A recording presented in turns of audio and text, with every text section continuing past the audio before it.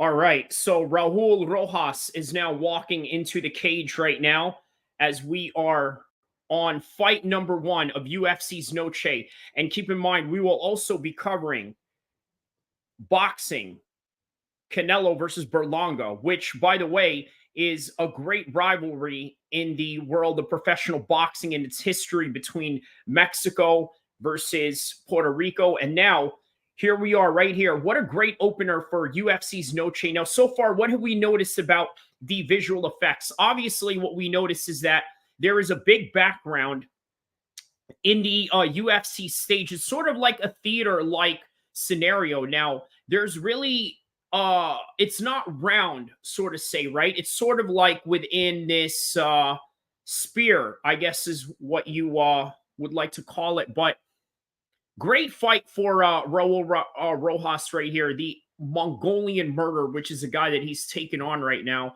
So all right, here we go. The first fight. I promised I was going to be here for the first fight. Well, I actually didn't promise, but here I am for the first fight nonetheless. So here we go.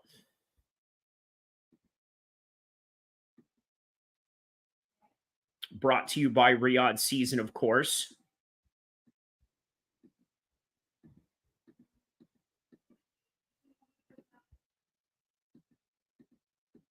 Here we go.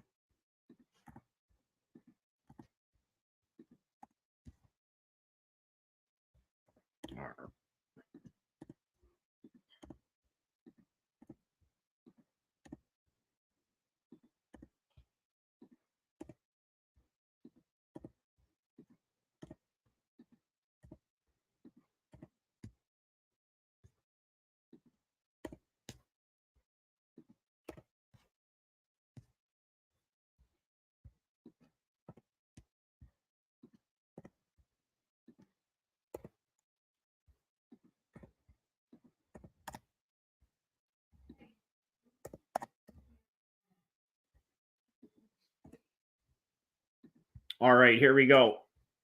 Round number one.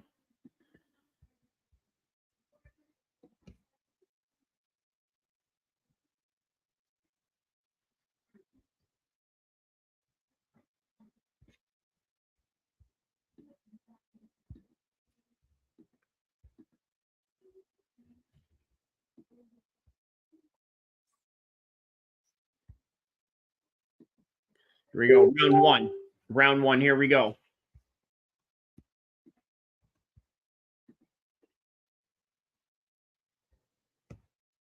All right. So a bit of some feeling out process going on right now.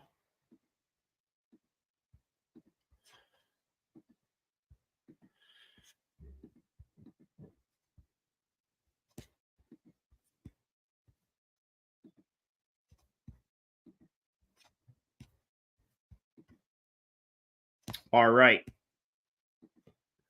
Still a little bit of feeling out process. Obviously, the Mongolian murderer, somebody to really look out for, somebody who's quite of a knockout artist himself. Raul really has to watch himself here.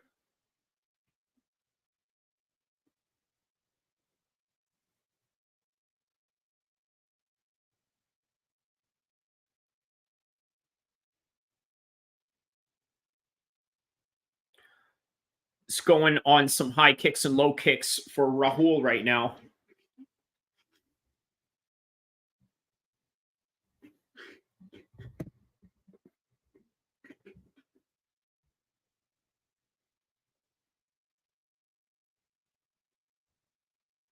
Switching stances by Raul. I notice a little bit of some different designs they have on the shorts right now. So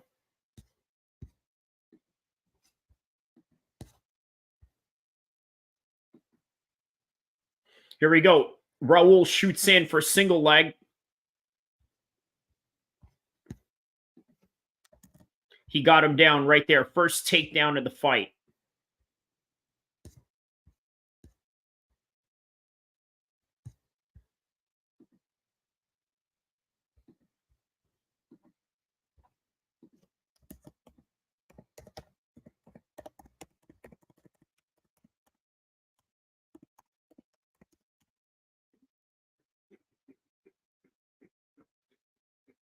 All right. Now he's in ground and pound position, trying to posture up as the Mongolian unaliver is pulling his head down.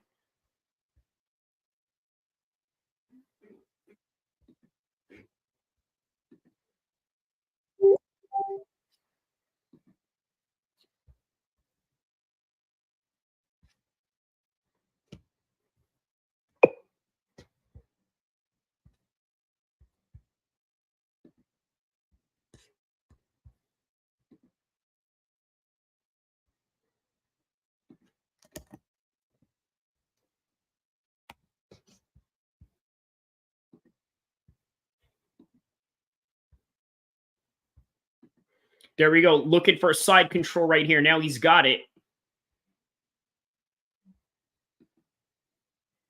Right in the mount. Now he's got the back position.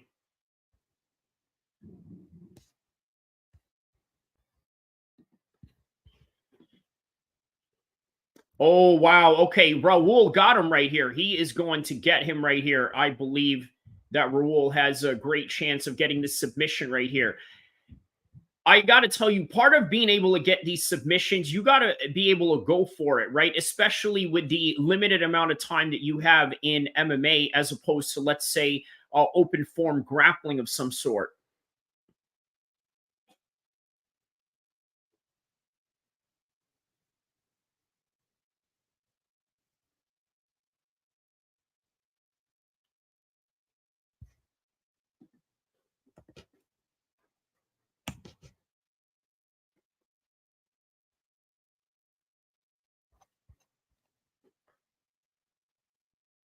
"45 seconds going."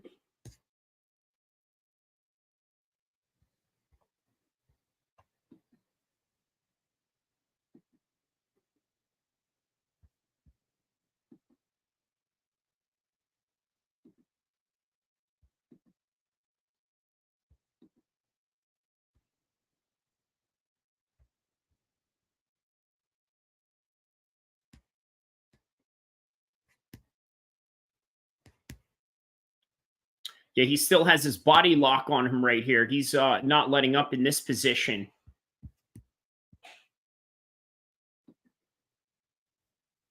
Oh, there we go. Looking for a ground and pound right there.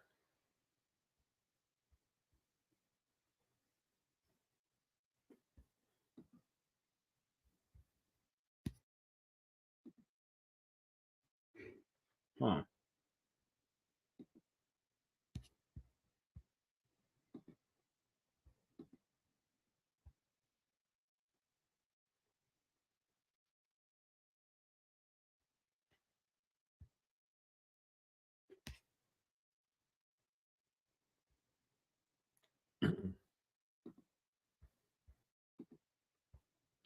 All right, so good first round so far for Raul Rojas, right?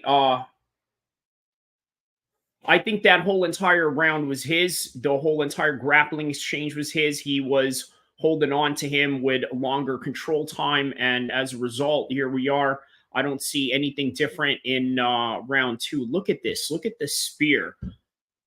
Uh let's see. I don't know, man. You know, there's not really a lot of hype behind this, right? I could kind of see that. At the same time, I could also understand why a lot of people are understanding how lackluster this is. It sort of is that way, but I don't know. We'll see. We'll see how the rest of the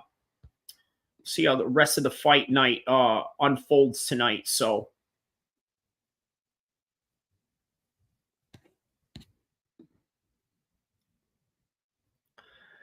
the Mongolian murderer right now looking a little bit hesitant.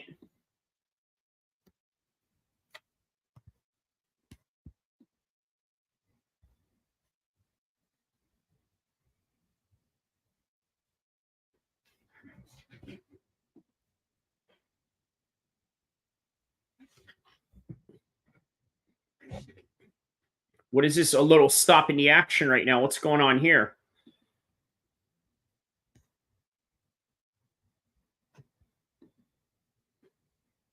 A little warning on the fingers right there. Front kick by Rojas.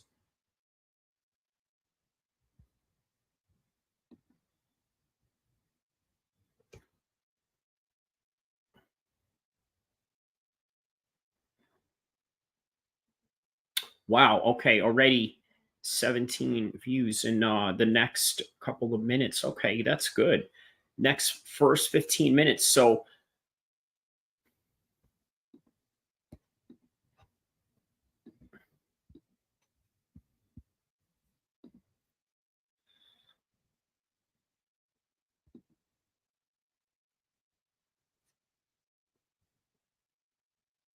nice low kick by Rojas right here.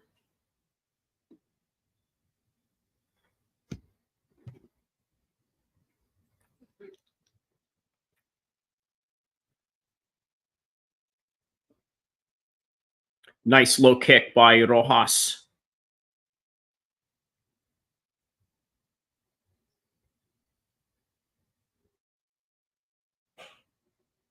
Little fake right there by Rojas.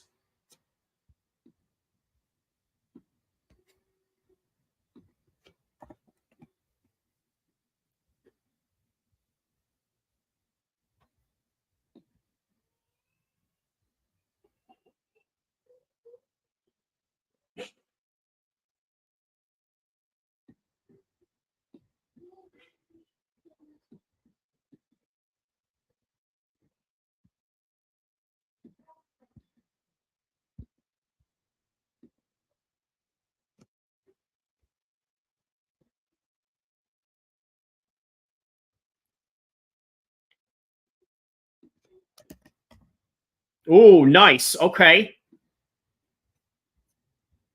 Here we go. We're about to get Zane Musa boxing in here in just a second. Tap in Zane, just sending him the link. Here we go. While we are watching Rojas right now, so we can get some coverage also on the boxing side of things.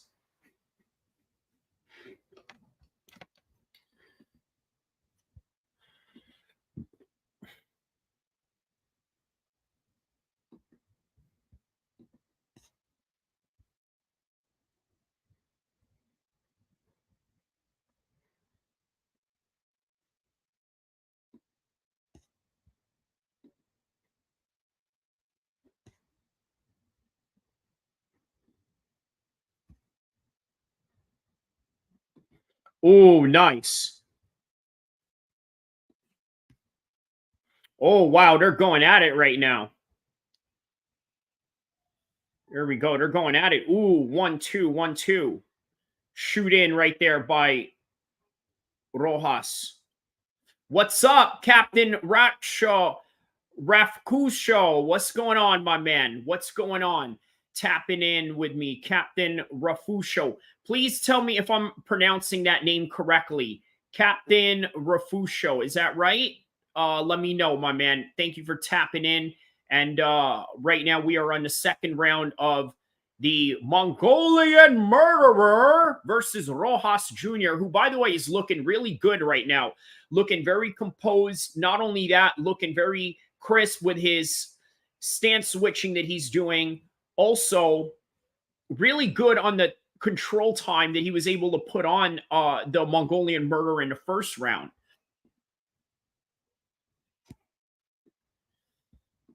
Here we go. I just got a response from Zane. We should see him tap in here in just a second from now. So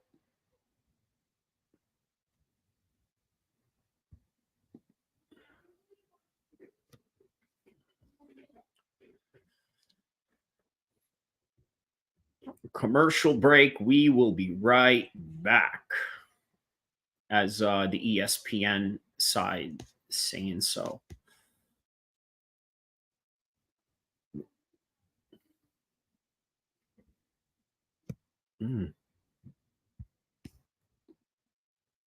All right, guys, don't forget to tap in and hit the like and subscribe button. I'm about to show you a few videos here while the fight is going on, if you don't mind. Well, no, actually, let's just wait after the fight. I'm going to show you a video that's blowing up on my page right now. Kendrick Lamar versus Mexican gangs, racially motivated, and also the prediction of Brian Ortega's fight later on tonight, because that video has a little bit of an LA theme to it. So I figured I would feature Brian Ortega in it. So here we go. Round 2. Rojas Jr. Both men hug it out in the third round as they are set to fight in the third and final round. Here we go. Rojas Jr. is looking really professional right now. Really professional. Like a real seasoned professional.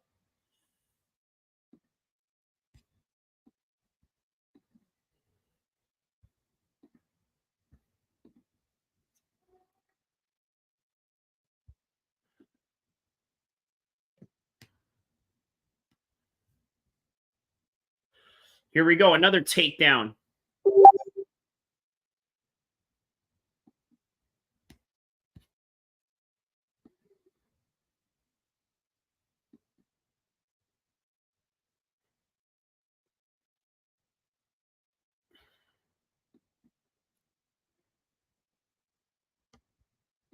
Nice. Nice takedown by Rojas right there.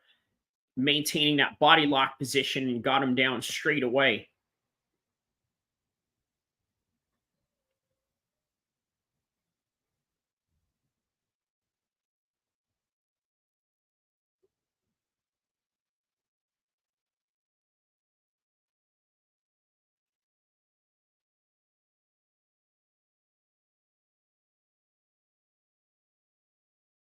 Yeah, he's doing a very good job of maintaining a side control position right now.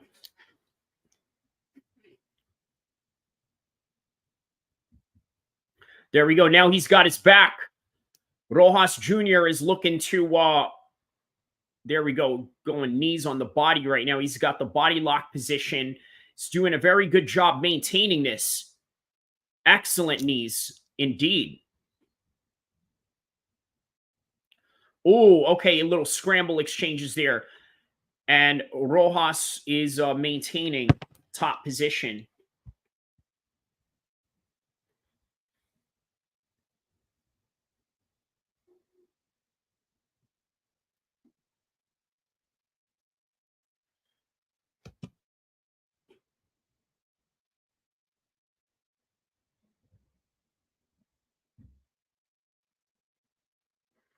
Maintaining the top guard position right now.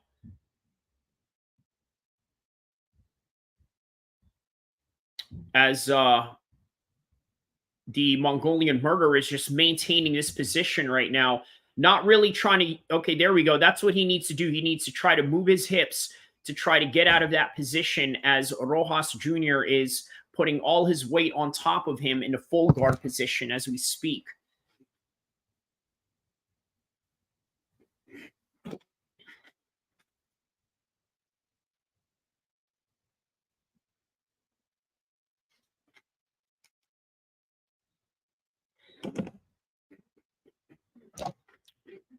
All right, still maintaining the top position right now.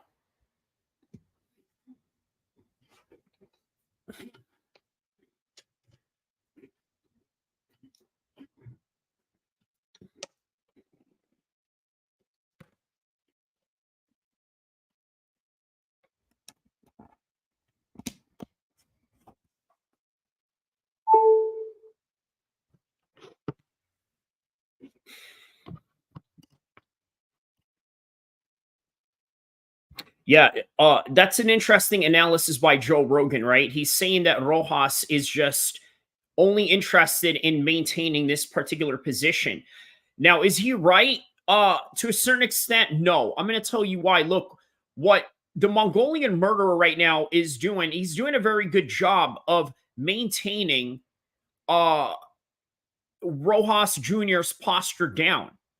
And I know that it's the credit that we give to the guy that's on top, but sometimes we don't give enough credit to the guy that's on the bottom who is sort of preventing a lot of posturing that Rojas Jr. can do in this position right now.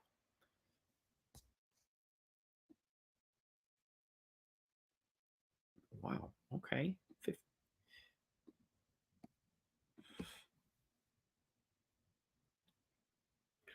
All right, here we go.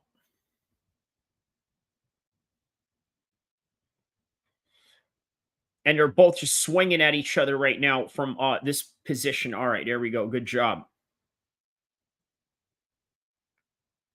All right. Well, there you have it, right? First fight of the night already down. And, well, obviously, easy fight, easy win for Rojas Jr. And we will continue as the night goes on.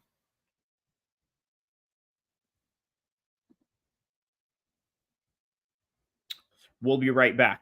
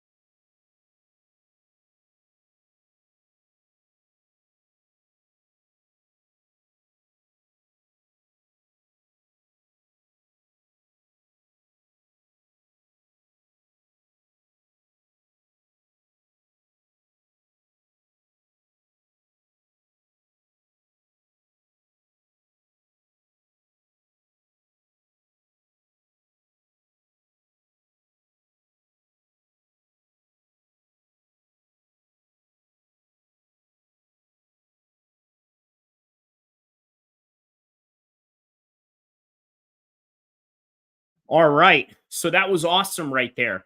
I got to tell you, Conor McGregor's influence in the world of combat sports is still very much prevalent. I mean, look at what Rahul Rujas just said right there. 50 G's, baby. Haha. Where did he get that from? He got that from Conor McGregor. Shout out to him in his call out. I like that. He was asking for a top 10, 15 opponent. I think it's a long time coming.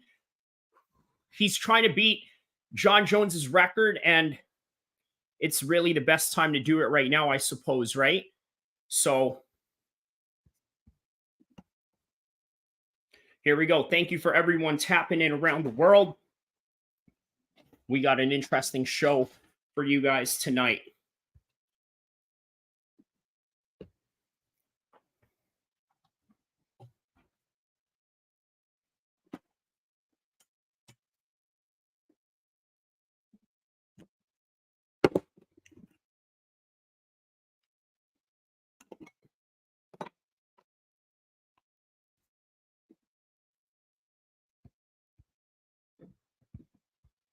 All right, so next fight coming up.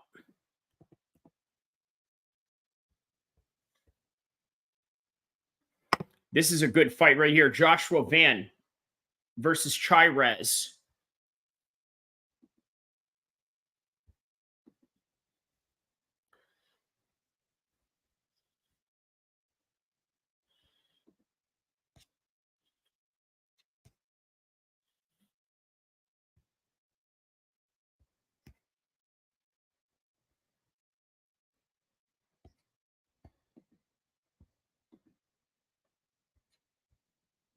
All right, yeah, this is going to be a fun matchup right here, Joshua Van.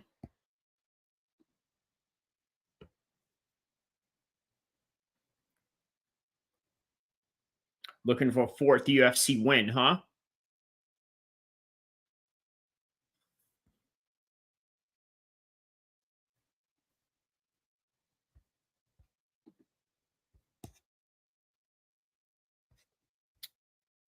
All right, so I wanted to play this video for you guys just right before this fight starts, okay?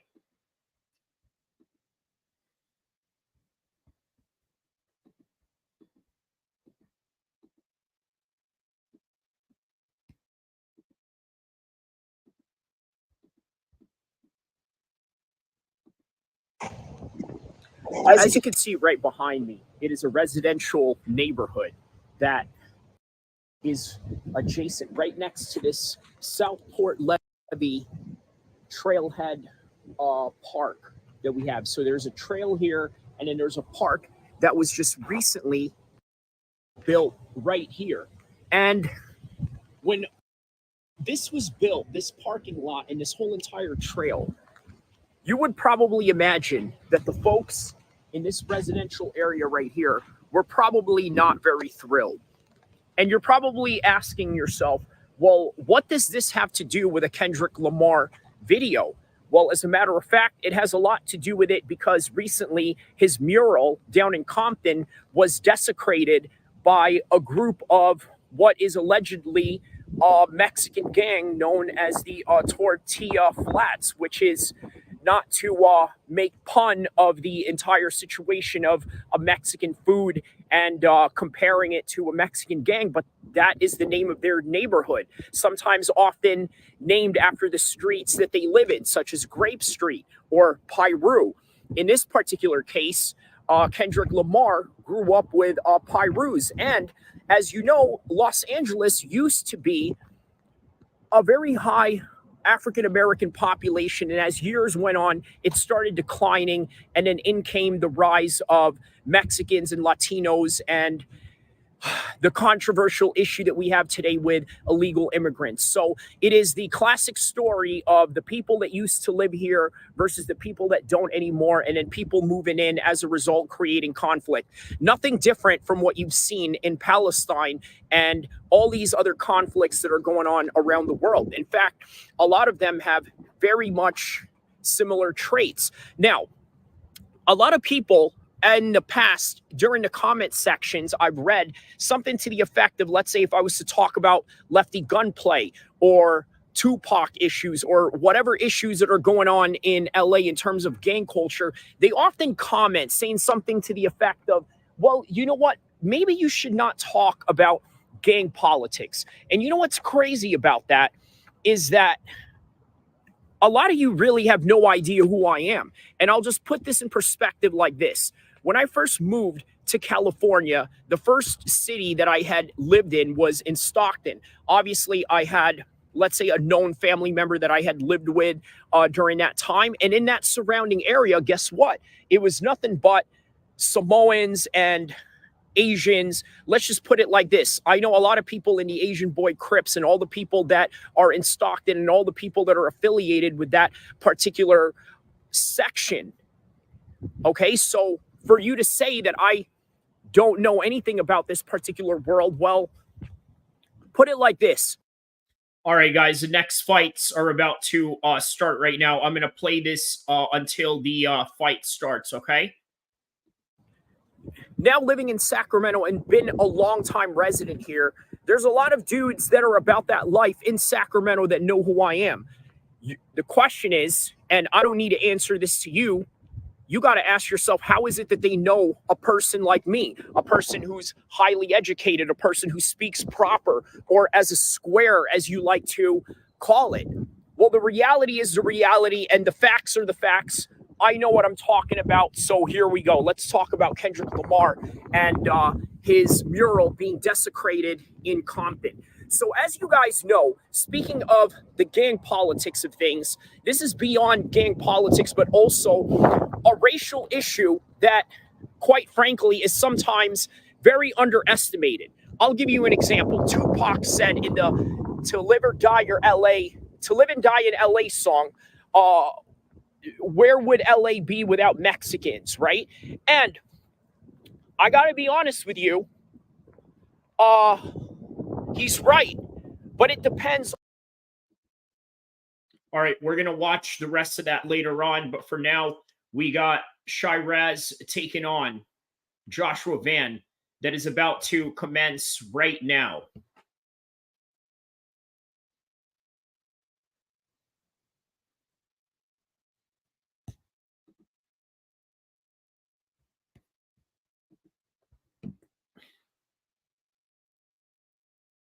All right, here we go. Round one.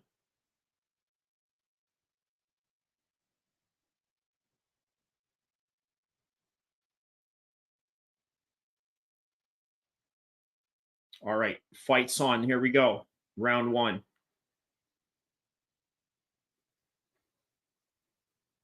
Nice low kick by Chyz right there.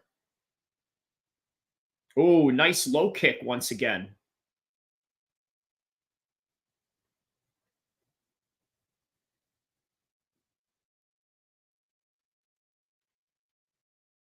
Here you go. He's going to go for that low kick. There it is. Josh Van with the low kick on his own. I was going to say Chyz was going to go for that, but Joshua Van did again. Front kick, low kick by Chyz.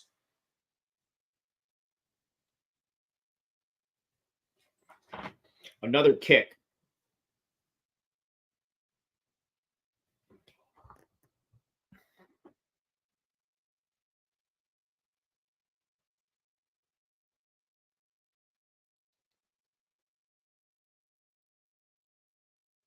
Here we go. Stance switching. I notice stance switching is implemented by a lot of different fighters now, which I got to tell you is a very underrated style. So,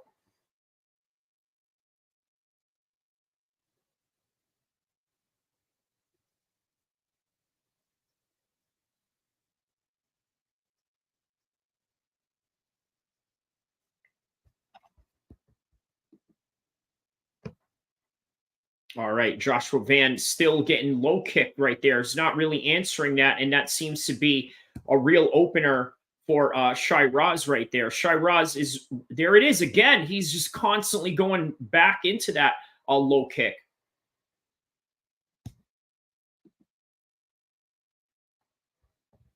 Yeah, really doing a good job at it. There's another jab right there.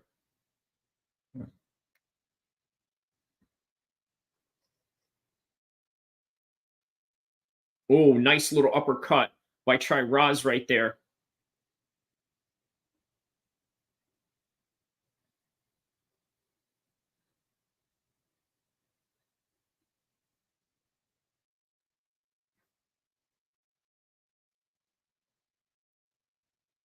Yeah, Chyz is doing a very good job of either just throwing a jab out there or throwing a leg kick or, oh, wow. Okay, he's got Joshua Van sort of crippled in that one right there. Good shots right here. Ooh, ooh, ooh. Good knees right there.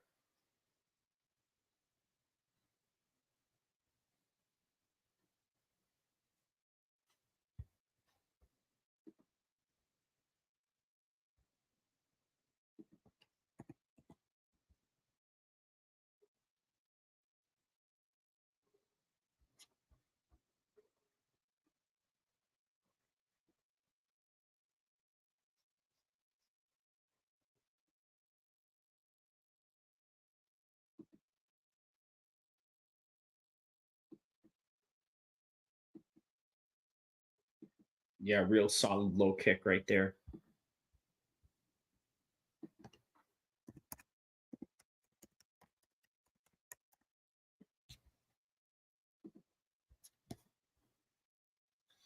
Oh, wow. Yeah, he's limping on it for sure, man.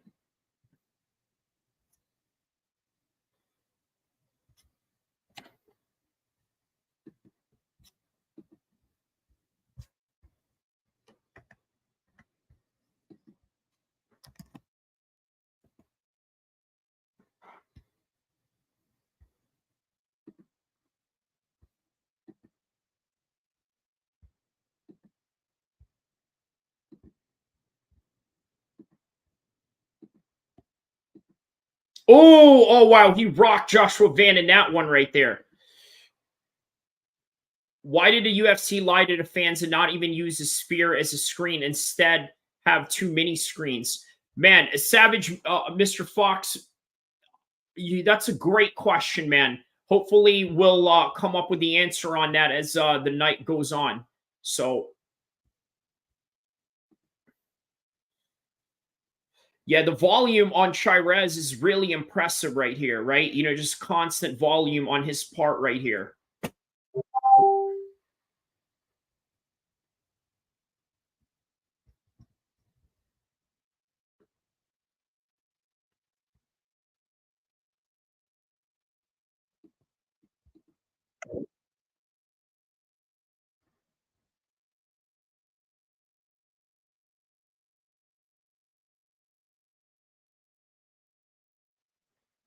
All right. Right there. That round is for Chyz. No doubt about it. No doubt about it. That's his round.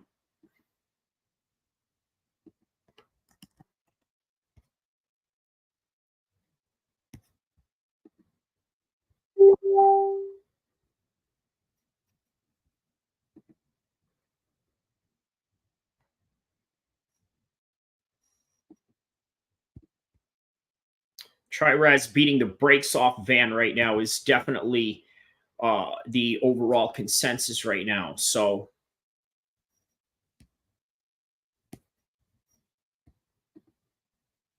can anyone answer this question right here?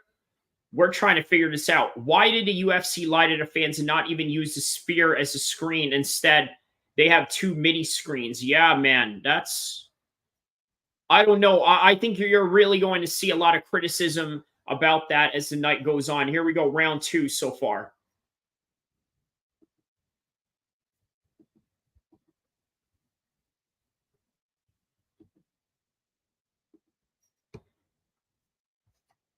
All right, here we go. What can Joshua Van do that's a little bit different right now as this round goes on? Low kick by Joshua Van.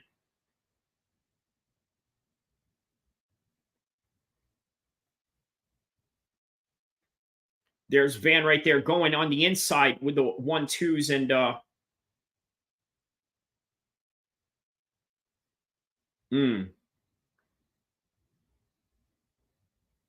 low kick by Vans right there. Ooh, good combination to the body for sure.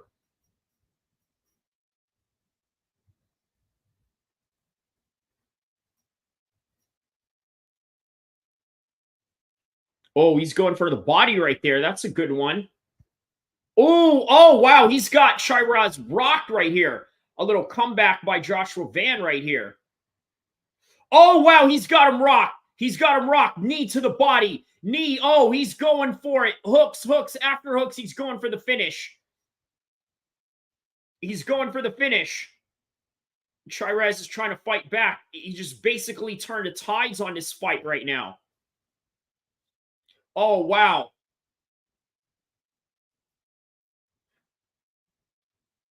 Oh, ooh. Oh, there we go. There we go. Oh, wow. He's going to finish him right here. He's going to finish him.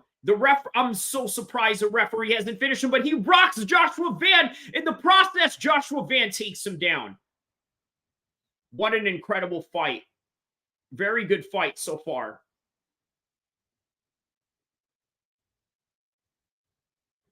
Look, I think they're talking to each other right now as they're probably giving each other props as they're smiling at each other.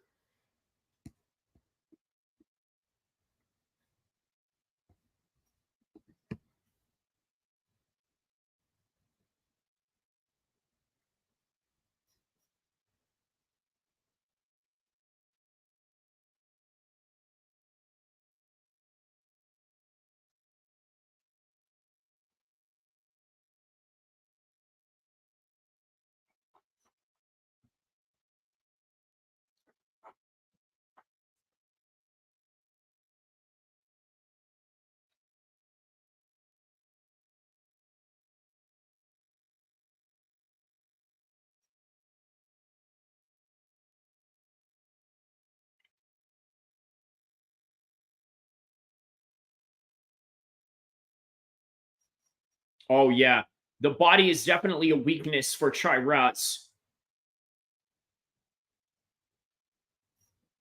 Oh wow, yeah, and Joshua keeps going to that hook to the body. Oh, nice little spinning heel kick on the part of Joshua Van. All right, and we are now being joined by Zain Musa Boxing as we are in the second round between Joshua Van and Chyz. What's going on, Zain? Yeah. What's happening, Well, bro? You're right, yeah? good, brother. Great seeing you, man. Great seeing you, bro. You know, I'm really hyped up for But, tonight's fight. We got everybody tapped in right now. Shout outs to everybody around the world. Don't forget to like and subscribe. And also, check out on the description down below. We got Zain Musa Boxing for all your boxing coverage all around the world and all the boxing interviews. This man is tapped in with Hamza Shiraz, tapped in with all the guys from Queensberry Promotions Boxing. He's tapped in with all some of the top boxers that are coming up in the world stage right now, such as Adam Azim, and the list goes on. And then check out all the interviews that he's got from different fighters that are coming up from the US all the way to the UK and everywhere around the world. Man, we're in for some awesome. yeah, bro. Are you watching the boxing fights right now? Or I'm assuming the prelims on their side is going on right now as I'm watching the prelims. Yeah, I'm watching the boxing at the moment. Rolando Ramiro, Rolly, he's fighting at the moment. Okay. He's in an interesting fight. It's Okay. a very close fight.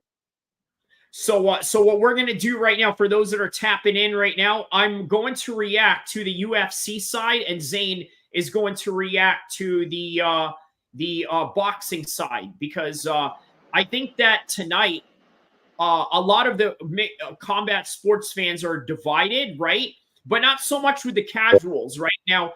I would say that MMA is not yet really that big in the Mexican community, right? Maybe in the Mexican American community, but not the Mexican community, right? Like, is that a fair assessment? I wanted to get your prediction on the O'Malley fight as well, you know? Oh yeah, so for those that did not see my prediction video, by the way, you guys check it out. I'll tell you right now, but check out the video anyway for the cinematic scenery in the background. Looks like something out of the Wild West movie or something, with the sun going down and everything, and it's just nothing but country scenery around me. Check that out. I'm going to tell you my prediction right now.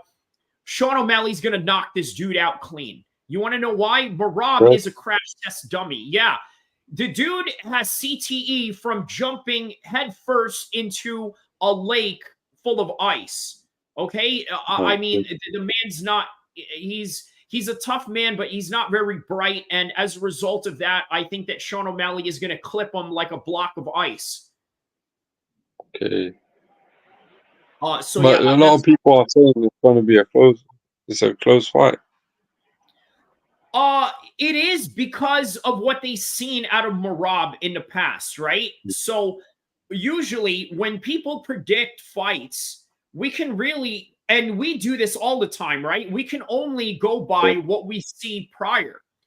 But if there's factors, and this is something to all you professional gamblers out there, or not that I'm promoting this or any kind, just let's say if you want to get a prediction correct in in your weekly picks or whatever, right? Or if you're just doing it for the heck of it, for the love of the game. But I will say that you look at the factors of how they trained. Not only you look at the factors of how they trained, their injury, not only their injury, but their overall, let's say, damage. And taking a headshot to the head with a block of ice because you went in head first trying to swim in a lake, that can't be good for your brain. So that has to factor in. And so that's what I'm basing it off of. Yes, is Merab tough? Yes, man. He's going to shoot in like 20 takedown attempts in his whole entire fight. Maybe in one round he'll shoot 20 takedown attempts in one round. That's the kind of style that he does. But will he take Sean O'Malley down? Yes. But guess what? Chad Mendes also took McGregor down, and eventually McGregor knocked him out after the fact. So that's sort of what I'm seeing. But I do understand why people give Merab a chance. But for me, I look deeper into the camp and what the fighter does rather than the statistics of what I've seen him do prior to the fight. Well, that's true, man. You got to look into what's happening, isn't it?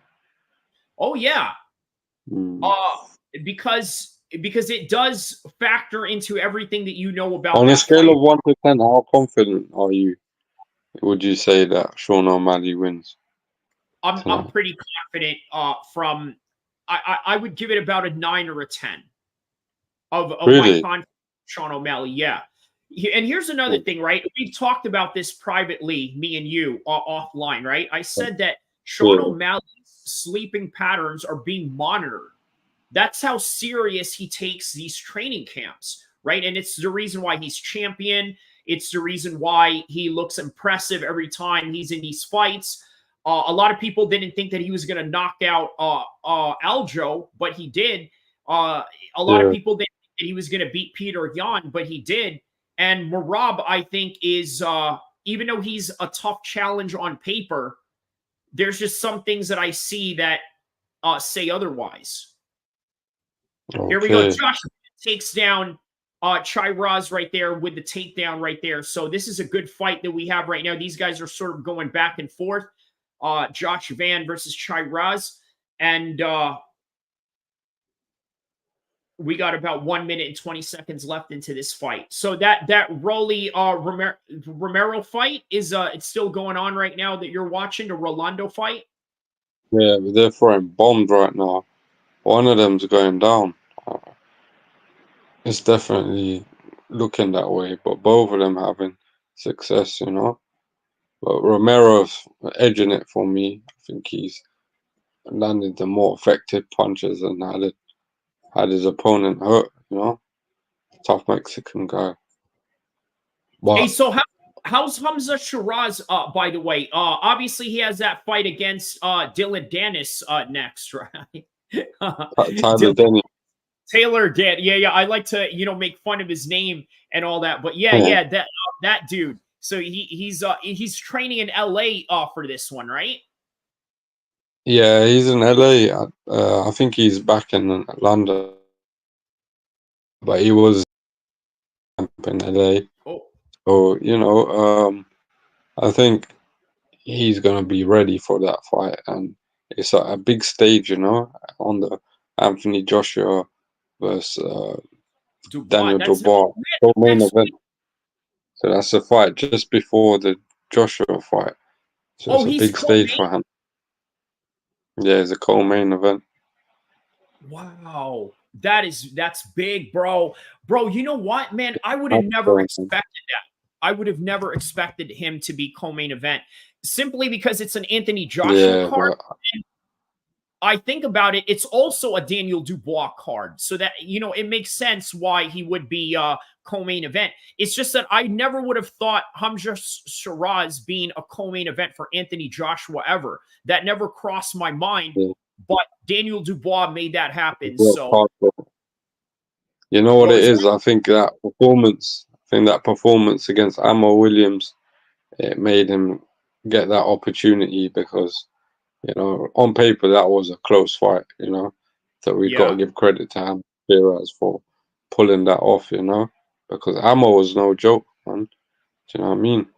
And I think Tyler Denny, he's not on Hamza Shiraz's level, and we're gonna find out on the 21st of September. But the narrative going into this fight is Tyler Denny has pulled off a lot of upsets recently, and he beat Felix Cash recently. That was considered a big upset as well, because he wasn't expected to win that fight. You know, so Hamza's got to be prepared, but I think he's more than ready. He doesn't really underestimate his opponents, and we're gonna find out on September 21st.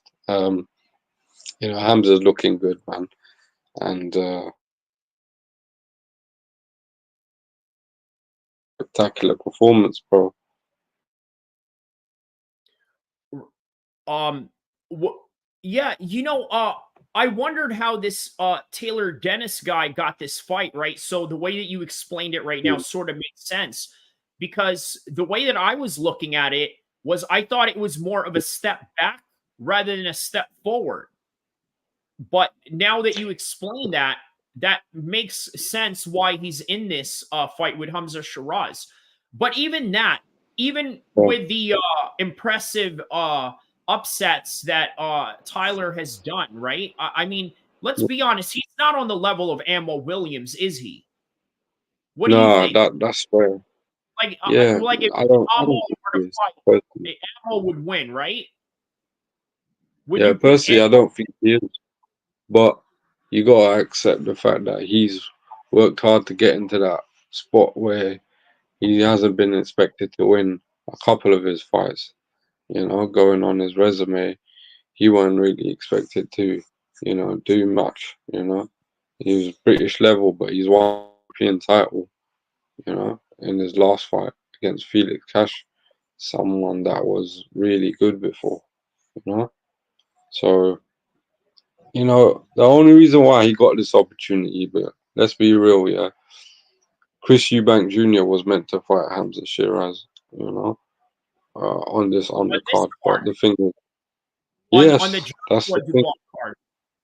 Yeah, he's offered the Oh, that fight would have been to so big. That would have been so big for British boxing. 100%, man. But obviously, Eubank Jr. didn't want it. He didn't want that smoke because he wasn't even.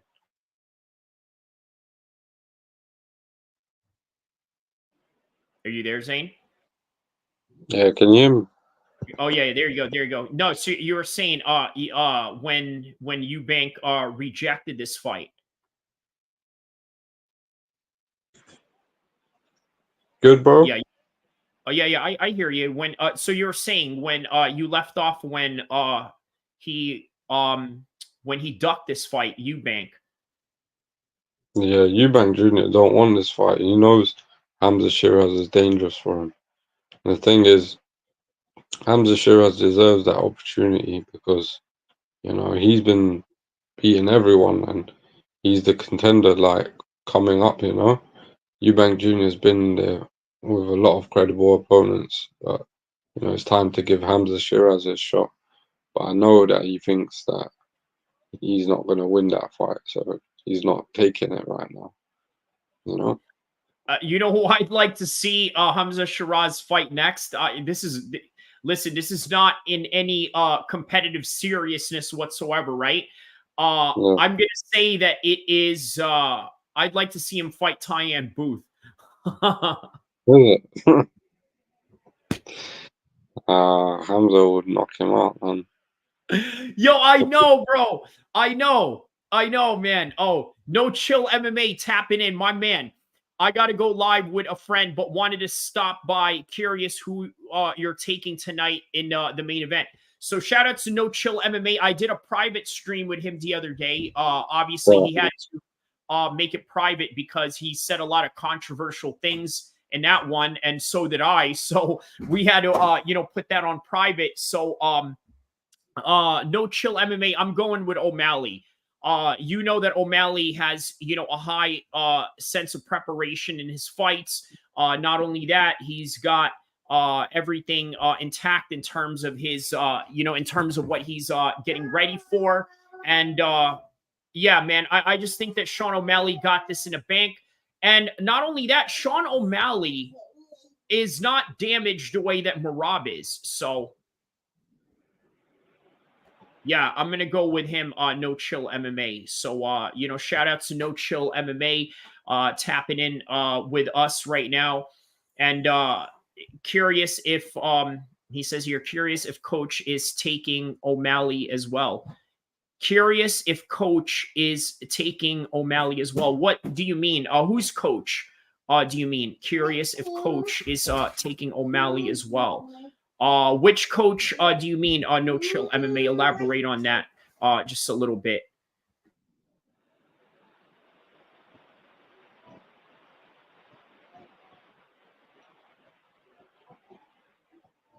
Oh, shit.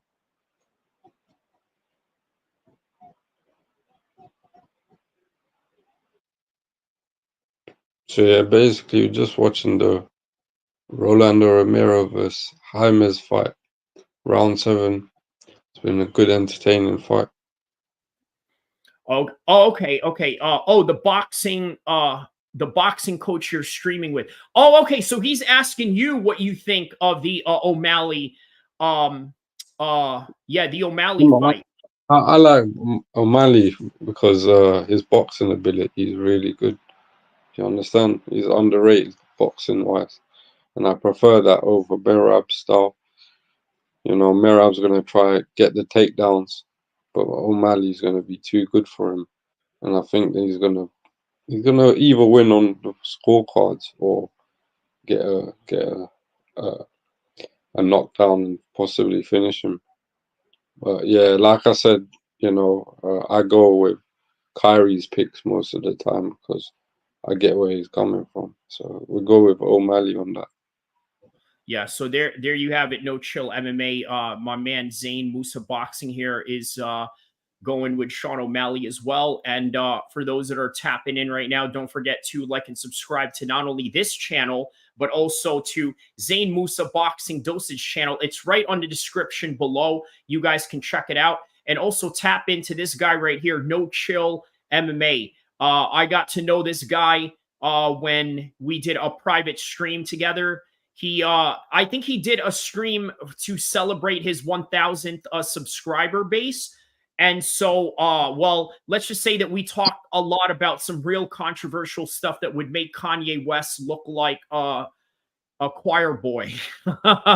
You know what I mean? And speaking of which, man, I dropped a video the other day, Zane, about Kendrick Lamar, and the little gang warfare he's got going on. Man, I'm telling you, all the Mexicans were well, not all, but obviously there were some that were kind of pissed about that video. But it is what it is.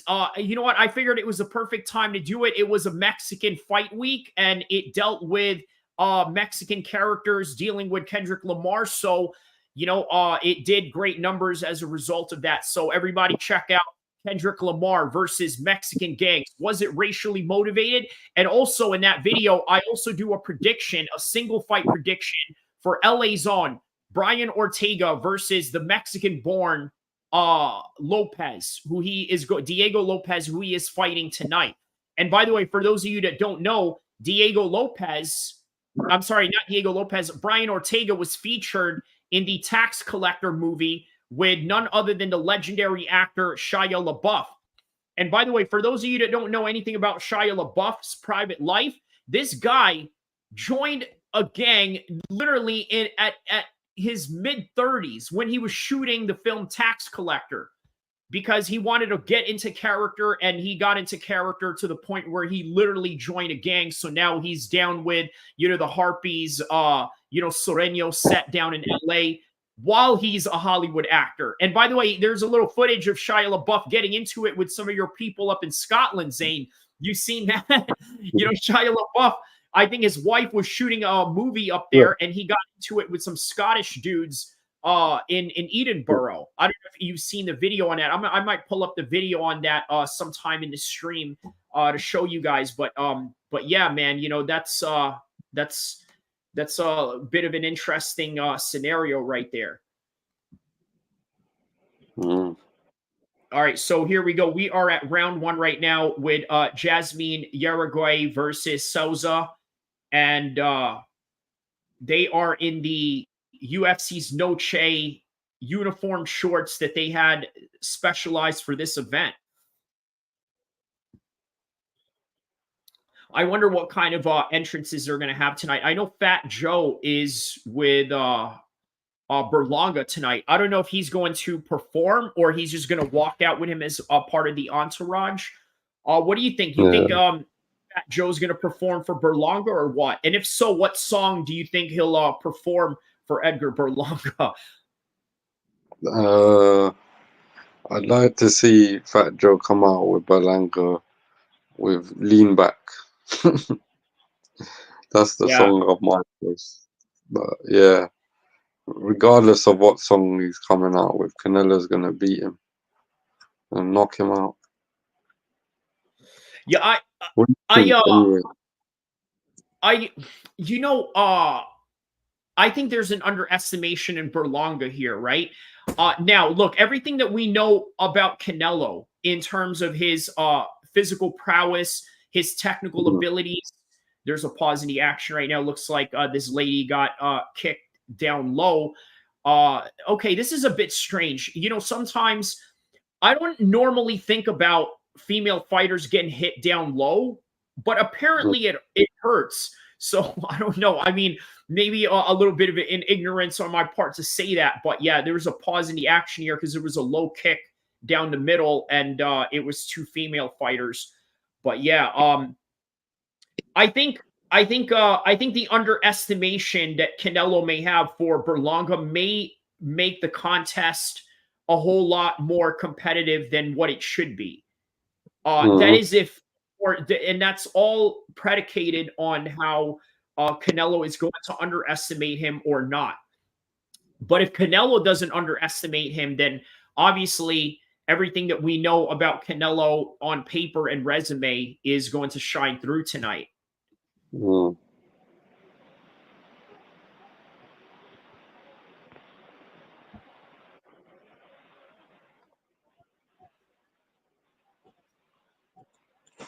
Oh, you there? Oh, I was making sure you weren't frozen there, Zane. Yeah, Oh, okay, okay, all there you good, go. Okay. man. Yeah, it's gonna be a good fight, man.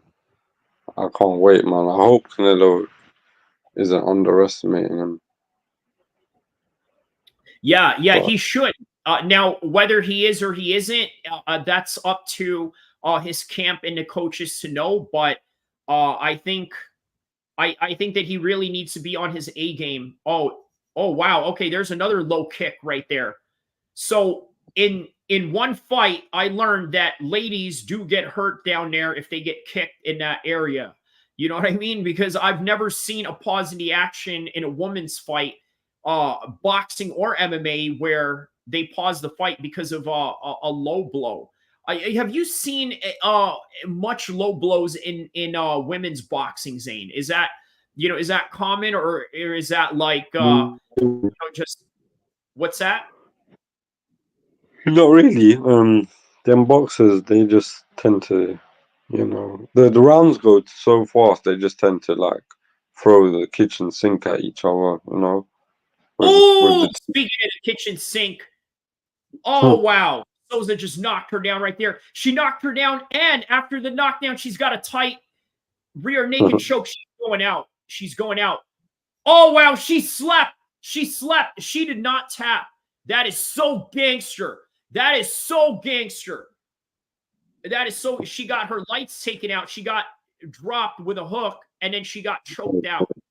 Oh, wow. And Really? she's still out. Okay. Oh, wow. Wow. That was amazing.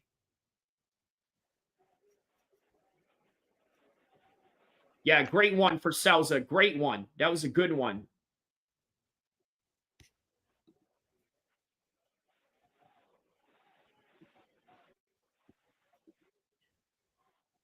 Straight away. That was perfect. She jumped on that choke as soon as uh yeah, as soon as she knocked her down. That's great.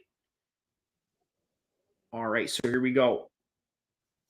She tried to go for a front kick. See, the thing with front kicks, what you have to understand about front kicks, right, is that you can't throw them in a lazy way, because if you do, and if you do it in a way where it's not further enough and somebody gets in a close range with you, they can hit you with a hook. So always Mm, remember that a weak front kick will always be countered by a hard hook, especially if the hook is in close range, in ways that a front kick should, you know, give you some distance. And that's the point of a front kick, is to give you a safe space of distance. But once they close in on you and you're doing it in a very weak way, or in a very nonchalant way where you're not putting a lot of power behind the front kick, they can easily counter you with a hook. She hits her with a hook, it jumps on her back and chokes her right away. And that was the end of the fight. And then prior to that was the decision win by Joshua Van. And the first fight of the night was Raul Rojas Jr. He goes 3 rounds into that whole entire fight. And here we are moving on to the prelims of UFC's Noche.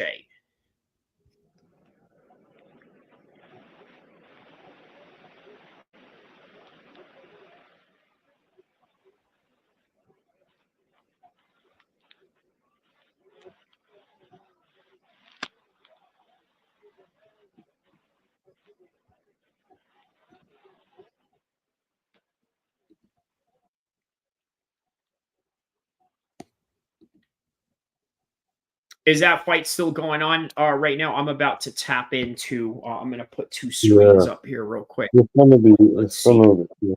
over pretty much, but it went the distance. Okay. Yeah, Rolando Romero won this fight easily. It was an easy fight, but there was points where he could have got him out and knocked him out, but didn't. The Mexican guy was. So yesterday before the UFC's weigh-in, right? They had like a mariachi band playing. And I was like thinking to myself, bro, they really are going all out with this whole Mexican theme, right? They really want to beat Canelo and Berlanga's show tonight. You know what I mean? Because you got to think, right? I saw the weigh-ins yesterday for Canelo and Berlanga. That place was packed, saying it looked like a Manchester City match. Yeah, I saw the pictures, man. Crazy, right? Innit? That's what happens when it's a Canelo fight week, you know? They all come out and support him. He's got a lot of people behind him. And they're competing with UFC, bro. That's the crazy thing about it. So, you know, that's why Turki Al-Sheikh had to be called in for this one. You know, they're like, hey, listen, we need some of your money, Sheikh. You know, we can't compete with this Canelo guy. You know, so we need you to come in here, throw in, you know, a boatload of cash. We're gonna throw in these cinematic, you know, theater like, you know, presentation. You know, we're gonna set up a stage, and you know, so far the comments that I've been reading. Look, check out my man's comment here earlier. This man wrote earlier. Look right here. He wrote, why did the UFC lie to the fans and not even use the spear as a screen, instead to use 2 mini screens?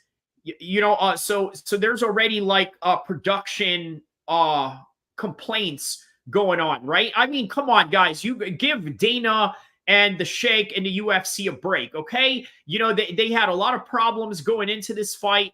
You know, they almost got the main event pulled because Merab decided to go jump head in first into a lake, you know, with ice in it. You know, they were talking about Sean O'Malley probably was going to pull out. Man, there was a lot going on with this fight, and you know, they're trying to do the best that they can, and but I think a lot of people are disappointed by the lack of. Okay, there you go. That's a spear right there. So they're showing the live screen on that bowl. So I think they are right across where the play is with Canelo, which is, yeah, they're literally like right across the street from each other. Oh, shit. I'll bet you there's at least a couple of you know, like really rich Mexican families that are like, all right, listen, this is what we're gonna do tonight. All right. We're gonna buy tickets to both fights. I go to the UFC Noche card, you go to the Canelo fight tonight, right? I'll bet you there's families like that tonight that are doing that. Yeah, and then that's crazy. At the hotel afterwards, and you know, and we'll share pictures together. You know what I mean? Like, That's gonna be good, man. But I can't believe it, man. They're competing with Canelo. this isn't the first time either. Remember the Sergey Kovalev card? Remember that fight?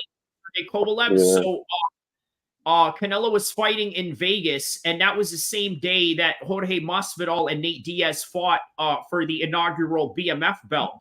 And by the way, that was Trump's first UFC event as a sitting president. So that's what Canelo was competing with. He was competing with Trump the UFC, and this is Trump as president. So because this was 2019, right? So that was big in and of itself. And he was competing with Jorge Masvidal and Nate Diaz, who were just really hot and popping at the time. The way that they're still hot and popping right now, but they were even big in 2019. And man, they made Canelo wait for his fight. There's videos of Canelo sitting in his locker room watching Nate and Jorge enter into Madison Square Garden that night. So a little historical fact for all you combat sports heads out there. Canelo and Sergey Kovalev took place on the same night as the BMF card in New York with Donald Trump. And 5 years later, Trump gets shot up. Jorge Masvidal and Nate Diaz box each other for the rematch.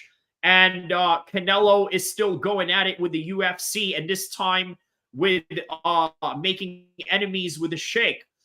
Because you know what? I think the reason why the Sheikh There's definitely beef between them. decided to hop in to the UFC.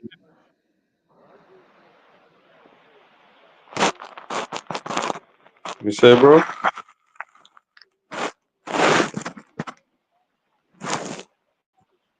Yo, bro.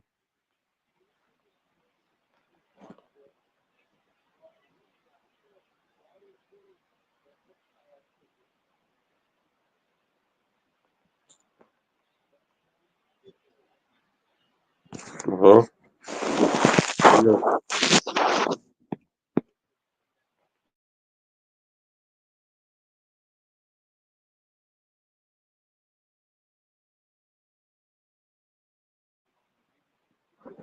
Yo, bro.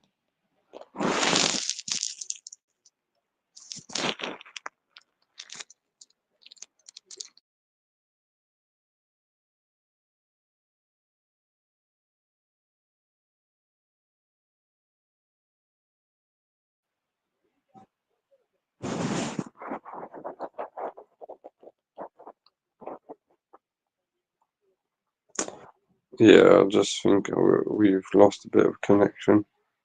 I think my guy's coming back in. So, yeah, we just watched the Rolando Romero fight. Romero won by unanimous decision. Now the next fight is coming up. Caleb Plant versus Trevor McCombie. Caleb Plant should win the fight. If you're a betting man, definitely put your money on Caleb Plant because he's going to get the job done. But I'm looking forward to the Sean O'Malley fight. You know, hope Sean O'Malley pulls it off.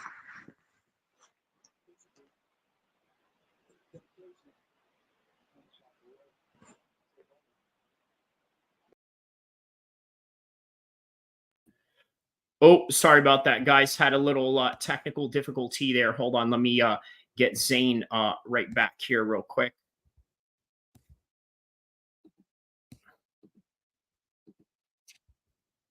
All right, here we go. We are back right now. Hold on just a second.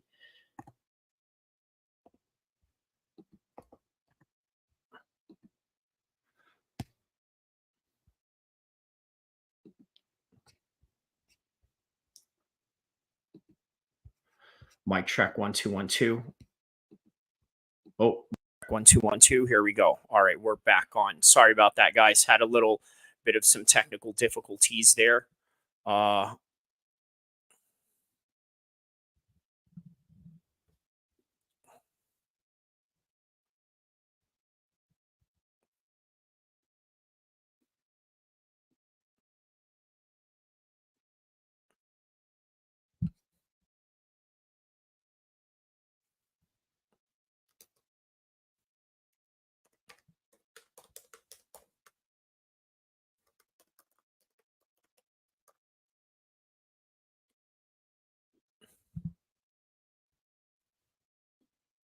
All right, here we go. Present.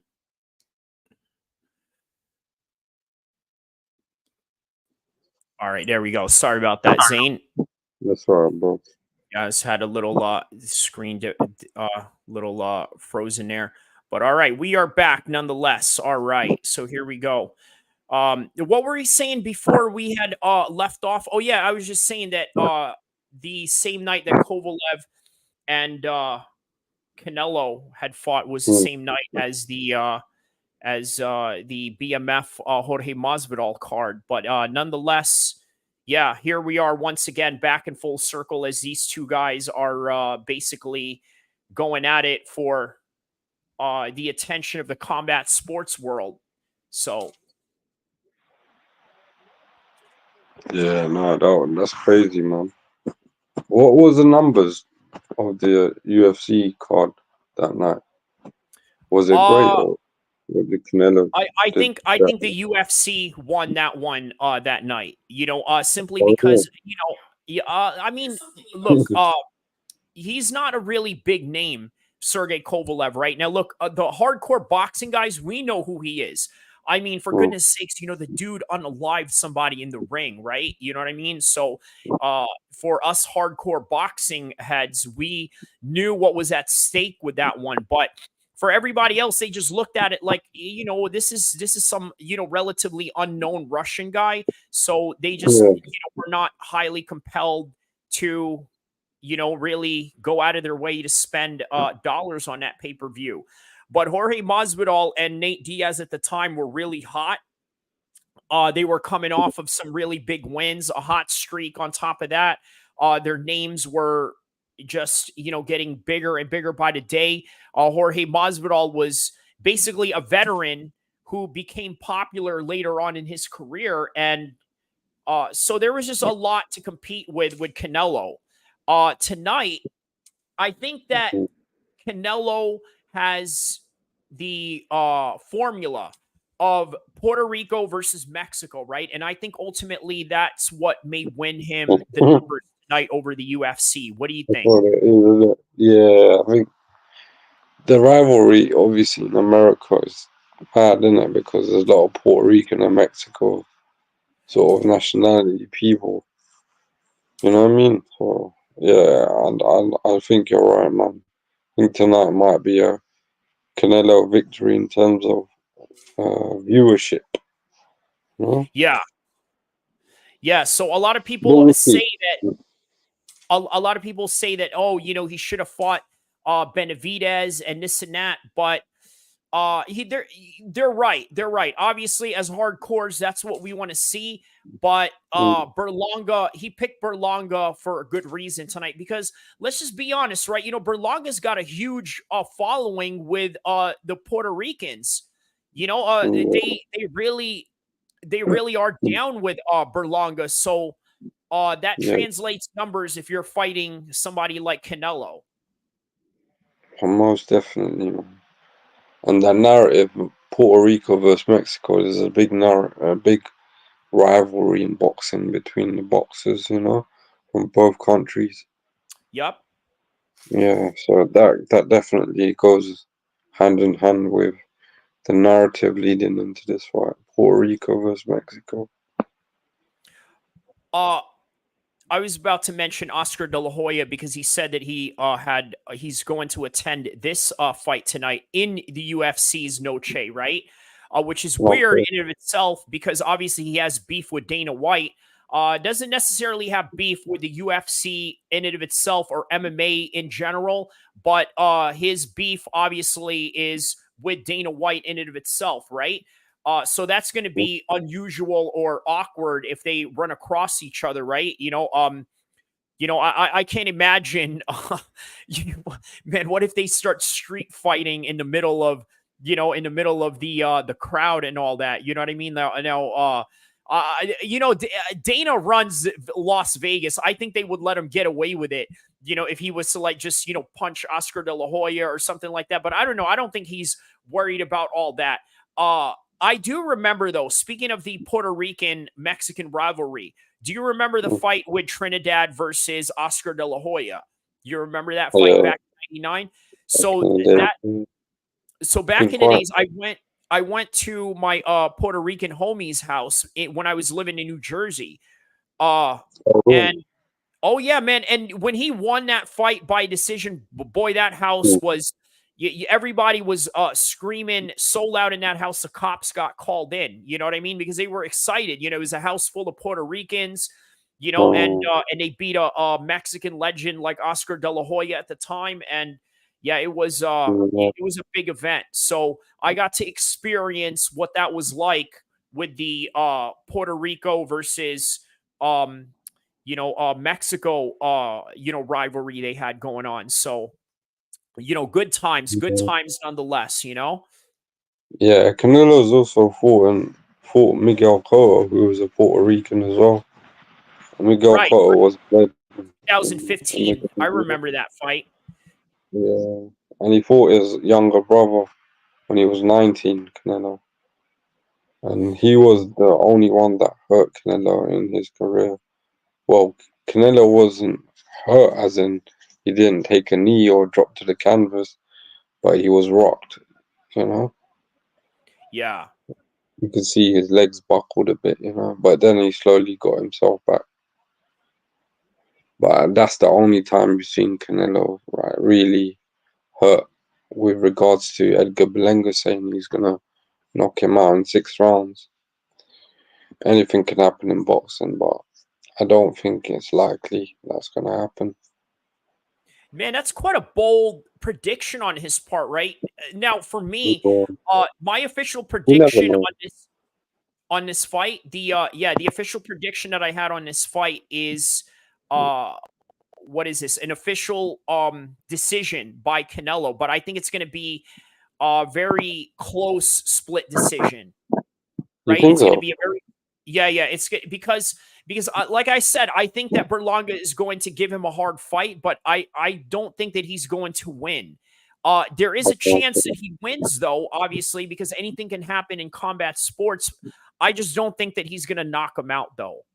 You know, I think Okay. that if Berlanga was to win this, he has to either knock him out, and finish him. And I think he knows that. I think that's why he's saying these bold statements.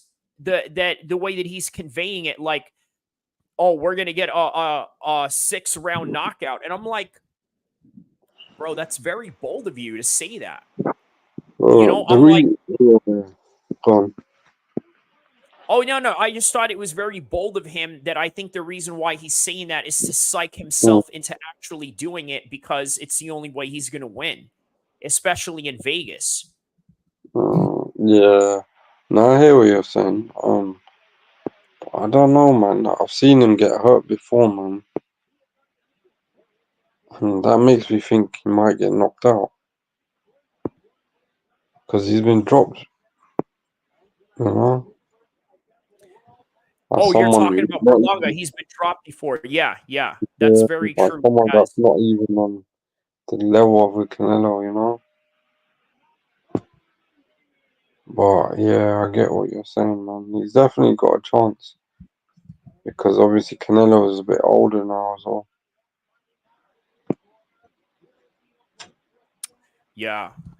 Uh, if there was any time in history that Berlanga could beat Canelo, it would be right now, Yeah, right? Like, in other and words, if Berlanga fought him a year ago or 2 years ago, we would be singing a totally different tune. But yeah, Canelo, as great as he is, there has to be a limit within him, right? And we sort of found out what that is. With Floyd, we found out the limit early in his career, which, by the way, was even better for him because it made him adjust and improve in other areas that he may have needed to right after the Floyd fight. But hmm obviously, we never got to really see the improvement of how he would do against Floyd later on because Floyd was already long gone. He's a different generation. We were even lucky to have him fight Canelo at 21. But then he moved on to Bivol. Now we found out his limits there. His limits are that guys that are tall, guys that can move and punch at the same time. So let's see what Berlanga has to offer here in comparison to those two men. And that's a lot to live up to when you're Berlanga. You're talking about Bivol and Floyd Mayweather. Oh. He's young. He's young though. He's got the youth on his side. And, I think the best chance he's got is knocking him out. Yeah, And I hoping agree. that Father Time has caught up with Canelo.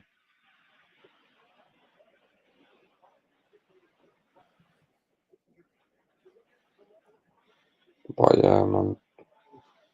You think Canelo's gonna win on points? Yeah, I think he's got this in the bag, but I just think that it's going to be through points that he's going to win this fight. No, I agree with you. Yeah, he hasn't had a knockout in a while as well. Yeah, and to see him knock out Berlanga tonight, yeah, that would be interesting to see if that's the case. Yeah, it could go points. It definitely could.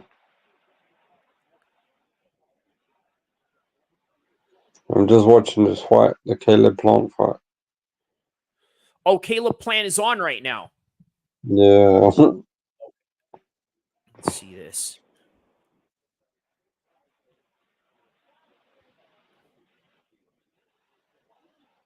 He's doing all right though. Decent first round. He's having a good round.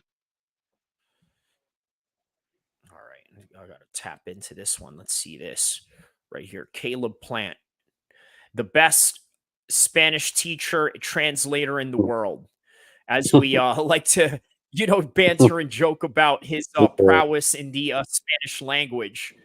Yeah. Here we go. Who's he fighting here? Macumbi. Okay.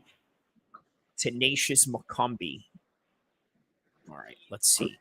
So Plant, I think, we're yeah, tapping in right now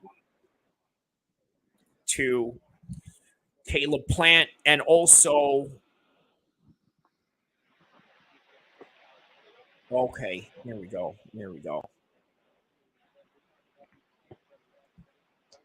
All right, so right now it is round one between Torres and Bahamondes on the UFC side.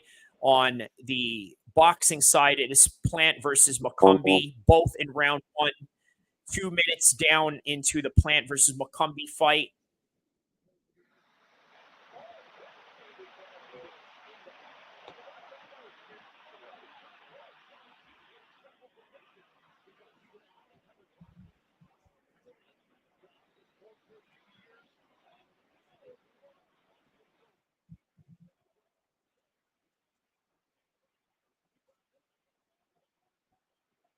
Plant is gonna knock this guy out though. Yeah, I could see that too. He's definitely working on getting into that trajectory of doing so. Hmm.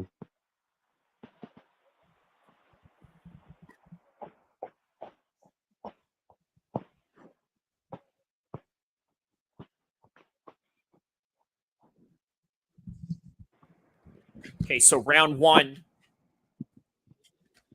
down for the Macumbi and Plant fight. Right now, round two, Torres and Bahamondes. Torres is off to a good start right now in round one. His knees into the clinch position right now, 235, 325 left.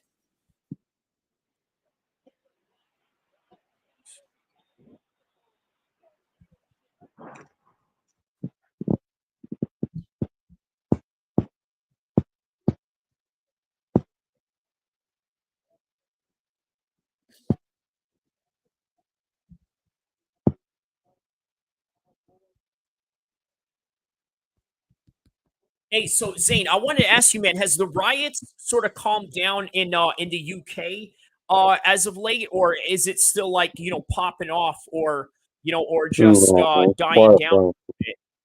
It's dying down It, really. it, it's it's gone down. Obviously, the media makes it as bigger than it is. It's really Okay, not. I could see that. I could see that where it's not really like this life or death situation that they sort of make it out to be, right? Like it's just dudes sort of crashing out or sort of taking advantage of the situation, being an opportunist, rather than Yeah. like making it seem like it's some kind of like full scale invasion. Yeah. You there, bro? Oh yeah, me here. Yeah, sorry about that. Just had a little Yeah. technical teaser. Hold on. Bahamondes just knocked down Torres right now. Wow.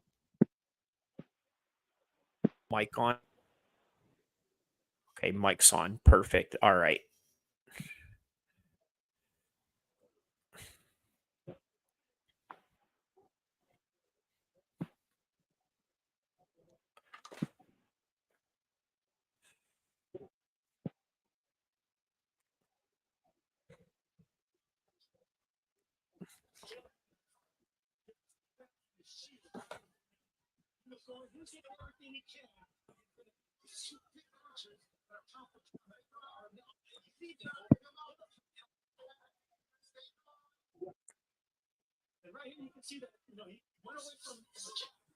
Here we go. Caleb Plant doing a very good job with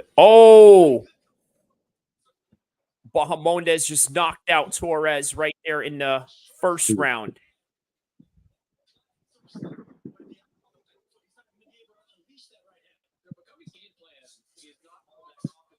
Good job by Bahamondes for that finish right now. Now on to the Caleb Plant fight.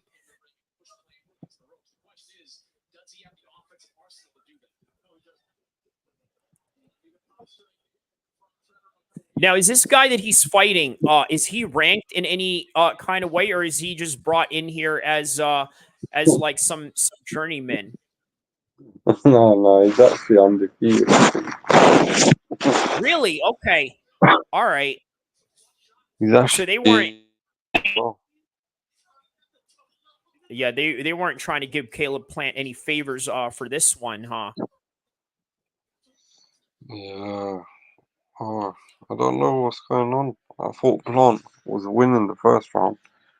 The second round, it looked like Macombi was hurting him a bit. Oh wow, you see that? He was mocking him in between the rounds. Did you see Yeah, that? I heard He that. was doing a Yeah. little Harlem shake over there. I don't know what that was about. I think but you know, Caleb Plant is a bit of a trash talker himself, right? He's the kind of guy Yeah, that you know that if you're going to be in a fight with him, there's going to be trash talking involved.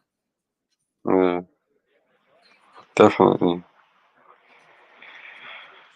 There's some worrying signs there, man. Maybe he didn't train that well. Maybe he underestimated him.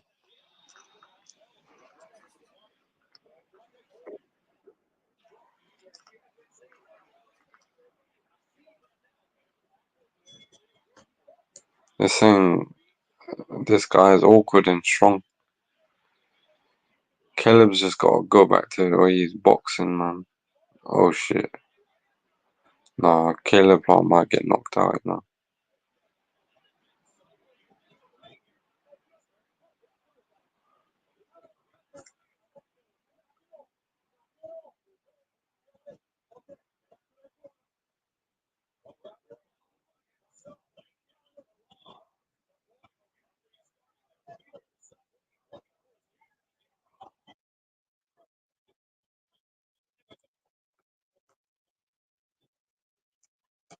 Yeah, Plant's looking vulnerable right now, you know?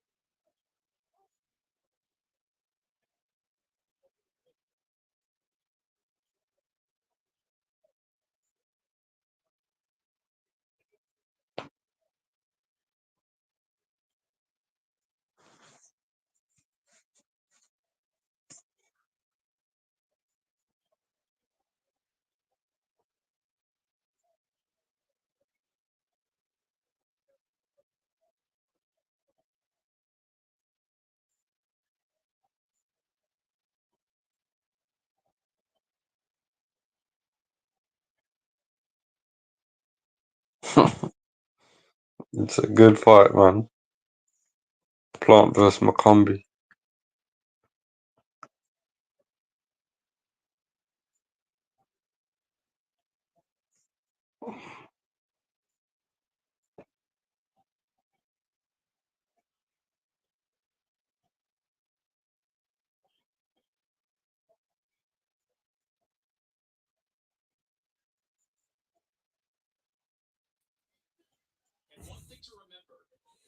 There you are. Sorry about that, Zane. Yeah, thanks for Good. down the fort there. Had a bit of some technical difficulties there. But No yeah, problem. man, I think my laptop was just slowing down because I had to erase some old content. Because you know how it is when you're like putting out a lot of videos and stuff like that, you forget to erase some, and so it kind of takes up some space. But either way, here we are. No So yeah, problem. man, a bit of some shocking turn, right? With Caleb Plant. It seems that this guy, may have a shot to Caleb Plant tonight. What do you think? Yeah, man. Obviously, I think the wear and tear that Caleb Plant sustained within the Canelo fight and the David Benavidez fight is kind of showing. Maybe he's not the same fighter he once was. But I expected Plant to win this fight, but it looks very competitive so far. And it will be a huge upset if Macombi was to pull it off. Yeah, looks like something's missing from Plant, unless he can change things around. I thought his experience would be the difference, but clearly Macombi's punching power is affecting him.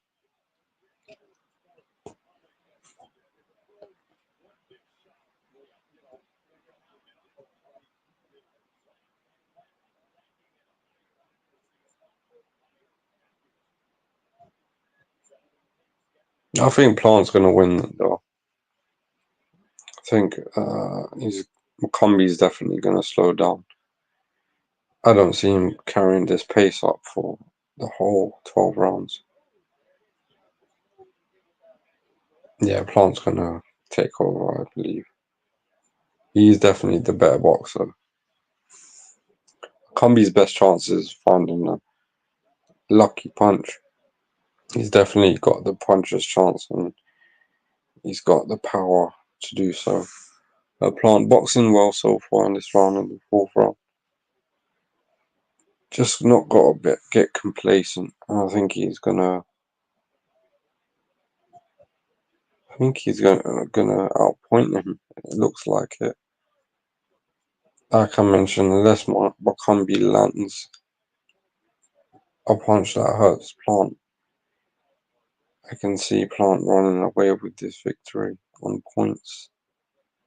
Potential stoppage, but on points, I'd say.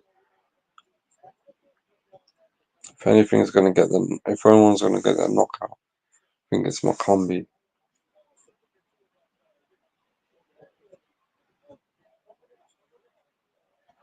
Well, it's a good fight though. Very competitive.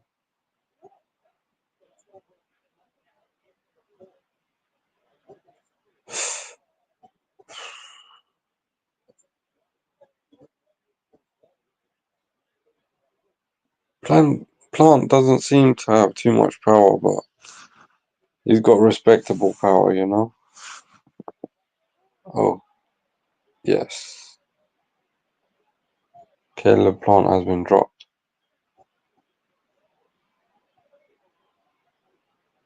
Wow. Huge upset.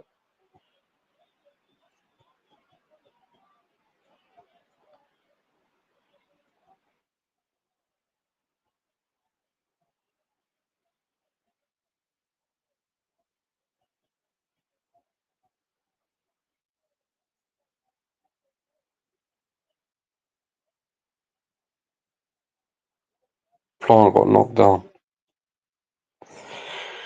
Yeah, this No, is this this really is happening right now? I can't believe this.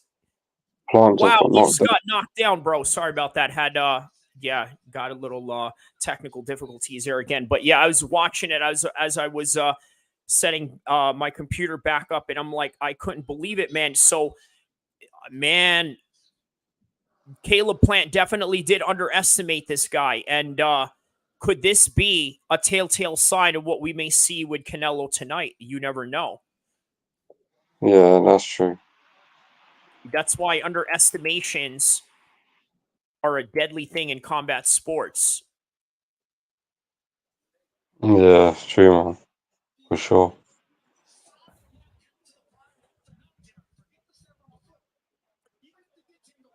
Well, look at that. He's doing a little Eddie Guerrero shuffle. If you guys are wrestling fans from back in the day, Eddie Guerrero used to do that little dance that that McCombie here is doing. Look at this guy. This dude looks crazy. Yeah, he does. He looks crazy. He's got a bit of a personality on him. Where's McCombie from? Is he from the US or is he from I don't know where he's from, man. But he's definitely giving Plant a good fight. And Plant's coming back though. Oh my God. He just hurt Plant again. This dude is going forward at him. Man, thank goodness that earlier UFC fight just ended so we can concentrate on this one. This is getting really exciting right now. This is probably so far the most exciting fight of the entire fight events of September 14th so far, right? Only because we would not have expected Caleb Plant to have been beaten down like this.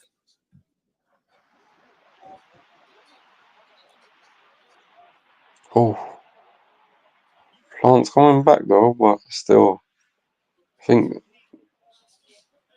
McCombie can show that he can hurt Plant.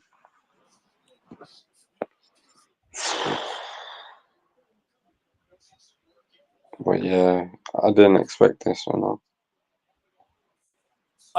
Primarily, I don't know much about this guy, and that's probably one of the reasons why I'm pretty shocked about this. Yeah, same. Damn.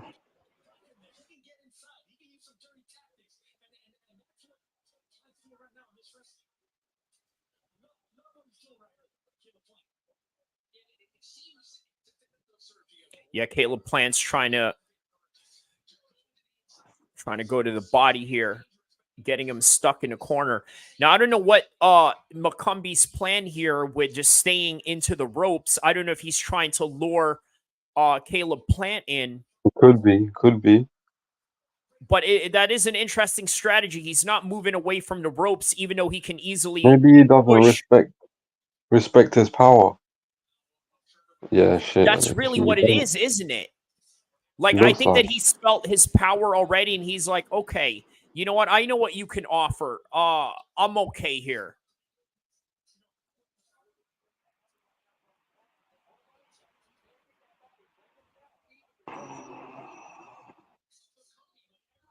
Man, this is a good ass fight. Yeah, for real. This is definitely a good fight. I'm surprised they did not put this even higher into the card. Is this the main card? Is this the pay-per-view portion of the fight yet, or not? Plant celebrating now that you won that round. Yeah, this may go to the full up though.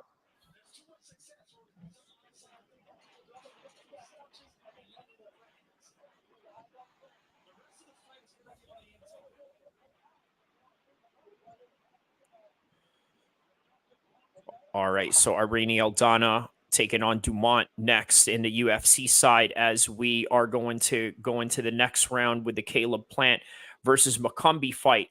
A relatively unknown boxer up until now. And you know what? This is one thing that I do like about...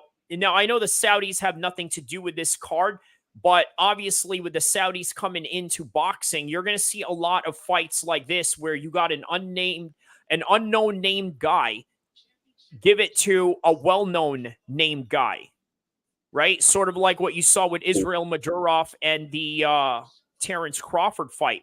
That Israel Madurov guy could give a lot of guys problems at 154 and 147. Yeah, Plant is Madrimov is really good though. Yeah, you're right. But I knew about Madrimov, but Trevor McCombie, I don't even know. Look at the way he looks. You know what I mean? He's Right, like he hardly just looks like a sideshow of some sort, you know? But you know what's crazy? That's like a kind of what scrub. O'Malley is in a way. He looks like a straight up sideshow Bob clown, but man, the kid can fight his But butt off, man. O'Malley's got skills. He do, yeah, he do. He But really does. it's very hard to see that he has skills because of his rainbow colored hair, his, whole entire getup, his whole entire style. Oh, Plant is beating this guy up now, right now, as we speak. All right, yeah, so Plant is definitely coming back now. Yeah, Coming back with a vengeance. yeah, he is. But he's still got to be careful because Makambi, he's got power.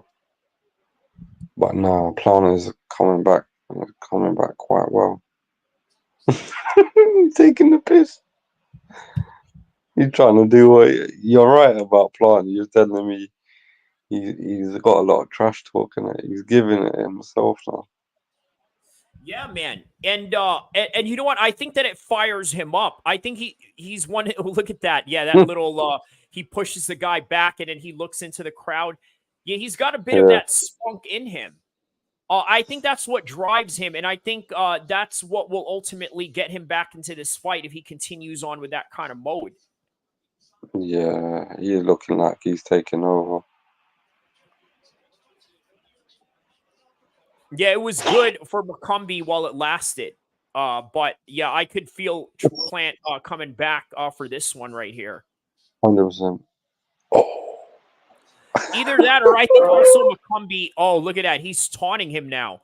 I think yeah, he's McCombie talking. is a little bit tired from really trying to take him out because a lot of people don't understand when you have somebody hurt and you're trying to take them out, that takes a lot of energy out of you. And I think the energy expenditure, and look at Plant now, just absolute showmanship on his part. That is funny, man. There it is. Now he's dancing on him. He's like, I Yeah, didn't hear you. Look at that. Now he's dancing on him. Look at this. He's doing a salsa dance on him. good round for Plant.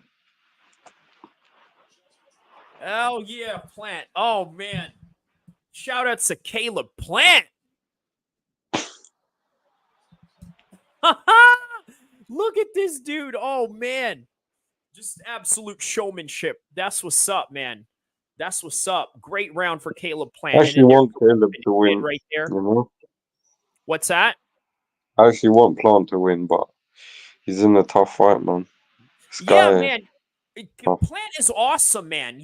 Obviously, if He's you're entertainment.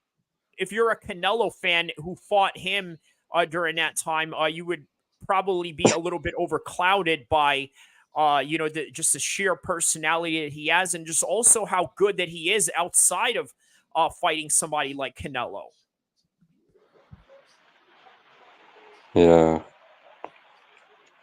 but he made up with Canelo.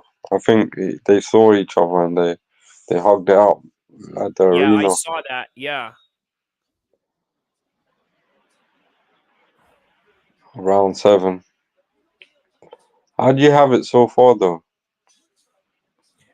To be honest, I haven't been scoring this round as of late. But man, if Makambi just I threw a think wild shot. If it I landed, think it they're would have hurt. halfway into this right now. If Plant continues with the trajectory that he's at right now, I think that he's got a good chance of winning this, even by Yeah, points, because they are halfway into the fight right now. So yeah. I think, yeah, exactly that.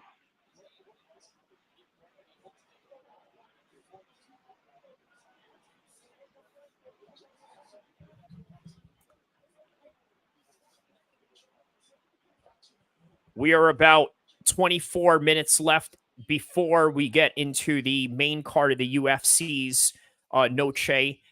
And right now, Caleb Plant is in the undercard of Canelo and Berlanga.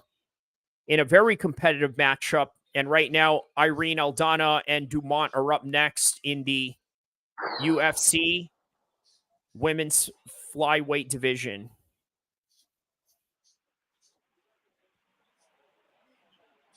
Bantamweight, I'm sorry, bantamweight. This is 135 fight.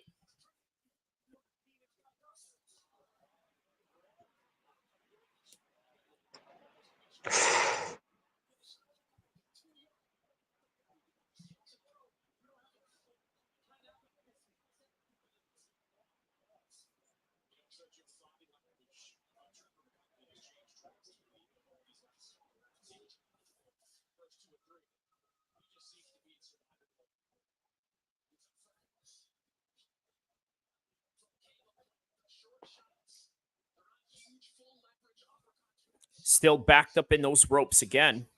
All right, now he finally switched out of that and sort of pivoted away from it. I think Plant might even knock him out, you know, because he's just taking too much punishment.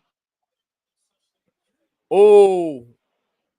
Okay, yeah, I could see Plant finishing him at some time now, though. Yeah.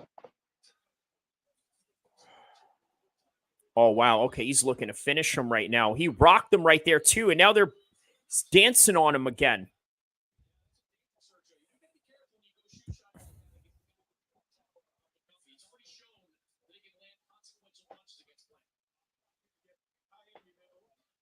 Another round for Plant.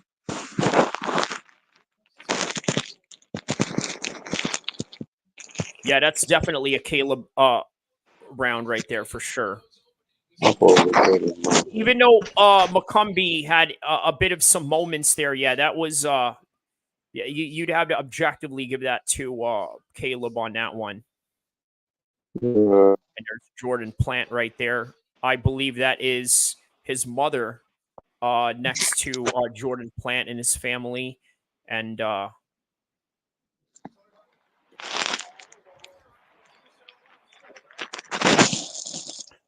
Oscar De La Hoya has yet to show up at UFC. So, you know, I'll keep everybody posted if they show a live cam of Oscar De La Hoya.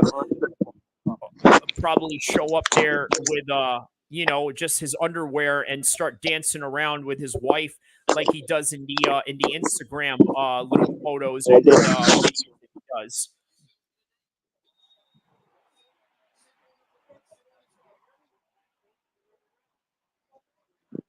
All right, here we go.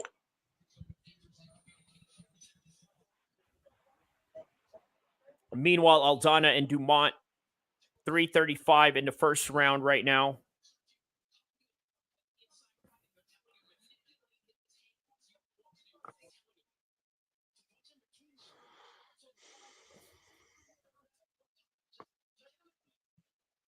Dumont firing some low kicks here.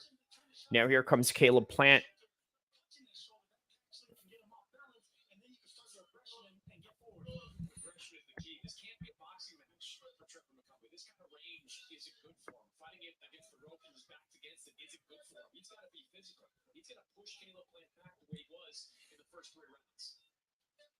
Yeah, that's a good point by the commentator on the Caleb Plant fight, right? He said that he has to really pressure him the way that he did in the earlier rounds. But for whatever reason, he's not emulating that same energy. And I think that at some point, you do get drained when you try to finish the other guy off. Yeah, I think that's what it was. I think Trevor McCumbee expanded too much energy in trying to knock him out early. Yeah. Because he didn't, well, he dropped him, but he didn't, you know, finish the job. So, you know, in that time, he's got tired. Plant has had more success.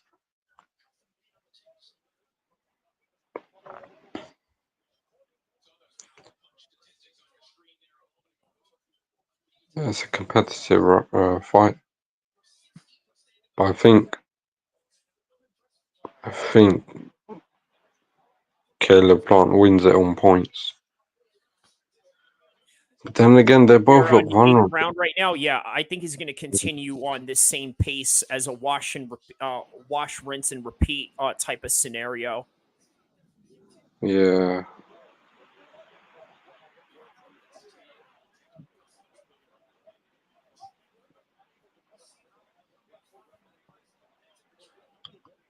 I still think Caleb won this round.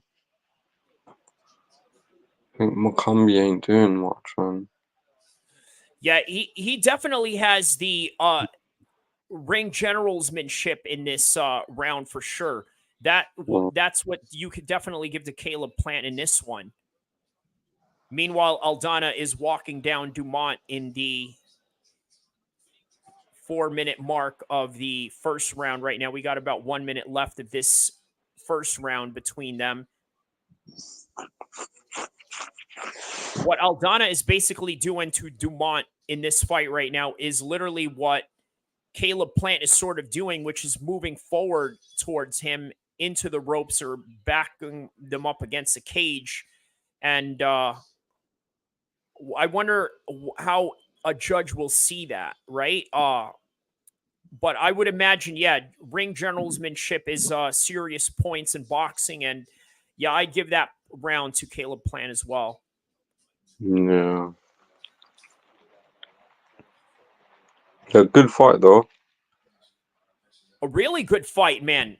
I think this is fight of the night in this card So right here. far. Yeah, I agree.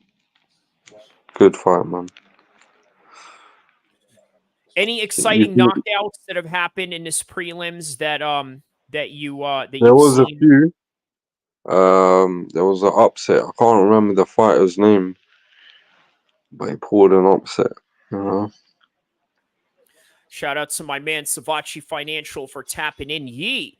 Shout outs to Savachi Financial and everybody in Savachi Financials for all your tax and financial advisement.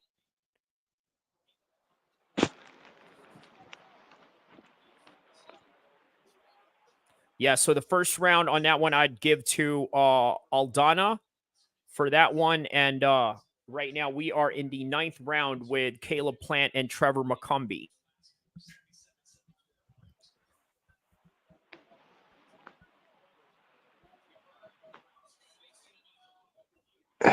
Yeah. Oh yeah, he's getting stopped now. Wakambi's hurt. Oh my god. Oh my god. How much of this can he take? Oh my days. He's coming back with shots, but he's getting blasted with so many more. Oh yeah, he's blasting him right now. He's taking a lot of punishment. Yeah, the referee's going to this closer right here. Yeah, I think the referee should step in. You know, oh my Riyadh god. season, Savachi Financial says, Gucci Mane voice. Riyadh season indeed. Boom. 1-2 shot by Caleb Plant.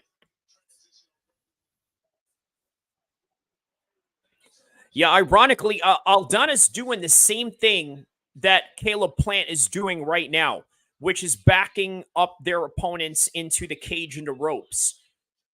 The same thing that's happening right now. It's crazy that I'm watching two different fights, two different sports, two different genders doing the same thing.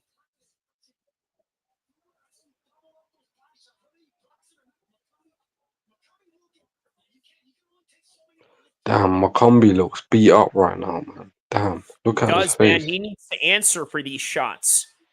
Taking too much punishment. Look at the punch stats as well. And you can see that by the look on his face right now. He's busted up, man. Yeah, man. Don't get me wrong, he's got a lot of heart, though. He's got a lot of heart. But he's taking too much punishment. His face has the punch stat numbers all over it. Yeah, he stopped it. Caleb's knocked him out. Caleb stopped him.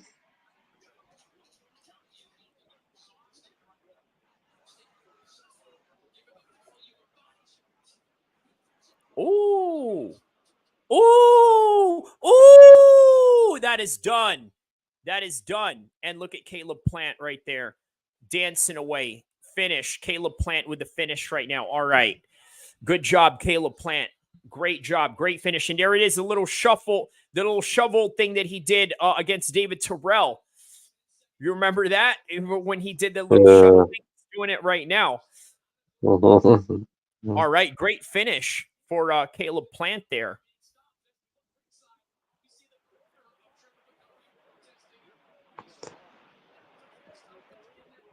Yeah, his corner sort of protesting it as unfair stoppage. Nah, that wasn't Nice unfair. counter by Aldana right there. Front kick by Dumont.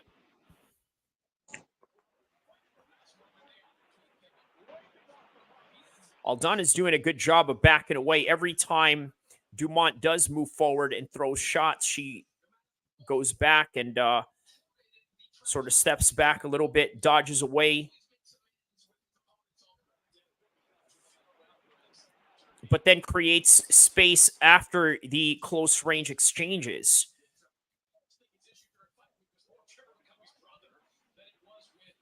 And there's Caleb Plant right there celebrating with his team and his family, getting a drink of water.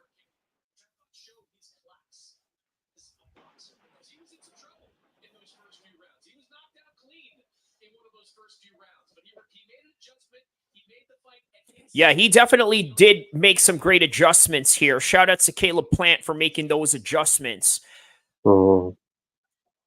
Because we thought he was we thought he got him here, and he obviously came back and did the damn thing. And shout out to Caleb Plant for his finish. And there it is, Joshua and Dubois next week for Riyadh season. Just like my man right here, he said Riyadh season. Riyadh season in the UFC. Man, it's crazy how they are really embedding themselves into every fight, right? They're in UFC this week. That's Riyadh season. Next week, they're going to be in your hometown in Wembley. That's Riyadh season. And the next coming fights in boxing are all Riyadh season.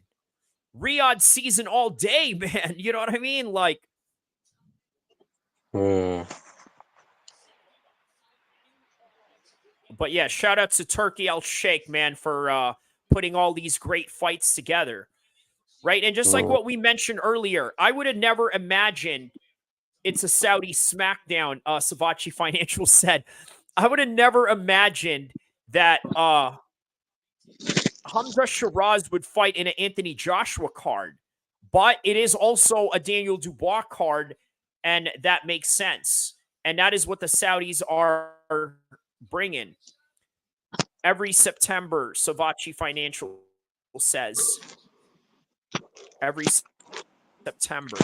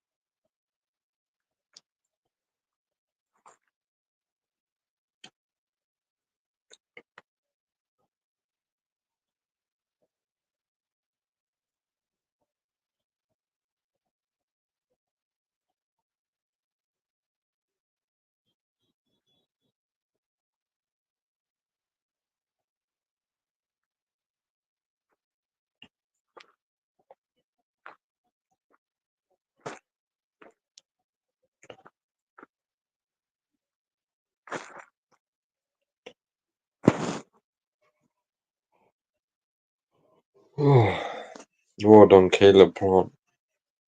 He just knocked out Trevor McCombie round 9.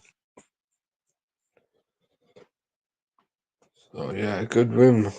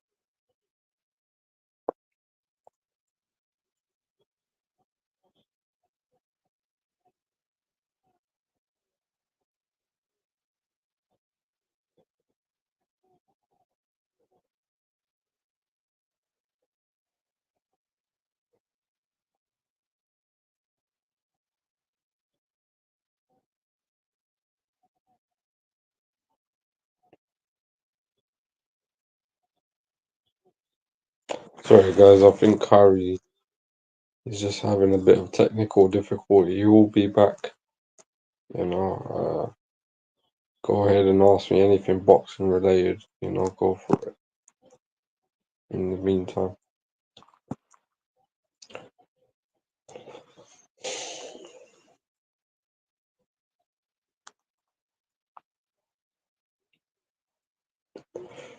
Yeah, we just finished the Caleb Plant fight. We're waiting for the next fight on the card. Canelo vs Berlanga.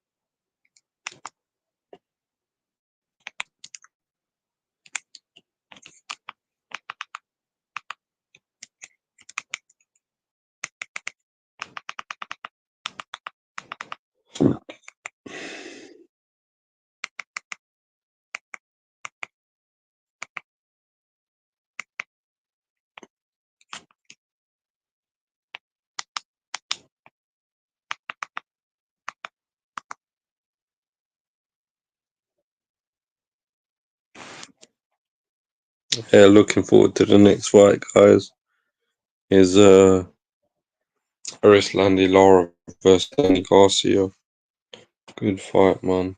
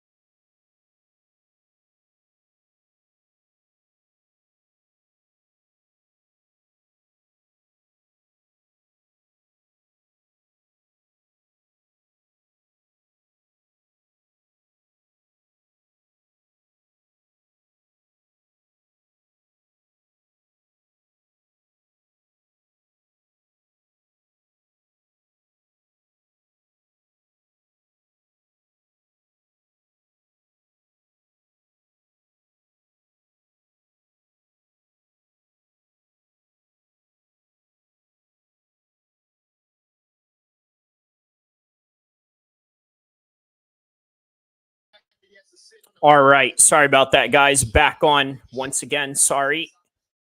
Let me get Zane Musa back in here real quick.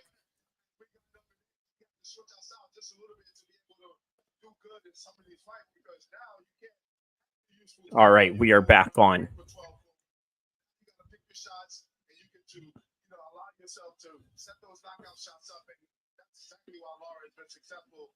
Sorry about that.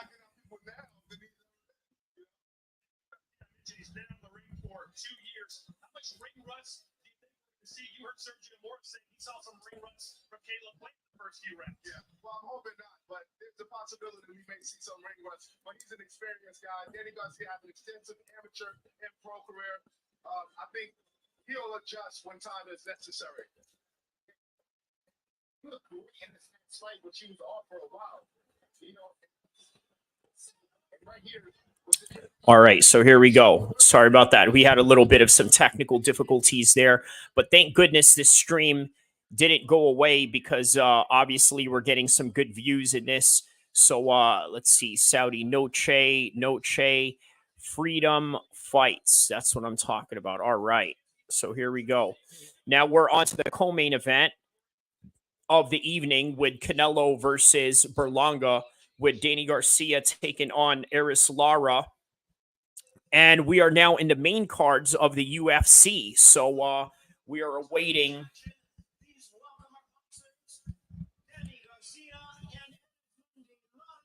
Hop on, Zane.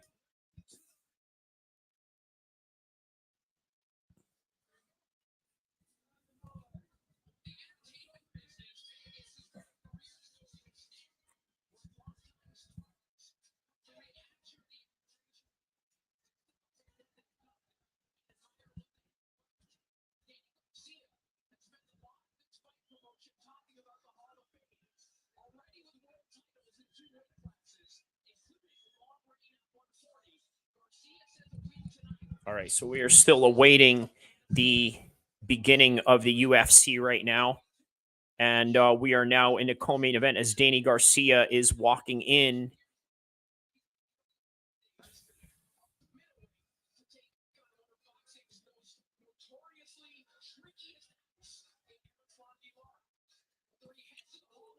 So Raleigh came back with a win. That's good news. I always like Raleigh. Yeah. Oh, here we go. All right, here we go. Zane is back on. All right. Sorry about that.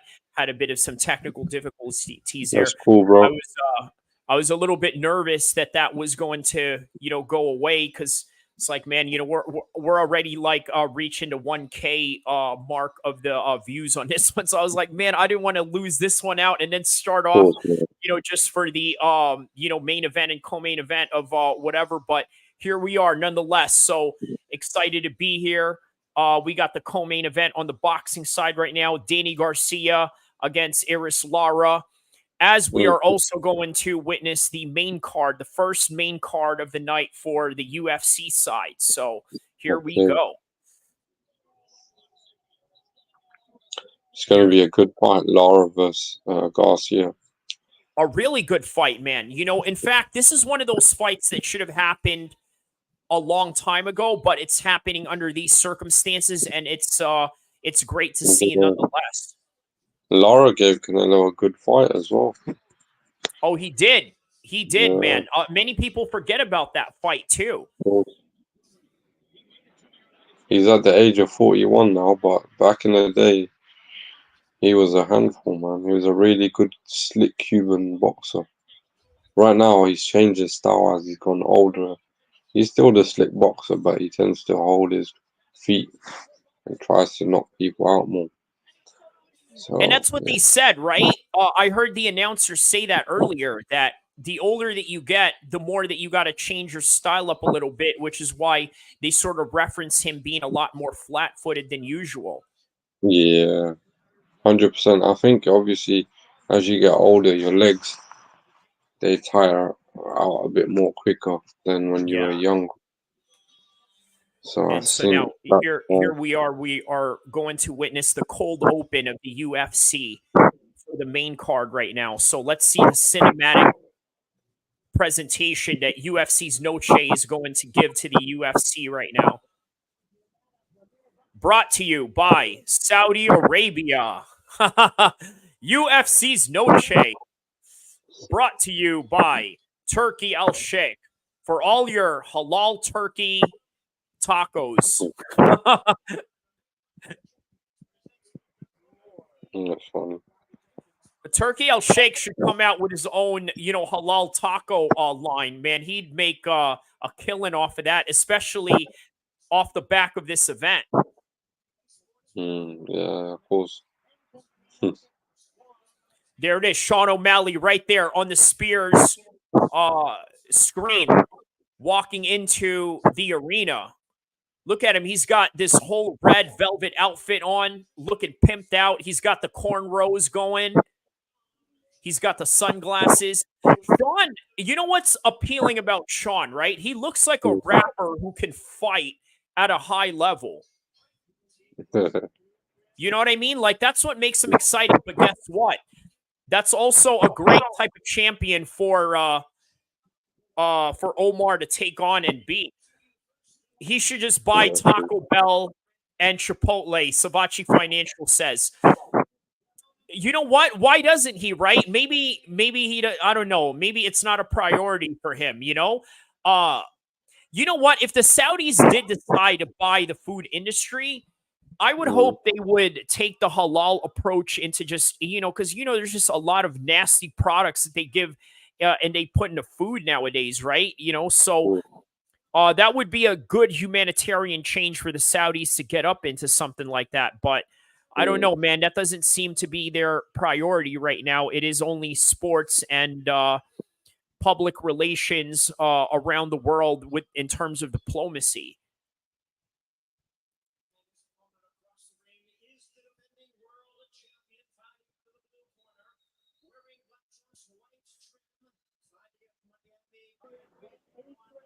All right, here we go. Lara is being announced right now. while the UFC is setting to do. Wow, look at this epic proportion that they have going on right now in the main card. Look at this. Look at this. They have the universe going on. They have this lava that people are looking at. Look at this. Oh, my goodness. Oh, for all of you that are tapping into the UFC right now, this is epic. Oh, you got to put on these sound surrounds for this one. Look at this. This is like watching Star Trek. Wow, and it's like 3D. You got all these Mayan rock spaceships coming at you. Wow, it's like 3D. It's like literally the characters are coming at you with the cinematic effects that they are showing right now. And they're showing the battle history of Mexico from the time that they fought in wars to how their flag was formed. I see what Dana White meant when he said he was going to do a love letter to the Mexican people. Meanwhile, while this is going on, Danny Garcia and Lara are about to fight right now into round one. And now they got this little mariachi music playing right now. Okay, this is kind of tight. Zane, you there? Zane? Yeah, bro. Can you hear me? Oh, okay. Oh, yeah. Just making sure you weren't frozen. Wasn't sure. Yeah, all good, bro. All right, so here we go. Round one with Lara and Garcia. Will Lara continue to look like old Lara, or will Danny Garcia, the younger and more, could you say that he's more of a accomplished champion than Lara? I would say so, right? Is that an accurate statement to make? Yeah, I think he did well at 147 as well. But I think Lara's just a really good boxer, isn't he? And I think Danny's a bit too flat-footed. And this is a 54 fight, right? Yeah, and I think it's 160 actually. I think Lara might win this fight, you know. Wow, okay. I could see that if he does continue this line of trajectory that he's doing right now. The jab is giving Garcia problems. And Garcia's no spring chicken himself. He's 36 now. I think that jab is already marking up Garcia's face. Oh, yeah. Oh, look at that. He is, man, just straight from those jabs, too. Yeah, you see what I'm saying? Look at this. In the meantime, we got Sean O'Malley and Merab drawn into the stars of the spear.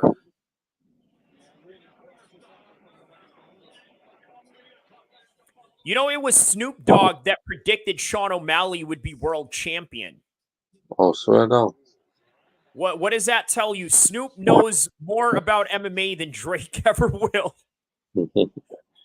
That's true. You know, because there was a show, the Contender Series, right? And Snoop commentated on one of Sean O'Malley's fights, which, by the way, is what made Sean O'Malley very famous. You know, Snoop Dogg is responsible for making Sean O'Malley a superstar.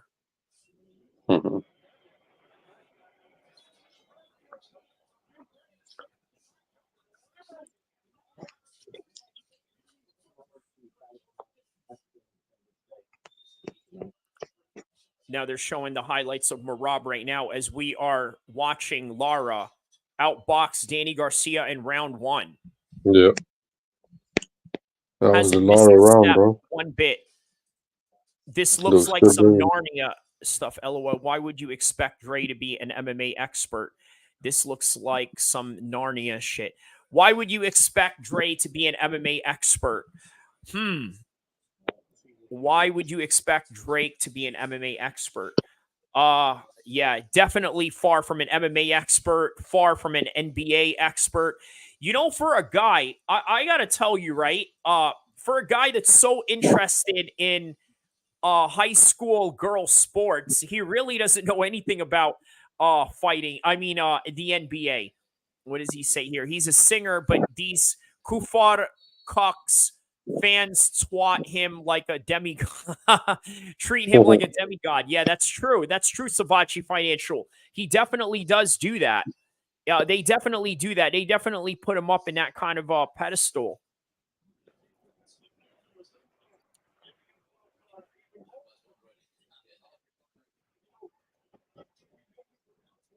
Is that Canelo they were interviewing in between the rounds?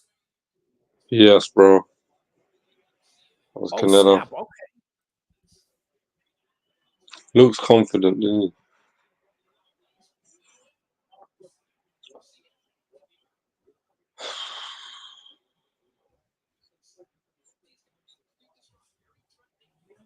Chapter 2 honors Mexico's indigenous people. So let's see this next video package they got going on right here.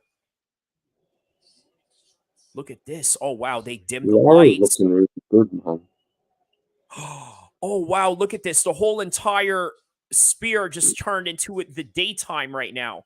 And they're going back in time of Mexico's beginning civilization. 13,000 years ago.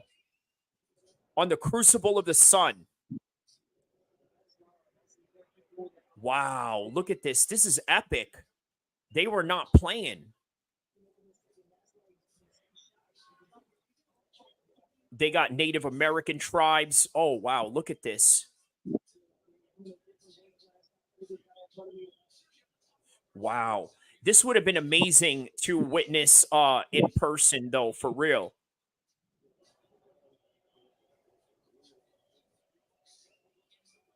Yeah, thanks. Wow, look at this. Wow, they built temples. What did he say here? DNA did a whole PowerPoint presentation for his Data did a whole PowerPoint presentation for his Spanish class. Hey, yo, Savachi Financial, that's a crazy comment right there. That is what Dana White did here, right? It's like he did a PowerPoint presentation for class and went all out. Mexicans are the Native Americans. They are the Native Americans. That's why there is no real distinction between a Mexican and a Native American who lives on this side of the border.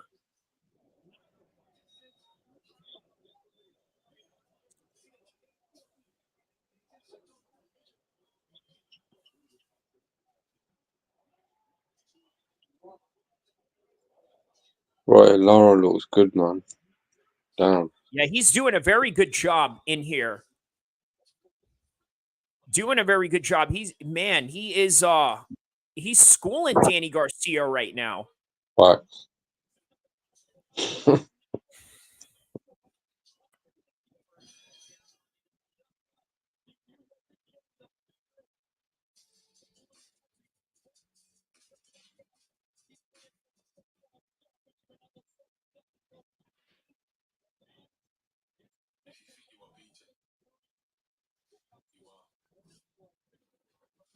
Oh wow, what is this? Is this the Royal Marines?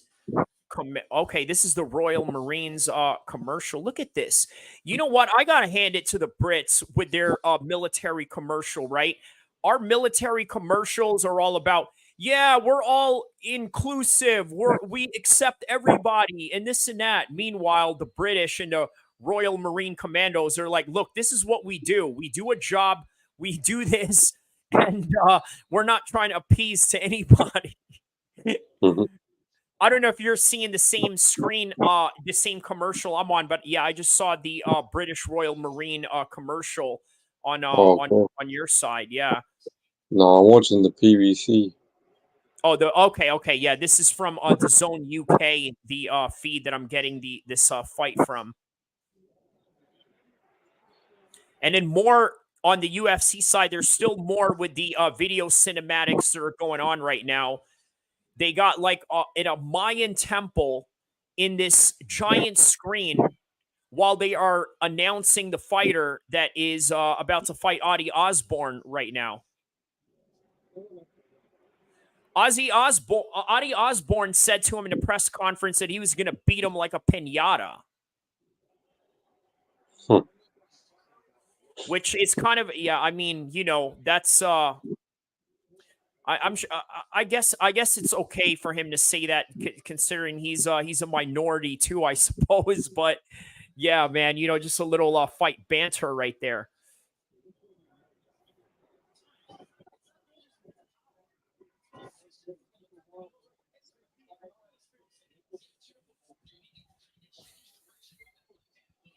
Meanwhile, Lara still looks slick as ever, man.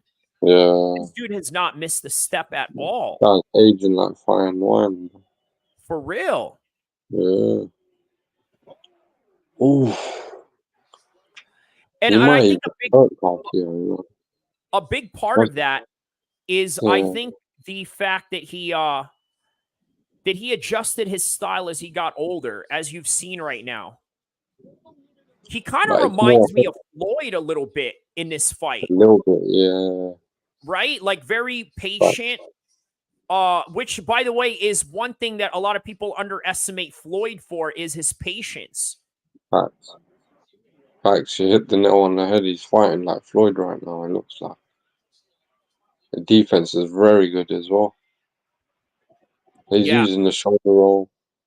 And he's fighting in a southpaw position on top of that. Facts. Beautiful boxing here right now from Lara. This is what boxing's all about. Hit and not Really. get hit. Yeah, he's breaking it down to a T right now. He's putting up a show on this card, you know. If I was a 3 rounds and if three I was nothing to Lara. if I was a boxing trainer, right? Or just, let's say, one of those guys that teaches boxing at the local YMCA or something like that, I would say, hey, watch this fight with Lara and Garcia right now. This right here is the perfect boxing that you need to emulate. Like, Fact. everything that he's doing is just so perfect. Yeah, it's beautiful, man. Really nice, man. Yeah, looking really Floyd-like in his approach here. Facts. Very high IQ, very just well well put, and also great with the shot selection that he's making as well. There's a shot of Yeah. Edgar Berlanga right there.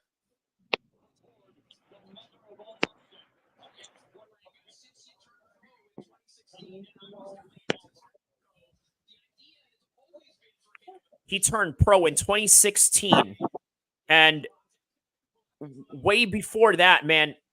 So he turned pro when Canelo has already fought the prime of Cotto, if you put that in perspective. Mm-hmm.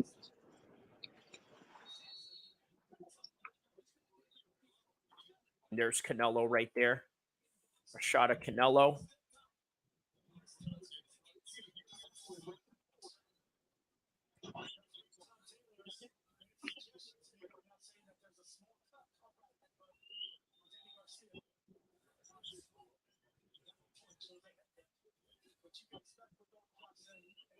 All right, so Adi Osborne taking on Rodriguez. Apparently, these guys have sparred weeks prior to being in here.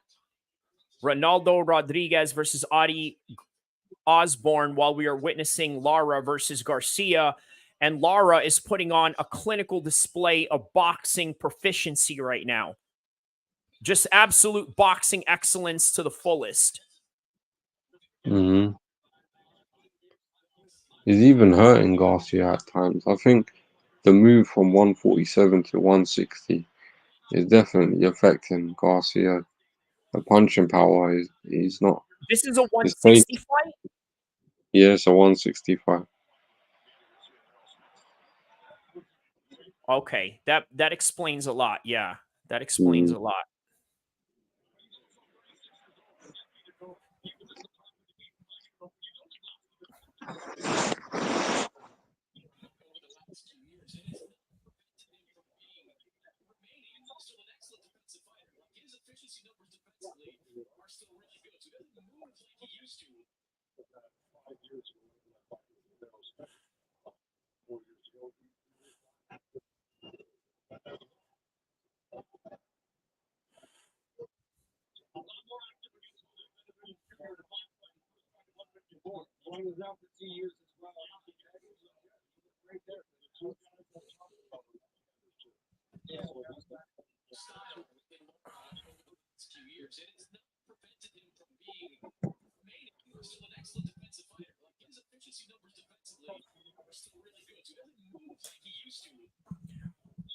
Ronaldo Rodriguez says that he is dedicating this fight against Adi Osborne to all the hardworking Mexicans out there that are working their 9 to 5, taking care of their family, and yeah, that's a very good comment by Ronaldo Rodriguez there.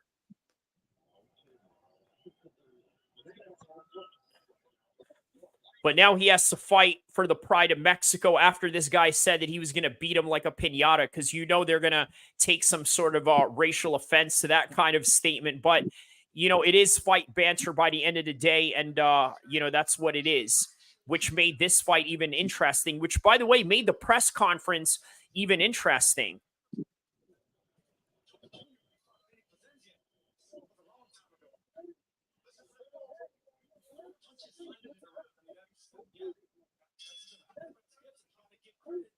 Wow, look at the visual in the background right now. They got all these ancient Mayan warriors, Aztec warriors in the background in this big screen surrounding the octagon. Joe Rogan said it's so amazing he doesn't want to go anywhere else.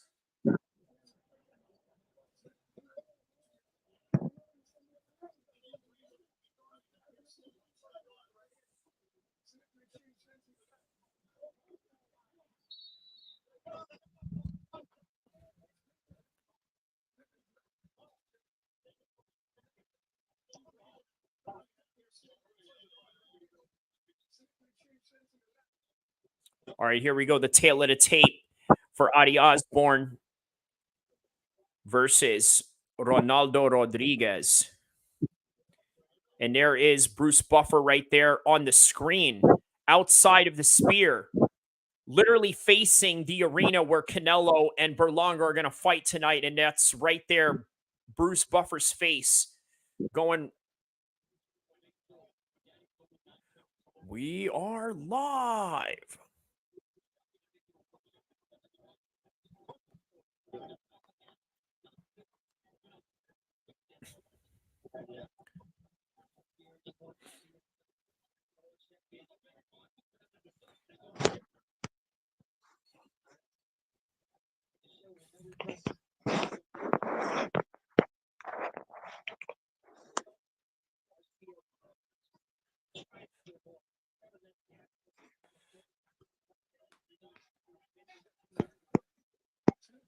Oh, yeah, man.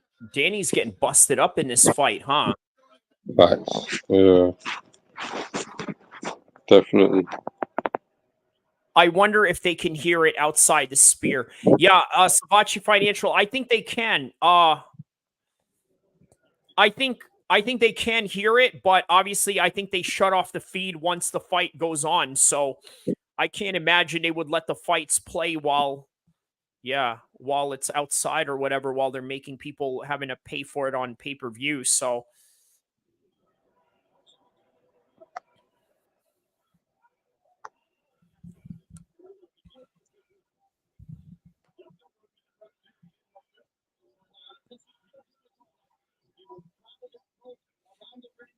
guess they got the ring girls dressed up as Mayan warriors.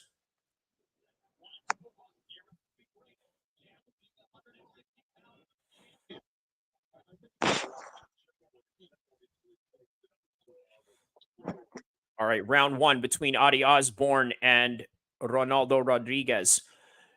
One more placeholder fight till the real fights. Oh, is that what it is? Okay.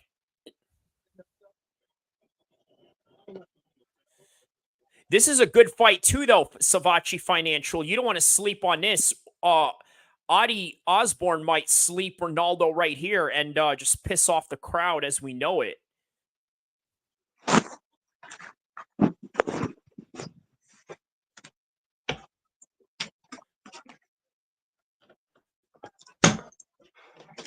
Oh, he just knocked him down. He's about to finish him. He's about to finish him. Adi Osborne is about to finish him right here. Oh, look at this. After he knocked him down, he transitions into a triangle choke. How about this? He's got the figure 4 right in. He's got it in. He's got the triangle locked right in. He was stunned from the shot, and now he's stuck right in the triangle choke. That's it. That's it. He's going to sleep. He does not want to tap. He's going to go to sleep. He's going to go to sleep. He got, oh! How is he still in this? How is this going on? It is so locked up. Elbow to the face.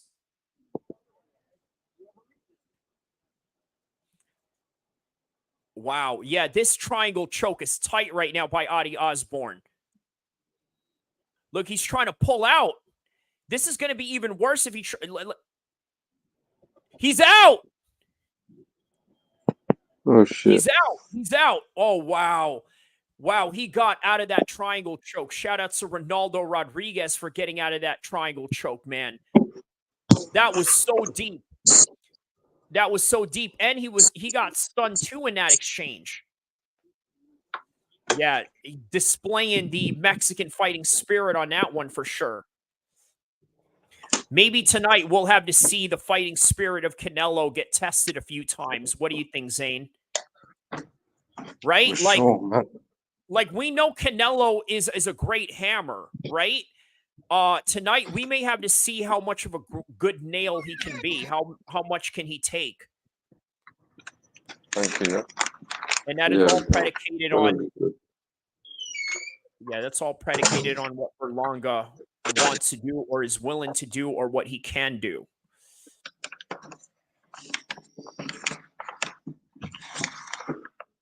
It's going to be interesting. It is, man. And we're just one fight away, too. I think the Canelo fight is going to happen right before the Sean O'Malley fight. I think, yeah, so? Yeah, because we're already in the co-main event. It seems like it's happening quickly. It is, man. We're already in a co-main event, and let's see. We still have 4 more fights in the UFC. So for sure, yeah, Canelo is already going to fight by the time Sean and Murat get in the cage. Sabachi says, this is what it looked like when Columbus showed up. Oh, man. This is what it looked like when Columbus showed up.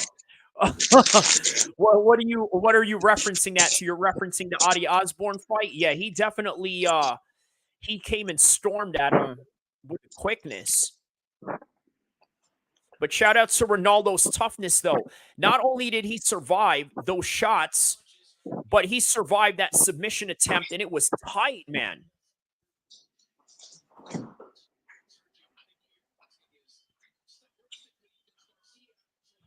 Meanwhile, Lara is doing the same thing over and over again, schooling. By the way, for those of you that don't understand how good Danny Garcia is, this is very impressive on the part of Lara.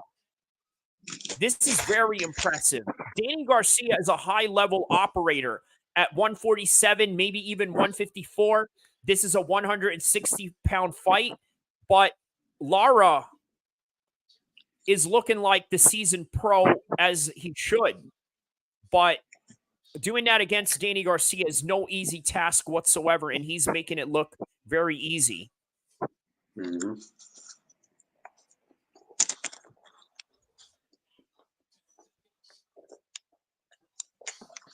So what's happening in the... What was that?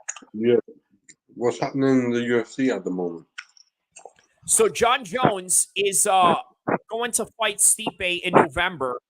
And what's going on with that is either John Jones is going to retire after that, which ultimately will give Tom Aspinall the undisputed championship. So, or John Jones can come back for a one more fight and fight Tom Aspinall.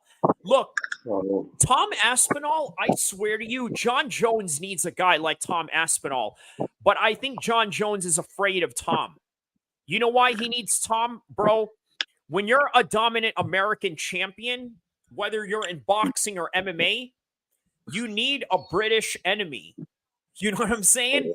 Because the British crowd, they bring in their like fans, they bring in their support system, they bring in their media. You look at TNT Sports, you look at BT Sports, Sky Sports, all of that. This is what the British bring to the table. And for a long time, John Jones never had a UK opponent until now. And it's like, this is the perfect guy. This is like a Ricky Hatton, Mayweather situation in heavyweight MMA. That is if John Jones chooses to take the fight with Tom Aspinall. But what a lot of the hardcores are saying right now is that I think this too. Tom Aspinall has his number. He got his number, bro. He's too fast. He's got great boxing. He's got great jiu-jitsu. It's not going to be easy for John Jones to take him down. Maybe he has a wrestling advantage over Tom Aspinall, but I don't think he has a boxing advantage over Tom Aspinall. Tom Aspinall boxes with Tyson Fury every day. Yeah. You know what I mean? And he brings those skills into the cage, along with his black belt in jiu-jitsu, background. That's a hard guy to beat, bro. Boxes with Tyson Fury, black belt in jiu-jitsu, has the fastest knockout, shortest fight time. I mean, it's a dangerous fight for John. Oh, wow. Adi Osborne is getting pounded right now in the mount position as Ronaldo mounted back a comeback.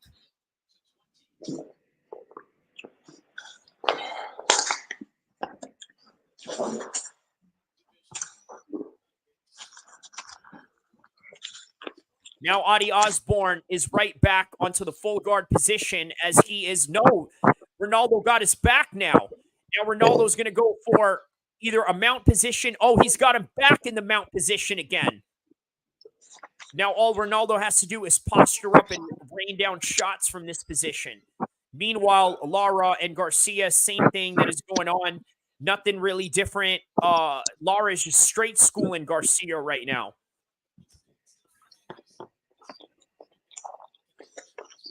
Okay, now he's got a rear naked choke on Adi Osborne.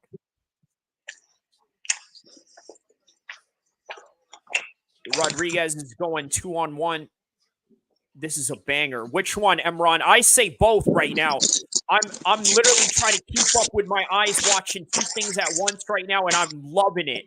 I'm loving it, man. Oh, he's got the neck. He's got the neck.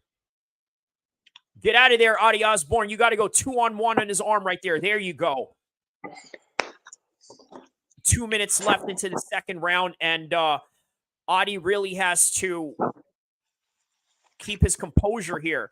2-on-1, 2-on-1 on that arm. 2-on-1 on that arm. So for all those that are watching right now, if anybody ever has you in a rear naked choke in the streets, you got to go 2-on-1 in their arm in order to prevent that. So remember that. You have two of your arms and one of his wrists in order to prevent the rear naked choke. Always remember that. Viva, let's go. Viva Las Vegas. Look at this shot of the Ferris wheel in Las Vegas right now. Come on, show the shot of the spear on the boxing side. Come on, show the shot of the spear. You don't want to do it. You don't want to show the shot of the spear. Why? Why don't you want to show the shot of the spear? We know why, because you ain't trying to give your a competition any advertisement. There's no shot of the spear in the DAZN side.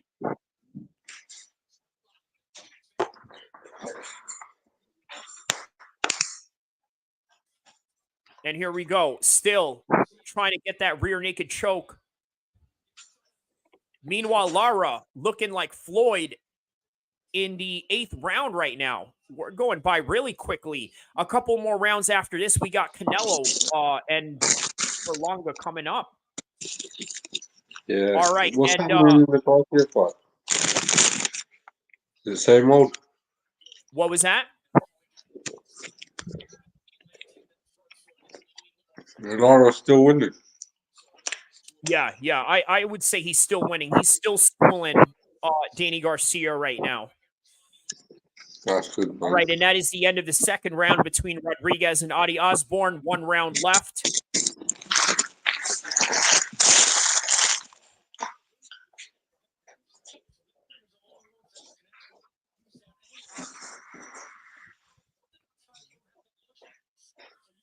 Yeah, Adi Osborne is exhausted right now. His corner had to pick him up and drag him to the stool. His corner right now is telling him, you got 5 minutes. This is your job. You got to get this done.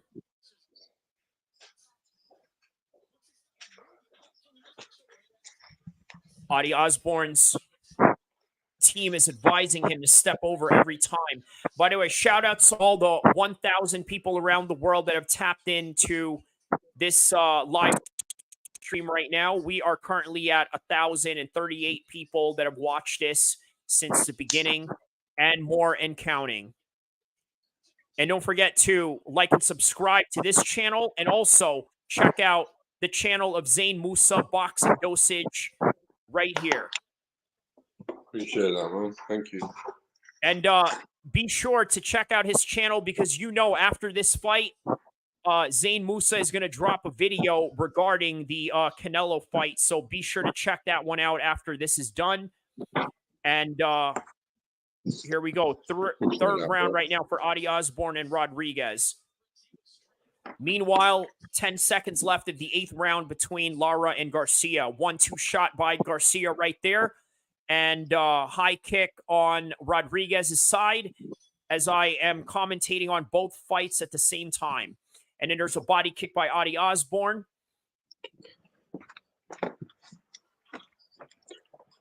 Eris Lara, WBA middleweight champion, oldest active world champions right now. So Arthur Beterbiev is the 2nd oldest. Eris Lara is the oldest champion right now. Okay. 41 years old. That's what's up, man. 41 years old, still champion, doing the damn thing.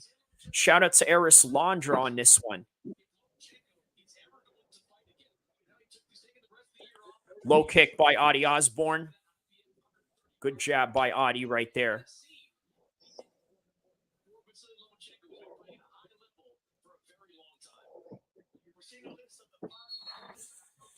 .337, 336 of the 3rd round. Now going into the 9th round with Lara and Garcia.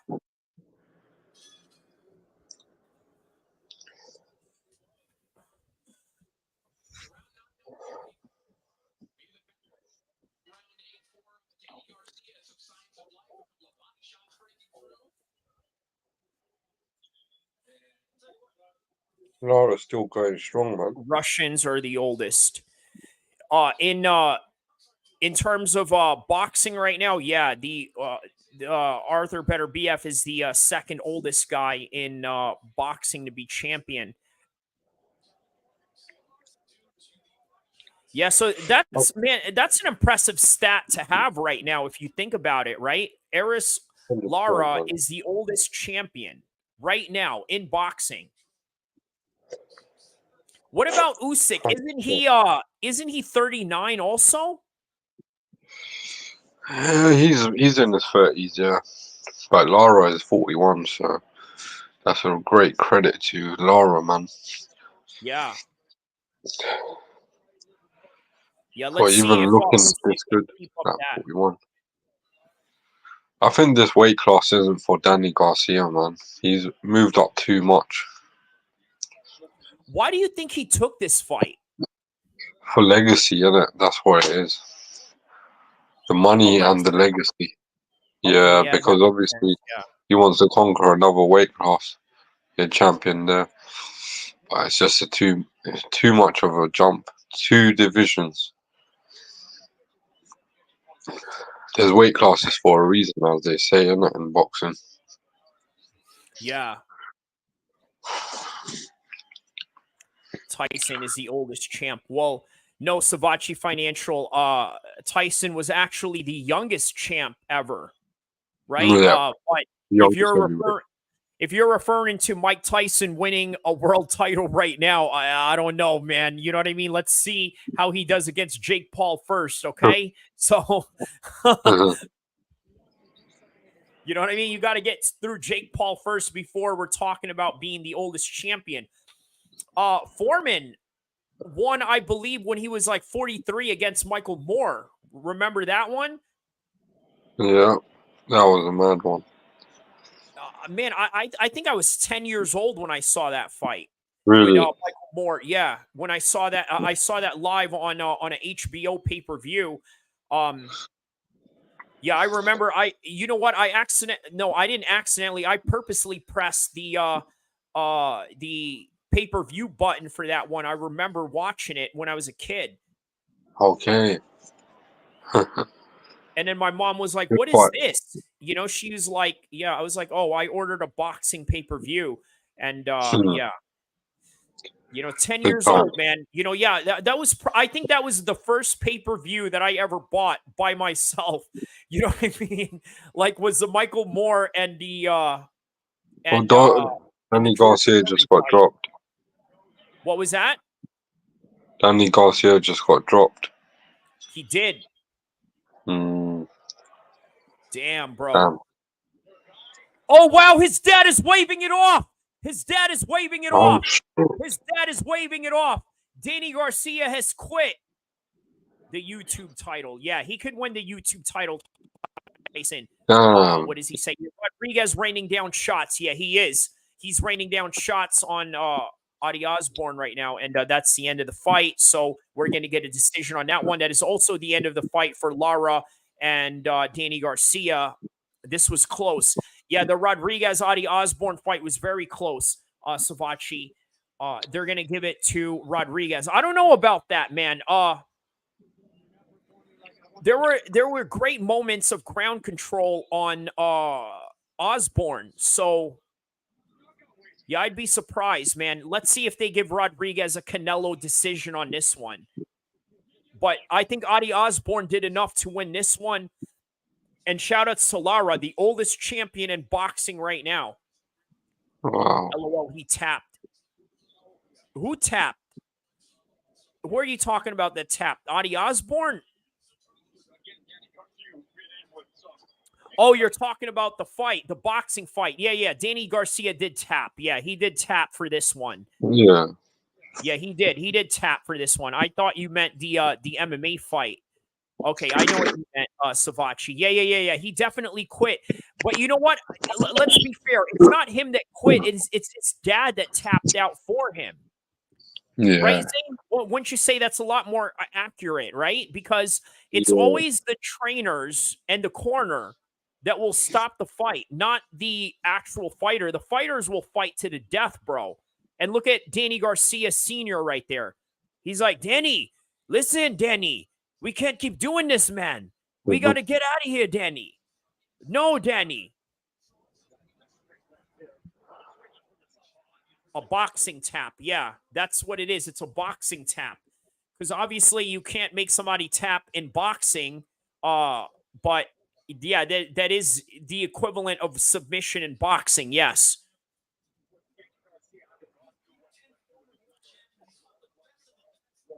Oh, wow. Ronaldo won this one. Okay. They gave the decision to Ronaldo.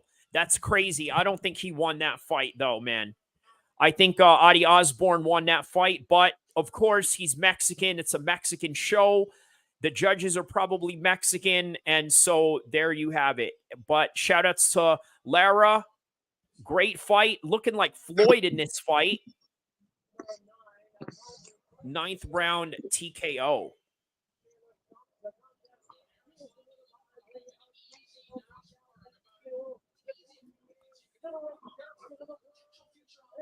Easy night. Can you believe that? Is that crazy to say? He had an easy night against Danny Garcia. Who says that?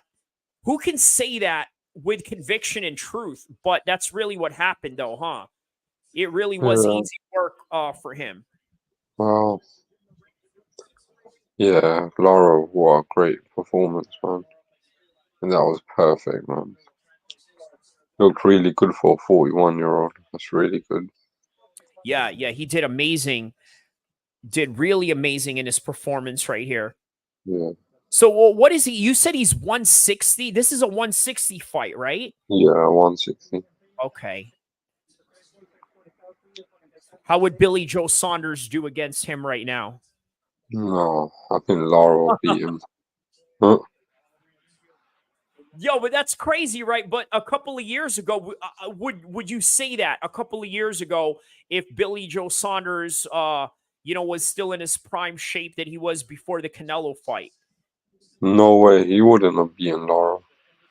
Not even back then. Not even the Billy No, Joe. man, Not no. even the undefeated Billy Joe Saunders. Huh? Lara's a better boxer than Billy Joe Saunders, I'll tell you that.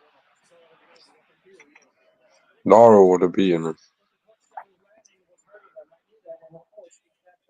You know who I think should fight Lara? Look Who? at me saying, who do I think I should fight Lara? Canelo. Huh? No. We already seen Rematch. that. Huh? I would No. love to see a rematch. No, not Canelo. You know. You know who. You know who. I don't. Who? You don't know who? Oh, come on. You know who. I'm just trying to kind I of know, bro. lure the audience in here a little bit. I want to tell you, but I want to see how many guesses you can make before you get it right. I do have a specific Hamza name. Shiraz. Yes! Yes! Yes! Yes! Oh, that would be a good fight. Yes! Come on, let's do it. This is the That'll time. be a good fight. That'll This be is a the really time. good fight. Yes! Yes! Dangerous fight though, for both. Listen, my man, this right here, I know you clip some of these shows sometimes. Clip this part right here, okay, and show it to Oh, Hamza. Put it in his head. Put it in Hamza's head that this is the guy that he needs to fight next. Okay, because you know what? I was just thinking the whole entire time. Wait a minute. What be a good fight, isn't it? class is this? This is 160, and I was, sometimes I forget what weight class that he is in a 160 weight class because he's so tall, and that when I look at these guys, I'm like, I forget that this is Hamza Shiraz's weight class. Yeah. I think that's a good fight. Like now you mention it, I wasn't even thinking about that fight. Well, now I put it out there in the air and in the universe. So, might as well, man. Listen, you know what? They accused me. Check this out, right? They accused me of stoking racial division in that Kendrick Lamar video that I made, right? So if they're going to accuse me of stoking division, I might as well just start fights with boxers online, right? So you know what I mean? Why not, get this Lara versus a Hamza Shiraz fight going? You know what I mean? Yeah, why not? And what was Damn that? good fight. It's a damn good fight. Styles make fights on it, and obviously they both fight differently. And there's youth versus age factor going on. There's It's USA youth versus versus UK. experience. That's what I think it is. It's a good championship fight for Hamza to win. I'll say that. I think it's he a can very win good. it as well, but it's a good. What was that? Lara, I think he can win it as well, but Lara is very skillful. I mean, he would have fought the most skillful fighter up to date if he was to fight Lara. You know what made this fight very easy for Lara is the lack of size in Danny Garcia's part. That's What true. made it. That's what made it easy for him. Now let's see Yeah, how Hamza easy could it is. definitely. Yeah, good point there. That's a very Against good a point. 6'3" guy that can box also. I think he'll have some problems. I think he'll have a little bit of some problems for sure. Yeah, but like you just said, Danny Garcia didn't have the size that Hamza Shiraz would pose, and he's not got the punching power. And we saw Yeah. against Jarrett Hurd when Lara was getting walked down, he got hurt, you know? So he can get hurt as well. But as you know, with the experience of Lara and what he just done now, he's still a dangerous opponent for anyone at the Yeah. moment. Oh, it's a great performance from Lara. But yeah, Hamza Shiraz is the future for sure. He's definitely going to be a world champion.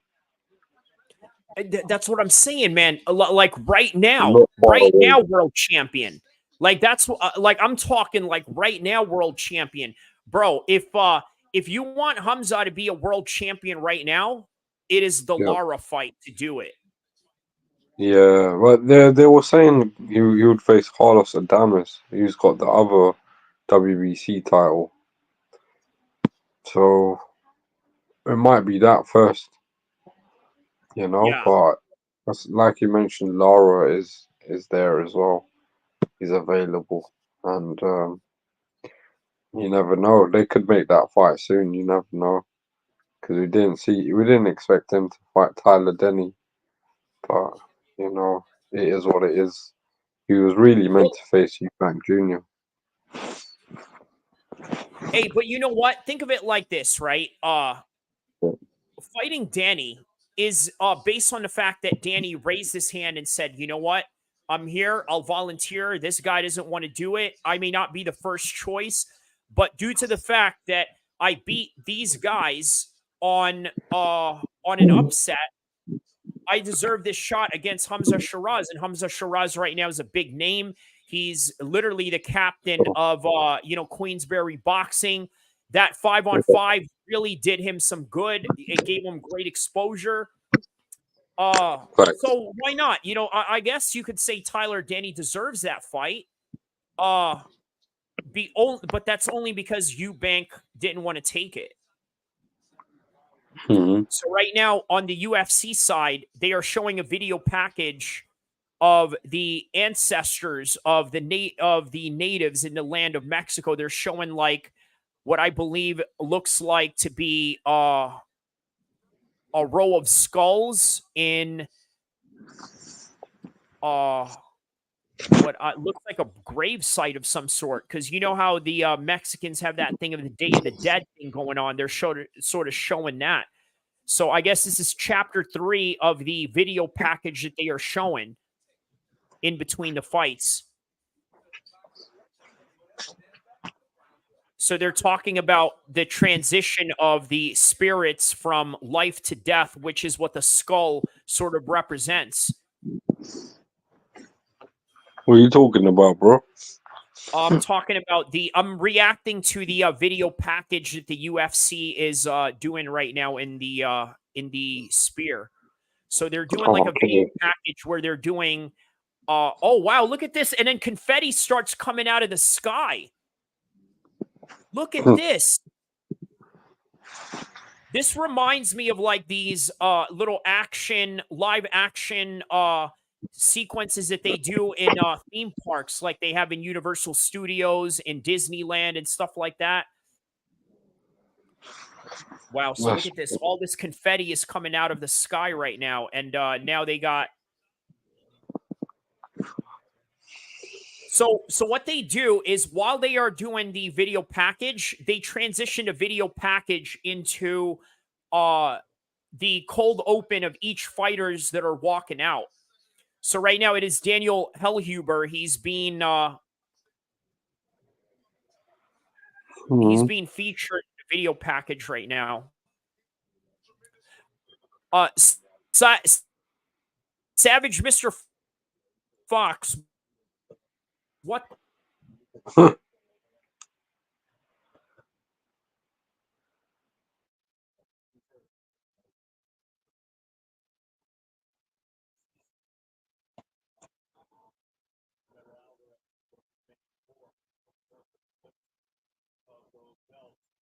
Oh, bro,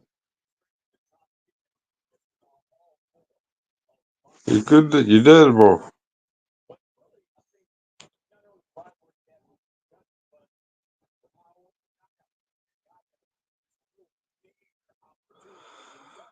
So yeah, Canelo versus Berlanga next, man. It's gonna be good, man. What's your predictions, lads? My prediction is Canelo by knockout. See what happens, mate.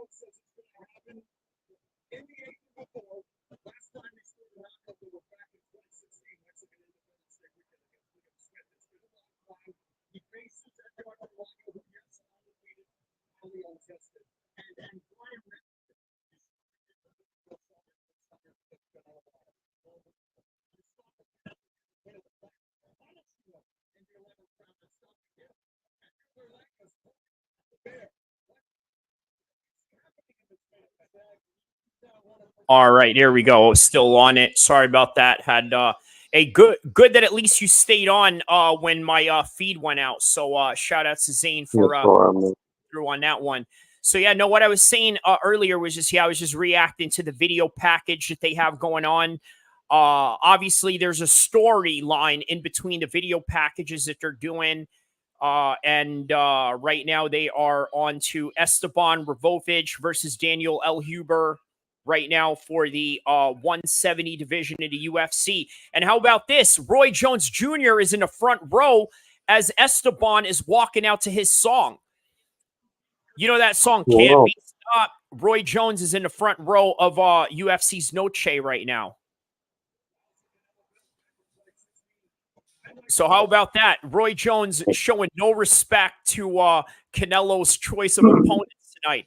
He's like, yeah, man, you know what?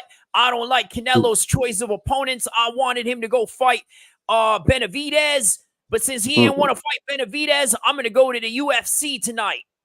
Yeah. You know, Roy Jones, and then Roy Jones is right there bumping to his song that one of the fighters are walking out to.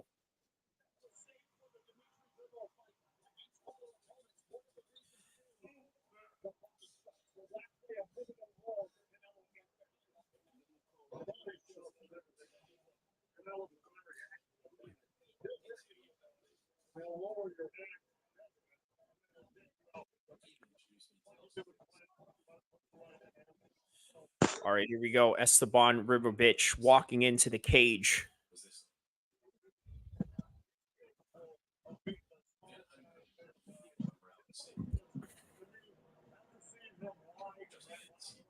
All right. By the end of the stream tonight, I think we're projecting tonight probably at 2K right now. Right now, we are at 1.1K right now. So we're at 1.2K in a few minutes from now or so. So, man, you know, so I love these live streams. You know, I don't know why I should have done these earlier on in my in the start of my YouTube. I was a little bit hesitant on doing it every night, but you know, hey, you know what? Live streams is where it's at. And then on top of that, you know what? We get to create and build memories throughout all this. You know, even in the Bilal Muhammad fight, you know, I'm always look back on that fight and remember the good times that we had watching that together, man. You know, just sharing these you know, great combat sports historical moments, you know what I mean? And which we're going to witness more tonight. What was that? It was fun, man, because obviously we love what we do, you know what I mean? It's pure passion. For sure, man. You know, and it's great to share it with the rest of the world and you know, and have a good banter, you know, with everybody, you know what I mean? So here comes Daniel El-Kheer right now, walking out with the Mexican flag, the hat, and the mariachi music. Main event Daniel, time, man. what was that? I'm surprised. I'm surprised it's going so quickly. You know. I think they want to get the fight out of the way before the main event. Don't know when. Yeah. Yeah, that's what I think. They want to get the Canelo fight out of the way before. And look, there's another shot of Vegas. Let's see if they show the spear. Come on, show the spear on the drone side. They're not going to do it. They're not going to do it. I'm watching. You know when the zone, puts the outside video shot of the city, right? Yeah. You know, I was hoping they would show the spear because it's literally next door where they're at. Oh, okay. Did they show it? They didn't show it, did they? What was that? They didn't show it, did they? They're what? Say that again? They didn't show it, did they? The sphere. No, they didn't show it. No, because obviously that's like showing, advertisement to the opposition, you know? Yeah. So,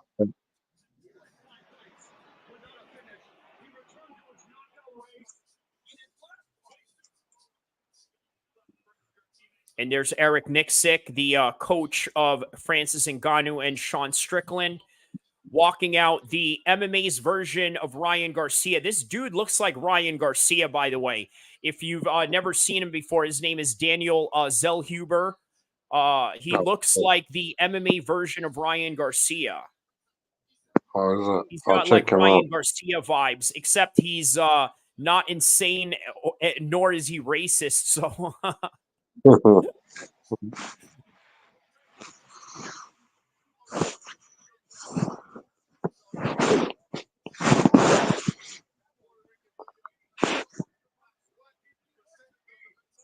So what's your prediction for Canelo versus Berlanga?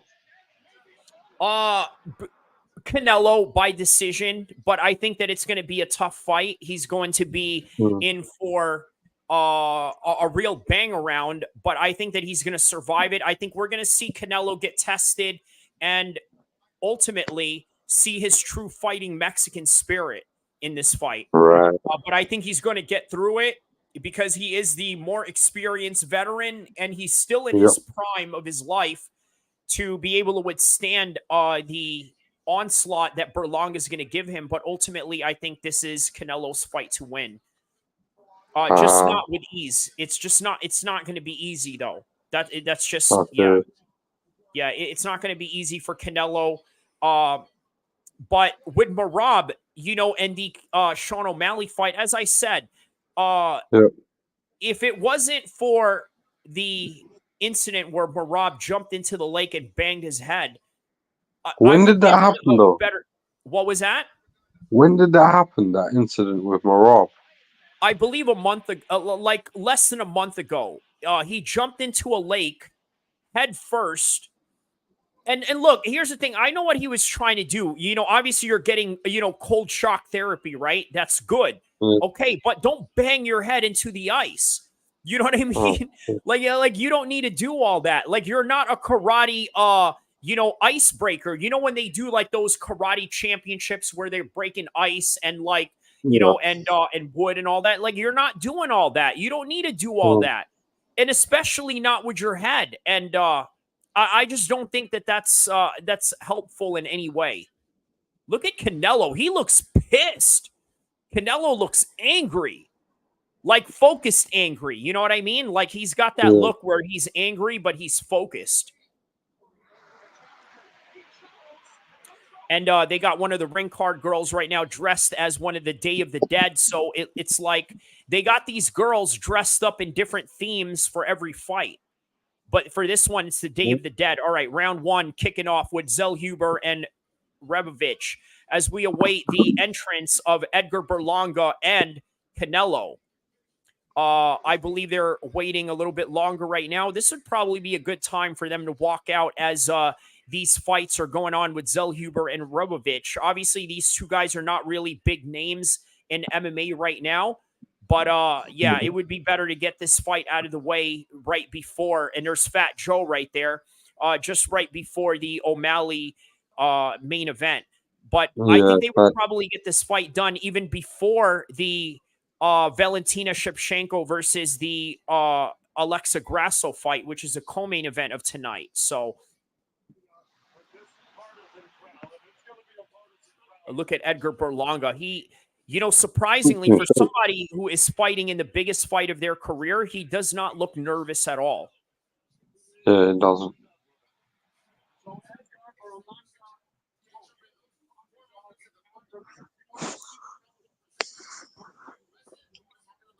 Like, there is not a worry in the world for him whatsoever. Like, it's like as if he knows something that we don't. And I think this is sort of what I was kind of alluding to before this fight. Like, there's something about, there's something about him that could cause a lot of problems for Canelo. But by the end of the day, there have been a lot of fighters in the past that caused Canelo a lot of problems, but Canelo ends up remaining on top.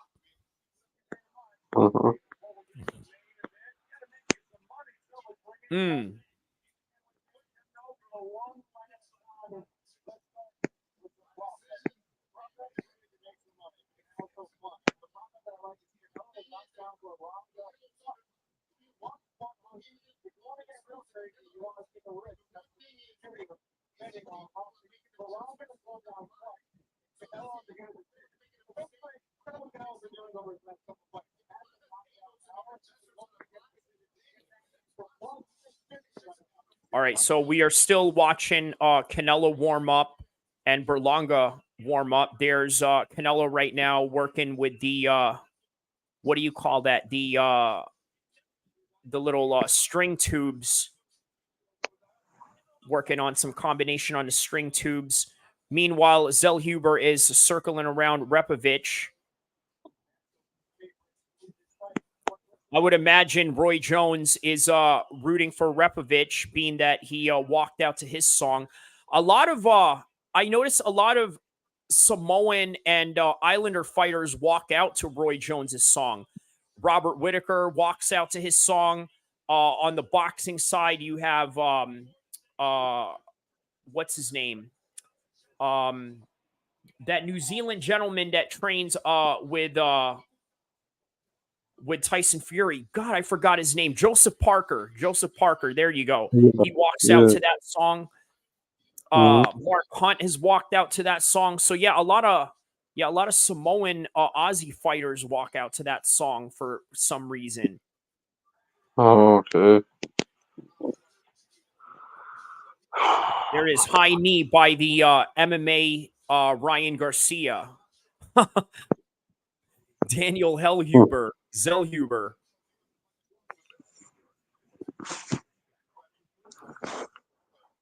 Is he winning the fight, Daniel Zellhuber?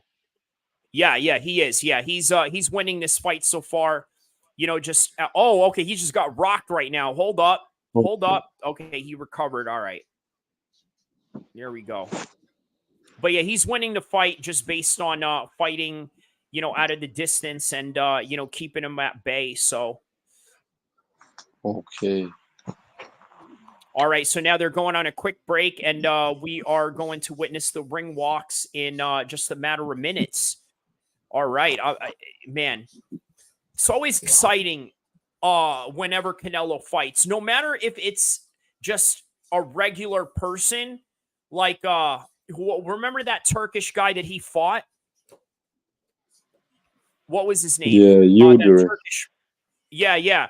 That was an exciting fight. I mean, an exciting event. I think there's a difference between exciting fights and exciting events, right? I think it's safe to say that Canelo brings exciting events, not always exciting fights. Now, for what a lot of people are saying on paper right now, they don't think this is an exciting fight, but I beg to differ. Because when this bell rings, I think Berlanga is going to show a great account of himself.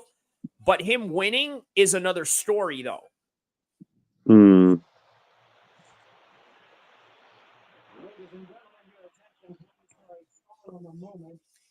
But if he wins, well, we're about to witness something historic.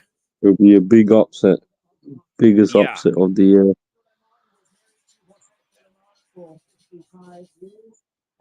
But you know what? Here's the thing, though. Is it though? Considering that we've already seen Canelo lose, or is it that those losses have context to weight classes and, let's say, Bro, honestly, the way I see it, bro, yeah, is Canelo lost to two fighters, one being Floyd Mayweather, which was the best skillful boxer at the time, and is arguably one of the best defensive boxers of all time. Another was he was challenging himself to go up a weight class that he shouldn't really be in because he's not a naturally 175 pounder, and he faced a really good fighter in Bivol who's gonna be potentially undisputed at light heavyweight. So them two fighters themselves are really good fighters. They're undefeated for a reason, and they're really, really good. And the thing is, you can really look at it two ways, and if you look at Canelo's resume compared to everyone else's in boxing, then there's no comparison because he's got the best resume in boxing, and he's the one that's been taking risks all of his career, except for now. He's slowed down, but that's the reason why I believe Canelo deserves a lot of credit, and is still a really good fighter. oh wow, there's a connection by Rigovich there. And now there you have the Mexican national anthem playing right now.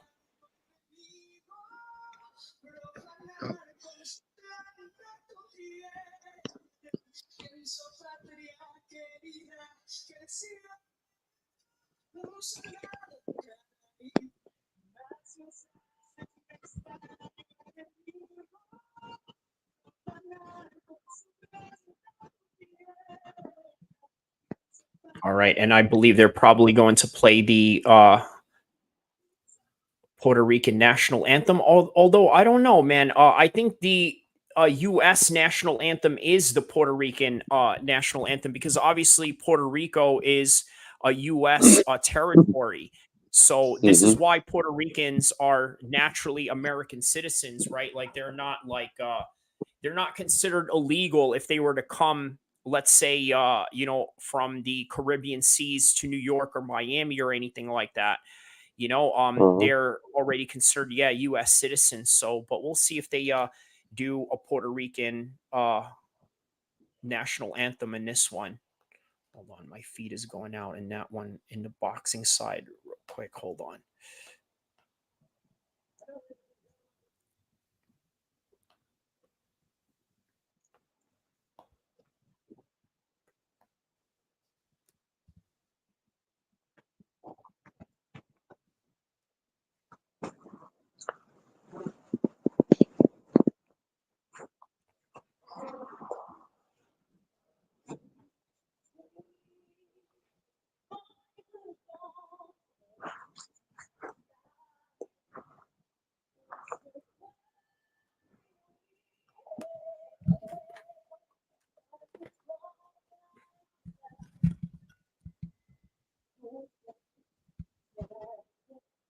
Okay, now they're doing the American national anthem, just as I had.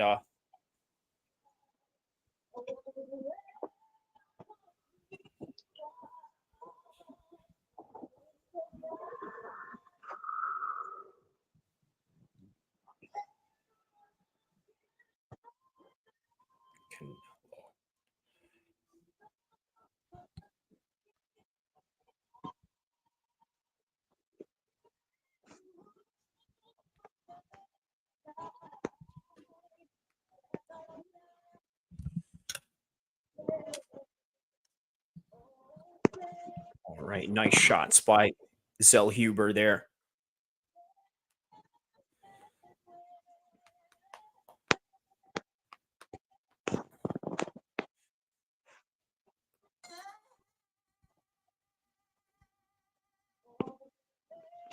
That's interesting, right? So a Mexican with a German last name, because El-Kheer obviously is a very German last name.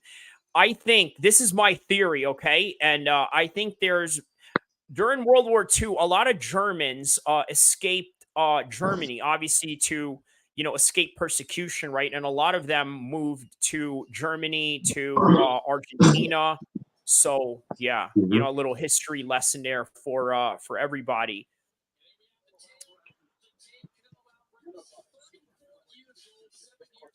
But a little fun fact about Mexico too, right? A lot of Mormons moved down to Mexico because obviously they allow polygamy down there, right? Obviously, we know that polygamy is illegal in the United States and in most Western countries. But if you were a Mormon, just like the former presidential candidate Mitt Romney, right? His family was from Mexico, right? They lived down in Mexico because well, they had a big Mormon community down there, and as a result, they were able to, perform polygamy as they wished. So, Mm. shout outs to Mexico for letting all the Mormons in, and Mexico also has a growing Muslim population. Believe it or not, there's been a lot of mosques that have been built over the years in Mexico. So, shout outs to Mexico for having some Muslim brothers down there as well. Yeah, shout out Mexico, man.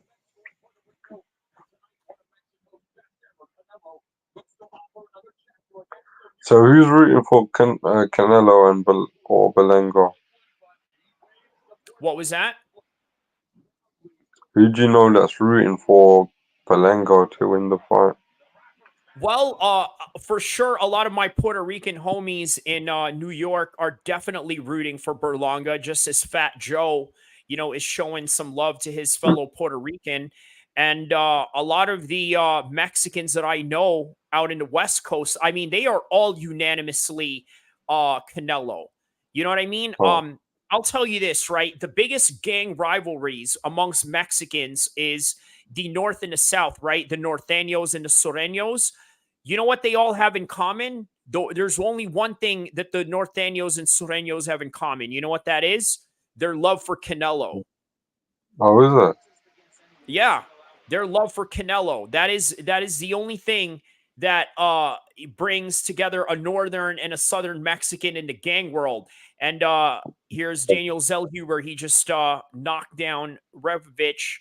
Now they're back up on the feet again in the third round with just about less than 4 minutes left in the third round as we await the entrance of Edgar Berlanga. There's Harrison Ford. How about that? Harrison Ford's like, well, tonight I'm going to go watch the Canelo fight. Do I go watch the UFC or do I go watch Canelo? Well, you know what? I'm going to go watch Canelo because I don't really like this weirdo looking kid that they have in the UFC. He's got rainbow colored hair. I'm going to go watch boxing tonight. I'm going to go watch my friend Canelo. That's Harrison Ford. Shout out to Harrison Ford in the front row seats of the Canelo fight. Meanwhile, maybe some of his sons are like right across the street. He's like, Dad, I'm going to go watch the UFC on the other side. It's like, all right, well, you go have fun. I'm going to go watch my boxing and you go watch UFC. Well, oh, Daniel Zellhuber just got rocked by Revovich right now. He is rocking him right now. He just caught him in the chin.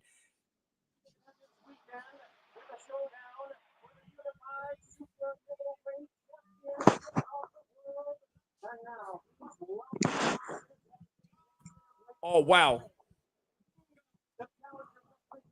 He's trying to stay in the fight right there. Oh, he just got knocked down again. Well, okay, that was more of a slip.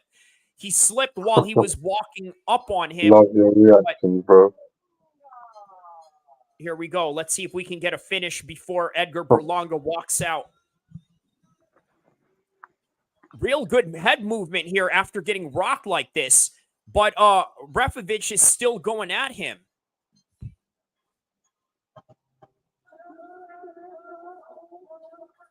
Who is this performing for Berlanga right now? I don't know. Some Puerto Rican guy. Okay, so definitely not Fat There's Joe. Fat Yeah, Joe. he would. Yeah. There it is. Lean back would have been a hot song to walk out to, though. Lean Look at back. Fat Joe front and center. I think, doesn't he manage him? He must have some kind of real, like, close relationship with him where, yeah. I don't think he manages it, no. Meanwhile, Zellhuber is surviving these shots right now.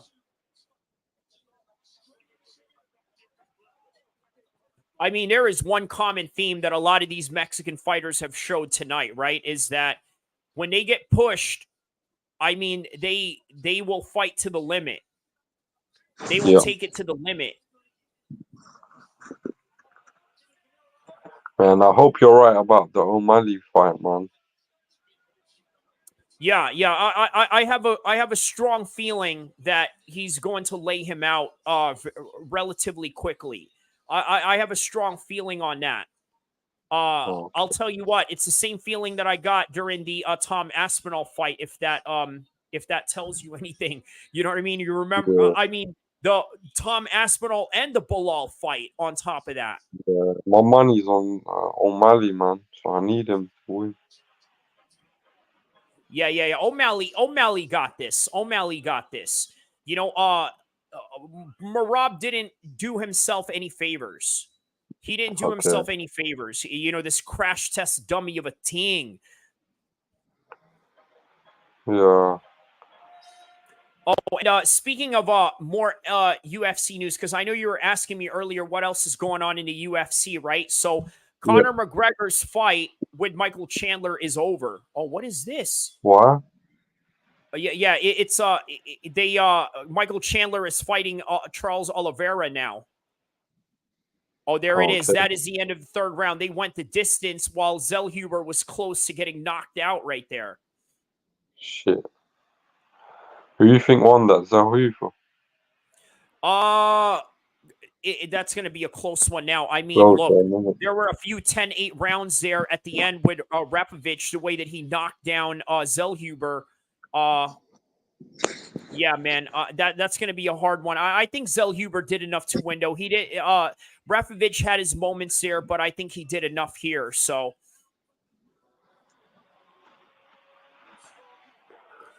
Guadalajara, here we go. Canelo coming out. There he is. Who is this guy that he's got with him? This look like maybe. No, it can't be Ted Yankee.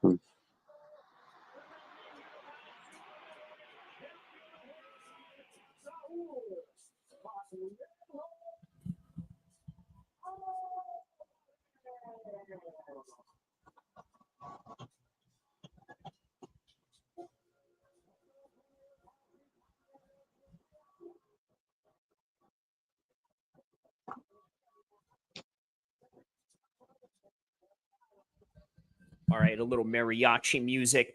I mean, this is literally the same type of music they were playing just right before the UFC's weigh-ins yesterday. You know what I mean? Like,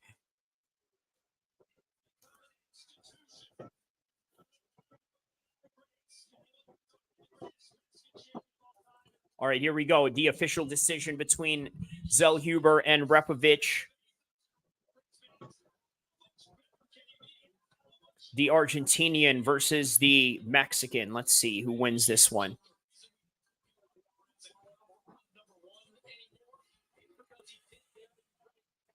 Savachi Financial says head movement. Yeah, that's right. Zellhuber was sort of displaying a lot of that at the end when he got rocked and got pushed into the corner. All right, split decision. Who wins this? Esteban won that one. Yeah, that last round really won him that one. Esteban Repovich won that one. Daniel Zellhuber lost a very close split decision on that one. Shout out to everyone from around the world that's tapping in right now. Don't forget to like and subscribe. Also, like and subscribe. Check out the link down below on the description with Zane Musa Boxing Dosage.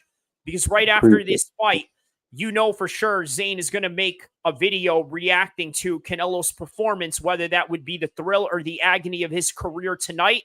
We are going to find out, and we are witnessing it live right now. So don't forget to tap into both of our channels. And also shout out to No Chill MMA. tapping into my channel earlier, check out his channel. Also, check out my homie, Rich Trapper from the Rollin' 60s Crip. And if you guys know anything about the Rollin' 60s Crip, that's the same crew that Nipsey Hussle came from. That's my boy, Rich Trapper, tapping in from that side. And check out his channel for all your street drama news and all the things that are going on in the hip-hop world, gang politics, and everything in between. Like and subscribe to all of our channels as we witness the main event of Canelo versus Berlanga right now. And there's Fat Joe in the corner of Berlanga. And there is Canelo ready, poised, ready to do what he does best. But little does he know he might be in one of the toughest fights of his life. And Berlanga in the biggest fight of his life. But to Canelo, it is like as if it's just another day in the office. That could be a mistake. Who knows? Let's find out.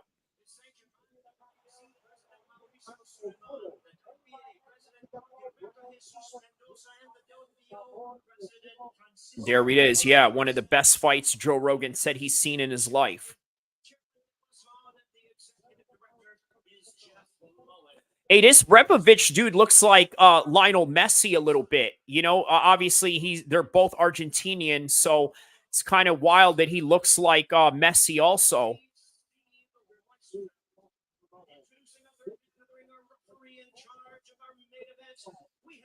Meanwhile, here's Canelo, the Lionel Messi of boxing. Is that accurate to say? Would you say that Canelo is the Messi of boxing? Is that accurate?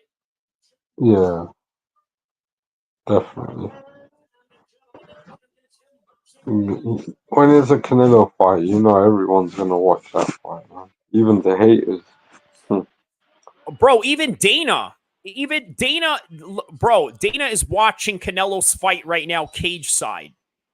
You know what I mean? He's got a screen, and there's Bilal Muhammad right there, front row, next to his coach.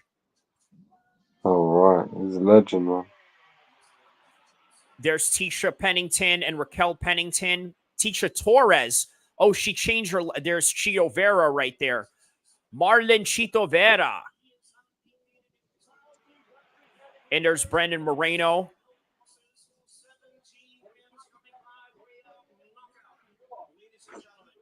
Bro, listen. I'm going to be honest, man. There's barely anybody in the crowd of the UFC. Okay? They made these tickets way too expensive. Okay? And on top of that, I don't know, man. Like, don't get me wrong, bro. This is a good card, but it's not a Conor McGregor or a John Jones card. You feel me? Like, it's not like that. Yeah. You know, like, and no disrespect to Sean either, but you know, it is what it is. I think Canelo won this weekend. So far, I would say in terms of the gate, he probably has a bigger gate in the T-Mobile Arena right now than the Spear. Facts, man. The Spear card. So you get this right before the Canelo fight starts. I just want to say this, right? The Spear is only for the fact that they had a Mexican Independence Day card. They had to do something about it. They had to put in a lot of money because now they're building a PI center in Mexico so that they can funnel talent from that region and build a fan base, a bigger fan base in Mexico. Basically, they're trying to replace the MMA as the #1 sport over boxing, and they're asking the Saudis to help them as a result of that while they're competing with a Canelo card. So they were very limited. They were very they were also very limited in their time and effort to get this whole entire event going. So this is the result that they got. And right now we are going to witness the main event of Canelo and Berlanga right now as they are set to go into round one. Here we go. Puerto Rico versus Mexico, round one. Let's see how this plays out. Canelo in the red trunks and Berlanga in the Pittsburgh Steelers colors, black and yellow.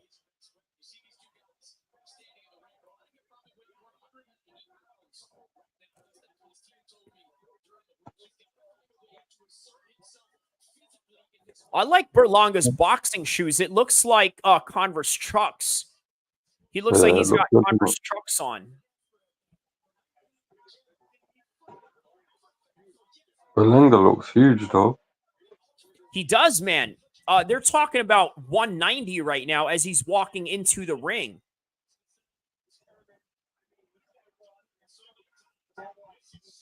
Let's see how he handles this test right now.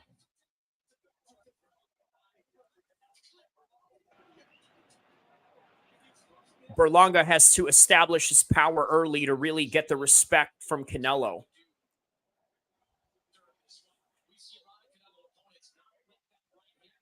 And there it is next month. Pereira back at it again against Khalil Roundtree. October 5th.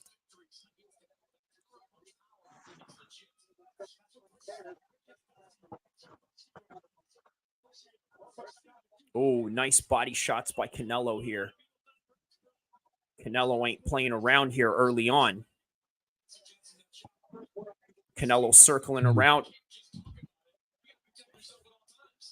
He's circling into the right of Berlanga as Berlanga is circling out into the left.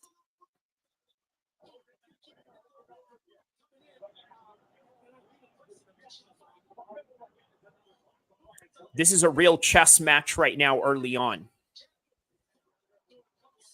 Ooh, nice stiff jab by Canelo there.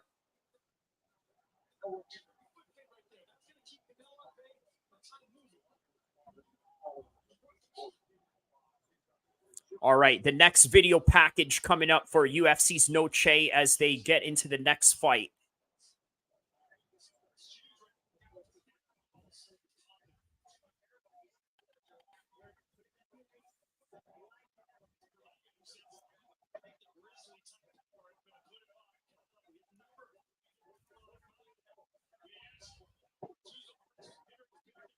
Canelo's gonna beat this guy, man. You think so? You can tell already by how this is going so far, huh? He might even he'll knock him out. I think. Shit. Berlanga has to stay very active here. It's good that he's in a feeling out process. Berlanga, he's not using his jab. I don't know, man. He's just waiting too long for me. Yeah, he has to push some volume on him. Okay, yeah, so far. Otherwise, Canelo's just gonna do what he wants.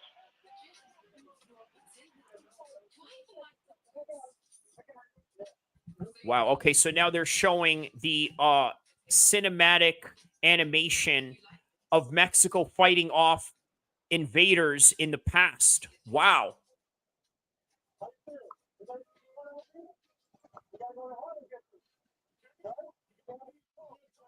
So they have all these paintings as the entire room is darkened, and they're going back and forth to different sceneries and different historical figures in the military history of Mexico.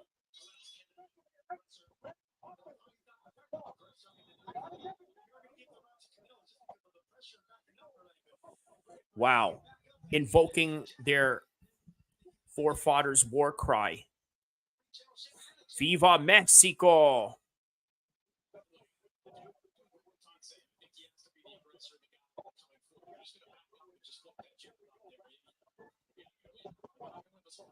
When are they going to do this for us, right? Since they're doing all these, Saudi Arabian cards, when are they going to show the warrior history of the Arabs and the North Africans and, and all of that? You know what I mean? Like, but this is awesome, though, man. This is a real awesome scenery they got going on. Meanwhile, there's a fight going on with Berlanga and Canelo. Canelo is backing up Berlanga, and I can already see why I had Canelo winning this fight. Huh? Canelo might knock him out soon.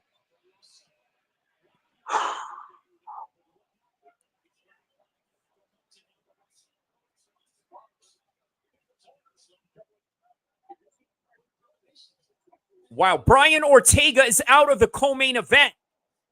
Brian Ortega is out of the co-main event. But guess what? Dan Ige. Oh my God. Dan Ige has now replaced Brian Ortega. A few hours. Once again, Dan Ige, the co-manager of Dominance MMA, along with Ali Abdelaziz, the assistant of Ali Abdelaziz. Guys, not only is this guy a fight manager, he's a fighter himself, and he's a fighter that's willing to step up at any short notice. And here he is. They literally just announced right there on the video screen, hey, Brian Ortega got pulled out of the co-main, and they're going to bring in Dan Ige. But they fought already. And now they're going to rematch again. Dan Ige and Diego Lopez are going to rematch again because Brian Ortega pulled out again. Meanwhile, Canelo is beating Berlanga's ass while all of this is going on.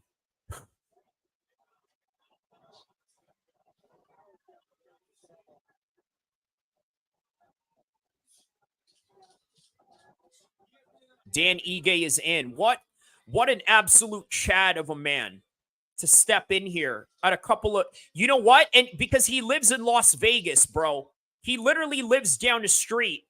He's like, hey, you want to fight? Sure. What are you doing right now? I don't know. Just at home watching the fights, eating potato chips. You want to fight tonight? Sure. Just like that. What do you think of that, Zane? What do you think of that? 2 hours, bro. Only in MMA you will see this. 2 hours.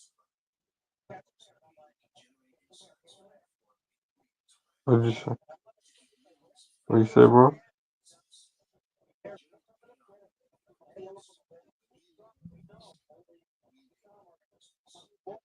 But why are they still playing the Brian Ortega?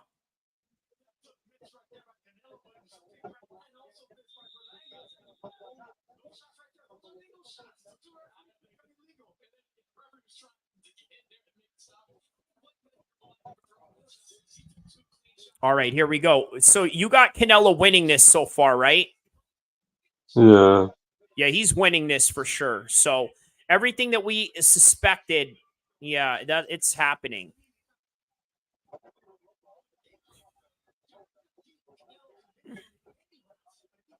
And here comes Diego Lopez walking out right now.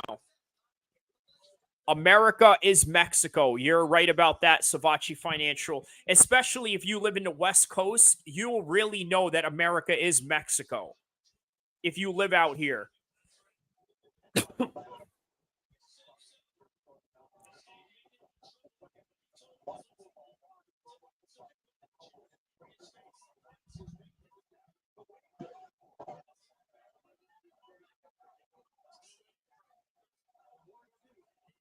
All right, shout out to everyone around the world. We are right now at 1.3K views on this live stream.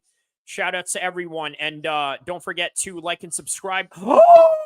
Berlanga just got knocked down. Ah!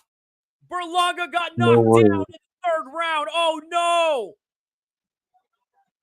There's Canelo. Oh, shit. Right into the middle. Right into the middle. Let's go. Let's go. Finish this off. Come on, Canelo. We got UFC. UFC lead. UFC robotic, he said. Boom! Come on, Canelo. Finish it off, man.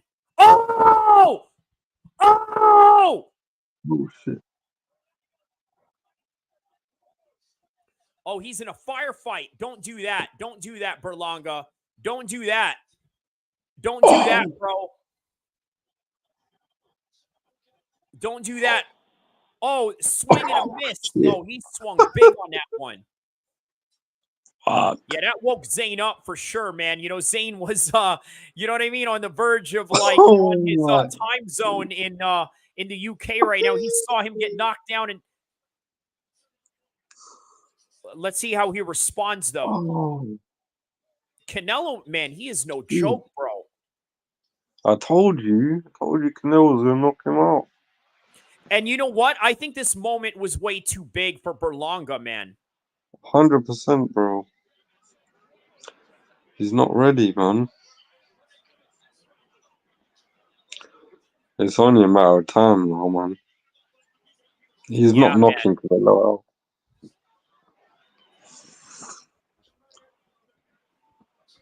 All he can do is try and survive now.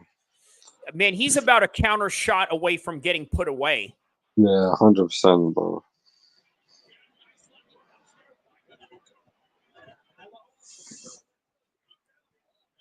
And that is the end of the third round right now, as Diego Lopez walks into the cage, awaiting his short notice opponent, Dan Ige. Shout outs to Dan Ige, by the way. Shout outs to Dan Ige. He stepped in for this one once again. By the way, this is the second time that he's fighting this guy on a rematch based on like a 2-hour. What is this, Brian Ortega? That's not Brian Ortega.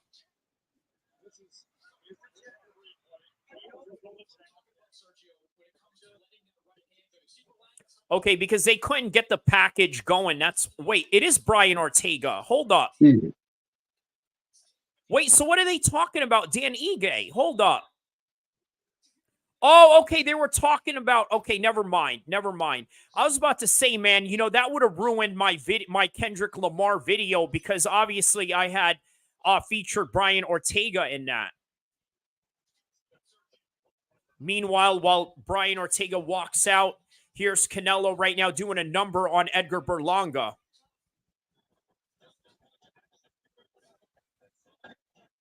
That knockdown was beautiful, though. In the last round, yeah, that was huge. That was beautiful, yeah. I wonder how Berlanga's going to come back from that one. So far, he's maintained his composure in the fourth round, but look at the back of Canelo, bro. You know, he's put in some work in the weight room for this one. You could tell, right? Yeah. Look at his back muscles.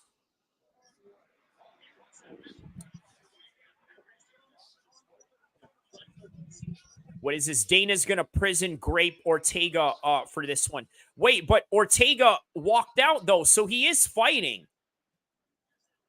I think they were talking about the last time. Never mind. Yeah. Scratch that one with the Dan Ige one.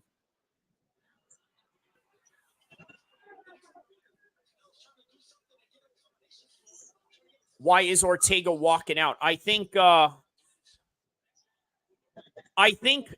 video package made us believe that what happened last time is what's happening now. That's why I thought, wait, they're going to rematch again. So that's what happened. Savachi Financial is that.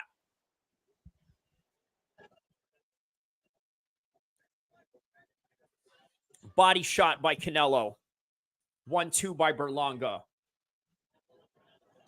A little under a minute left into the fourth round. Yeah, I could see why some people were predicting like a 6-round knockout for Canelo. It's literally brewing in that direction right now. Yeah. I knew it, you know. I had a big feeling Canelo was going to knock him out. It looks like it's going that way as well. Yeah, UFC visuals show Ortega pulled out. Yeah, that was last time. I think what they were trying to say was that, well, the reason why the Diego Lopez fight didn't happen last time was because Ortega had to pull out. So I think they were talking in past tense, which is the confusion. And then Ortega's there. Yeah. What the F? That's what I'm saying, man. Yeah, that's my exact sentiments exactly.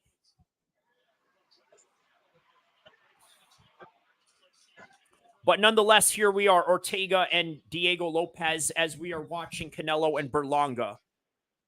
I think you're right, you know. I think Berlanga is one counter punch away from going to sleep, bro. What was that? Berlanga is one counter punch away from going to sleep. Literally, he is, that's yeah, why. yeah. And Canelo is waiting for it. Oh, look at that. Is that Demi Moore? Oh, check it out. That's Demi Moore right there.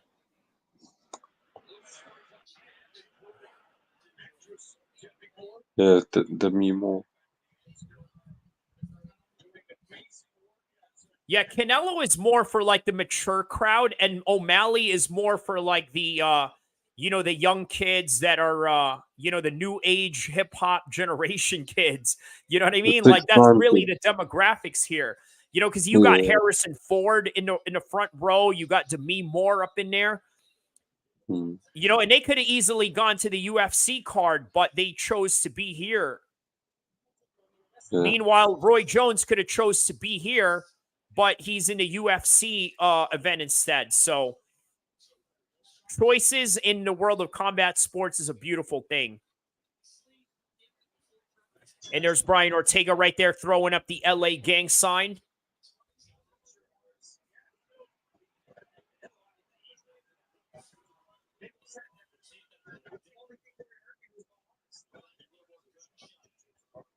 Hey, Savachi Financial, I think they wanted to scare people into thinking that Ortega pulled out. And I think that's what happened. Yeah, I think they're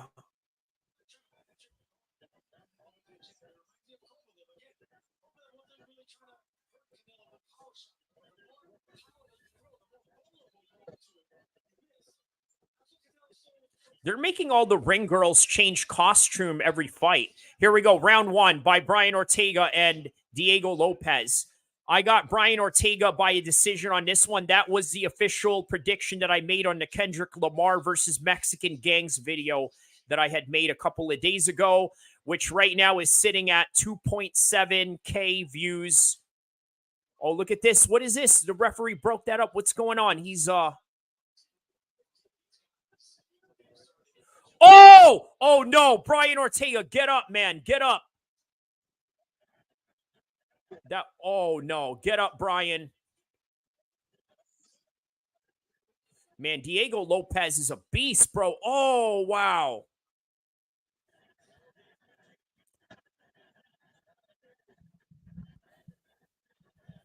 Oh, meanwhile, Canelo is doing a number on Berlanga right now. Berlanga swinging wild, and that's the counter shot that Canelo is waiting for right there.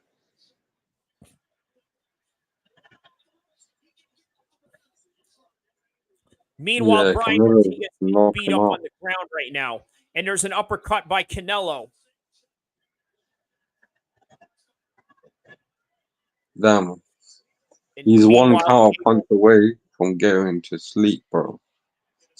He really is, and he's backing him up against the ropes. Meanwhile, on the MMA side, Diego Lopez on top of Brian Ortega. I think he wants to let him up right now. He's in the up-down position right now, holding his legs, and there it is. They scramble. Diego Lopez now has Brian Ortega in almost a half guard to a back position, and now he's pounding away with Brian Ortega's back turned, looking for a full mount position, but Brian Ortega doing a very good job of preventing Diego Lopez from getting a full mount position. And Berlanga is still getting stuck in the corner right now against Canelo as Canelo is pounding him away.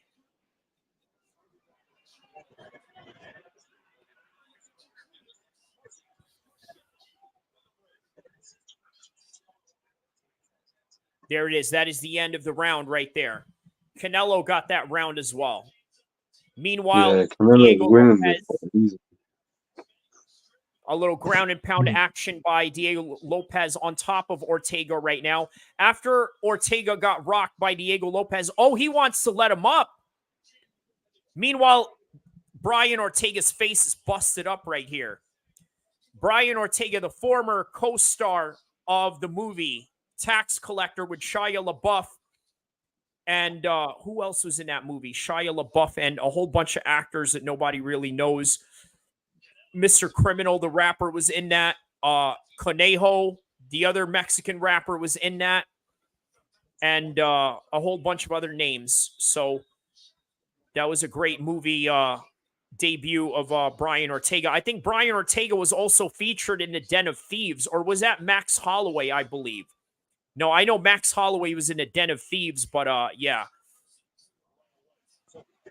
All right, here we go. Round number, what is this? Round number 6 right now with Edgar Berlanga and Canelo. Berlanga needs to put up some volume. Yeah. But he's one counter punch away from getting knocked the fuck out, though. Yeah. Literally, bro. I can see it as well. Oh, shit. It's gonna happen soon, though, I think. Yeah, for sure. For sure. It's inevitable. The more Berlanga opens up, the more opportunity it gives Canelo to just whack him, and that's it. You can see that happening, innit? But you never know. He's got the power.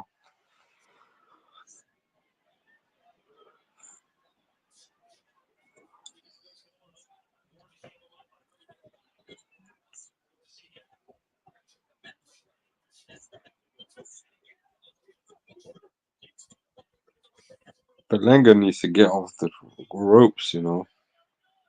Yeah, yeah. He's getting a little too comfortable sitting back there. Yeah. Meanwhile, Brian Ortega is doing the complete opposite. He's actually doing what Berlanga should be doing, which is moving forward on Diego Lopez. Even after Diego Lopez already scored a knockdown on him, beat him down on the ground, and now they're back up on the feet, and Brian Ortega is sort of adjusting a little bit. There's that hook right there that caught Brian Ortega, chased him around the cage. Look at the left hook right there. Boom. Meanwhile, we're also paying attention to the Berlanga and the Canelo fight right now. Canelo is still walking down Berlanga, and Berlanga is lacking the volume right now. Now, you know what I think Berlanga's mind right now is that he doesn't want to throw a lot of volume because he doesn't want to miss a lot. He doesn't want to get countered as well. Yeah. I think the counter is what is really making him hesitant on throwing shots the way that he should. Yeah, facts.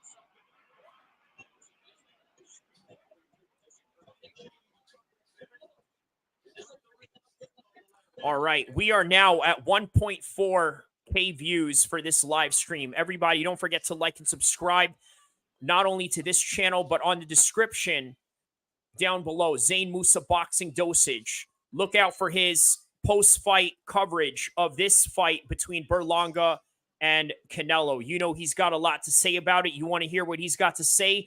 Tap into his channel, like and subscribe, as you like and subscribe to this channel as well. Meanwhile, here we are, round number 2 between Diego Lopez and Brian Ortega.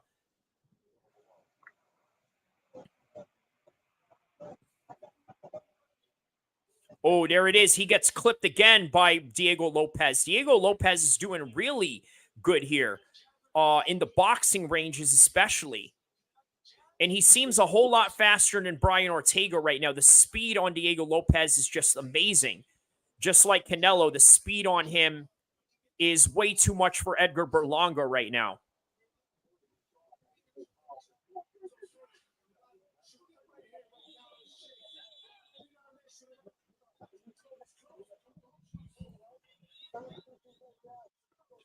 And that is a good point with Joe Rogan. The longer this fight goes, the better that it's going to be for the boxing exchanges of Brian Ortega. Meanwhile, speaking of boxing, the real boxing going on right here with Canelo and Edgar Berlanga. Edgar Berlanga initiates with some jabs.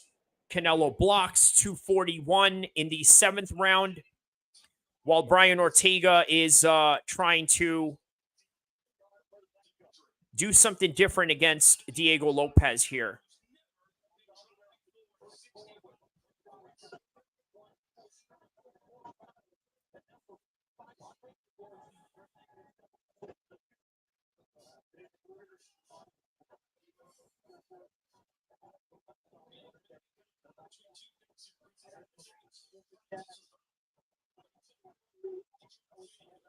There we go. He's backing him up against the corner again. Oh, what is this? Little stop in the action there. I think Berlanga was complaining for a low blow.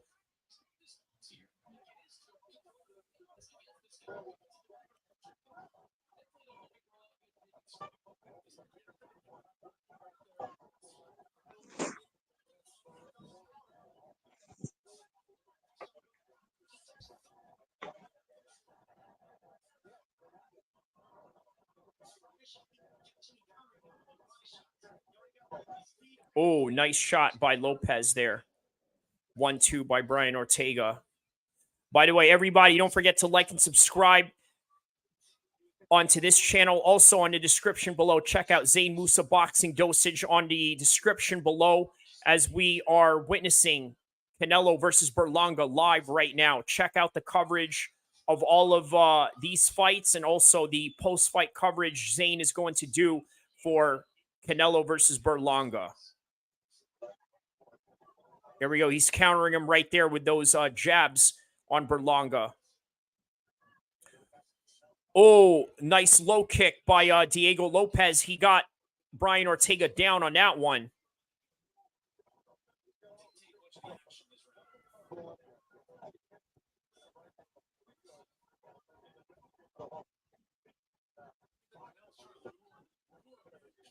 Yeah, Brian Ortega's legs are busted up right now from those calf kicks by Diego Lopez.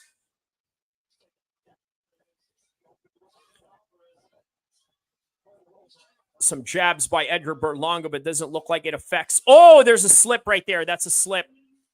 That's a slip. That was a slip. They look like Canelo tripped him or pushed him. Here we go. That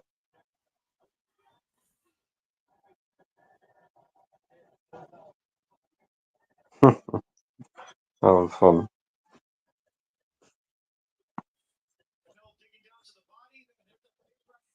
Yeah, he slipped, I think, when he tried to throw a hook. I think that's what happened, huh?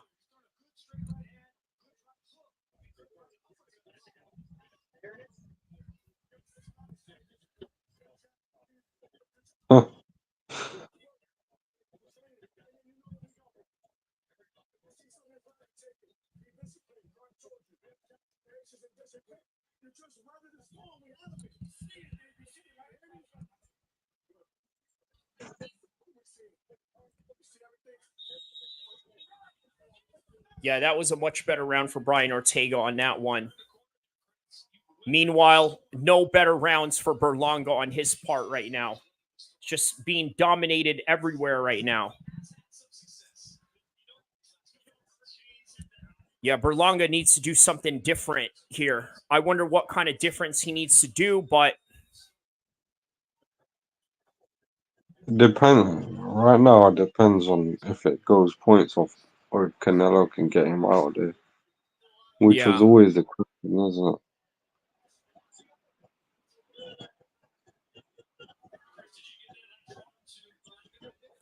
yeah, I project Berlanga is going to survive this one. Yeah. But again, if he does, Canelo made it look a whole lot easier than what I would have expected. Yeah, facts. See, according to Chris Mannix, only Berlanga won these last 2 rounds. Yeah. And that's even arguable. Yeah, that's even.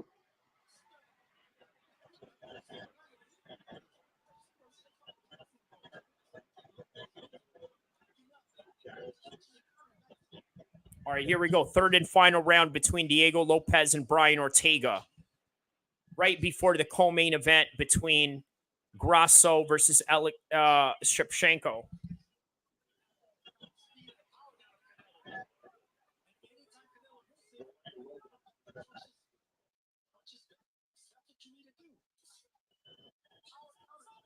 Ooh! Whoa, that was a good shot just right before the referee broke that off. Did you see that?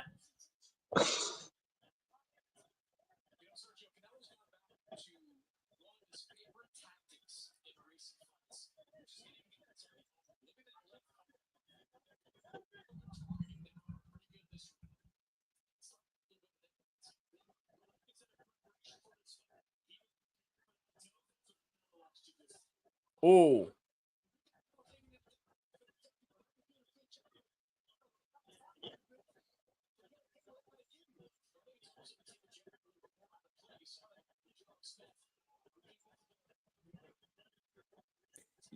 Yeah, Ortega needs to at least implement some kind of wrestling in this one, right? Like to sort of countermeasure whatever Diego Lopez has going on.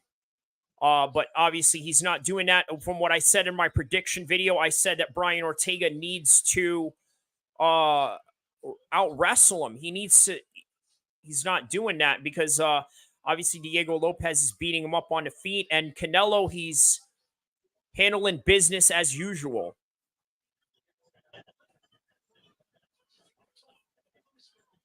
Going to the body, hitting him with some short-range jabs. It just seems that he has no answer for Berlanga. Berlanga has no answer for Canelo whatsoever. And that's the end of the round right there.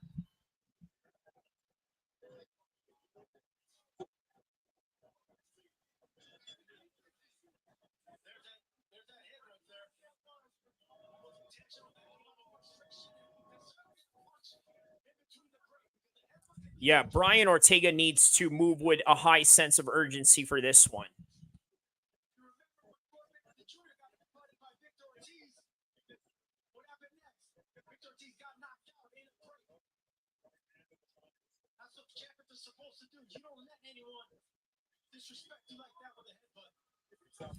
Canelo got headbutt. Yeah.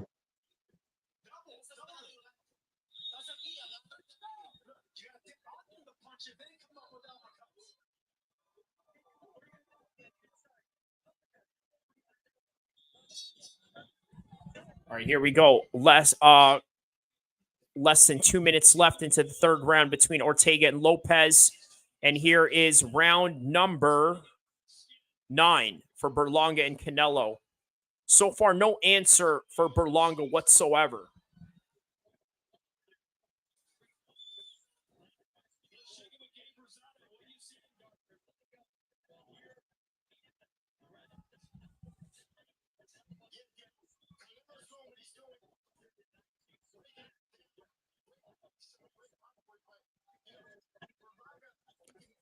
A body lock by Lopez while he's throwing knees onto the thighs of Ortega.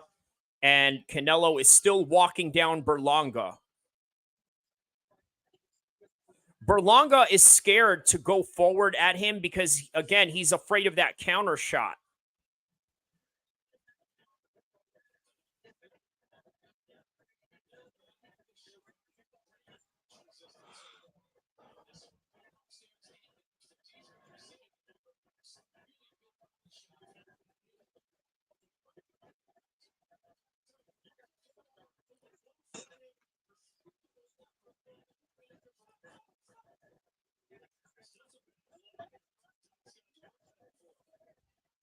What's going on here?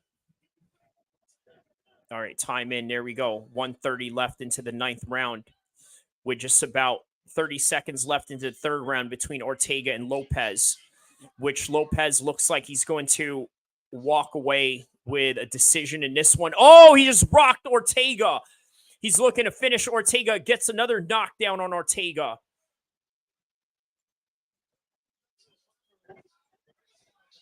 He's chasing a finish here. He's got the back. He's got about 10 seconds left. He's looking to choke Brian Ortega.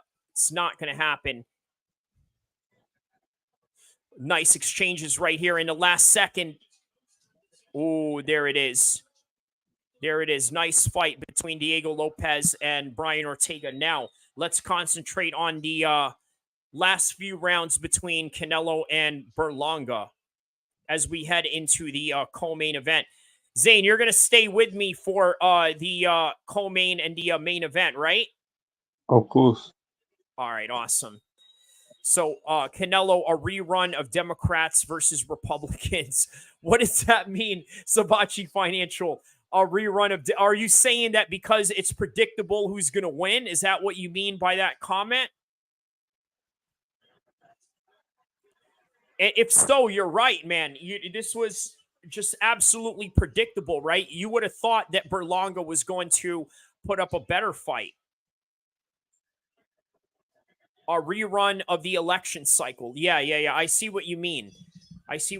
Because you know what, man? If you are at the top of boxing the way that Canelo is, I mean, there's a reason why you're at the top, right? He's highly technical than everybody else. He's got an insane regiment of weight training, which is why he's got insane power. On top of that, he's just a great counter striker, something that he learned from the Floyd fight. It is no wonder, man. It is no wonder Canelo is at the top of his game. What did my man here say? Kufar Putit Fitna, the Manchurian candidate. Yeah, that's what I'm saying, man. It's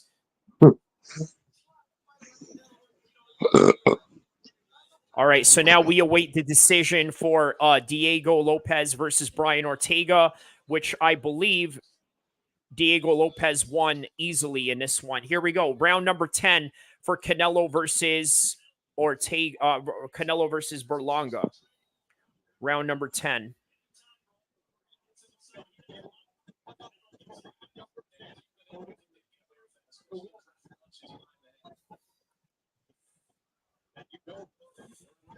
All right. Shout outs to everyone around the world. 1.5K people around the world have tapped in to this live stream right now.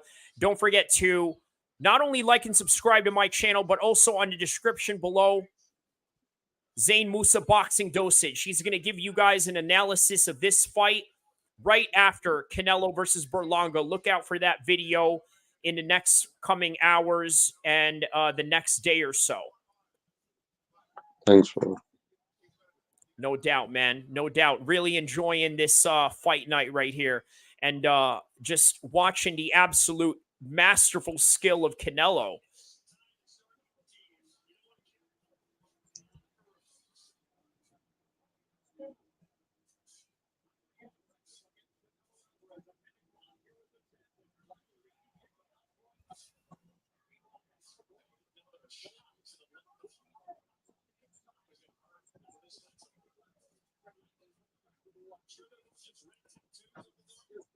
All right, Diego Lopez wins. He's now being interviewed by Joe Rogan.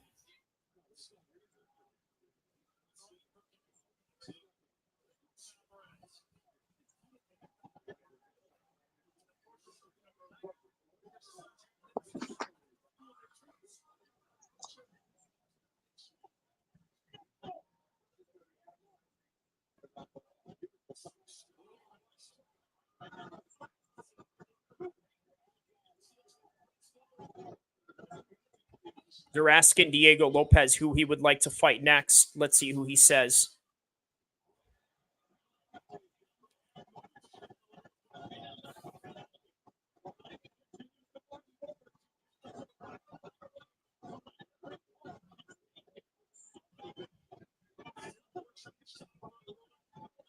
All right. Diego Lopez is looking for a title fight after beating the number 3, Brian Ortega. Meanwhile, here we go. Canelo's pounding away on Berlanga.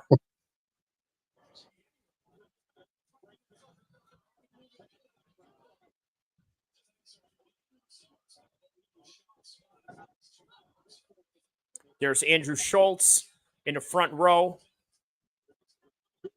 There's Justin Gaethje. Michael Chandler.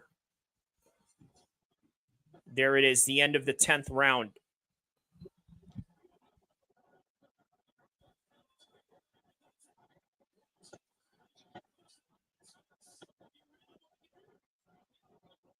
Yeah, another round for Canelo. I don't see a finish in this fight. Do you, honestly? You don't see a finish in this one, right? I think that Canelo has done enough. It'll be surprising to see if he's... Oh, what is this? This is a little exchange that they had going on in between the rounds.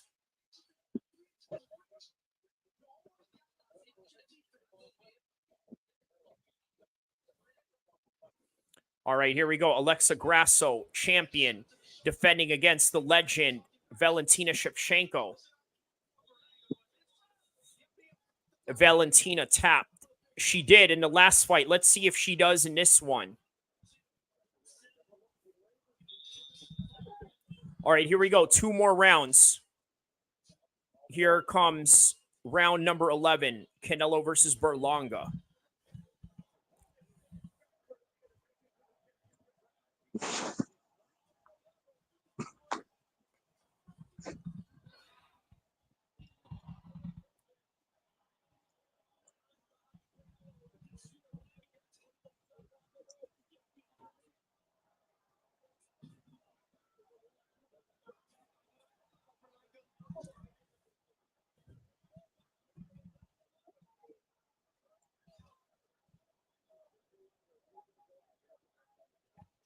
Canelo. The crowd's yelling for Canelo. She's a tapper.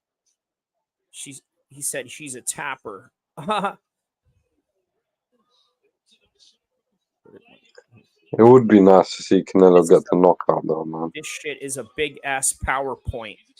Hey, for real, it is like a PowerPoint, the presentation that they got going on in the UFC side, right? But right now it is Canelo, speaking of PowerPoints, taking Berlanga to school.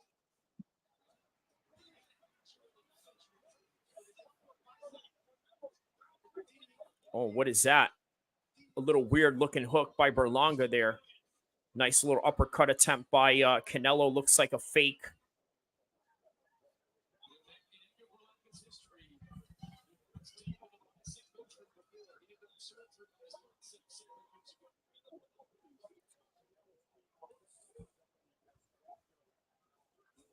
And we got about 4 minutes left into this whole entire fight. It is 109, 108 left into the 11th round.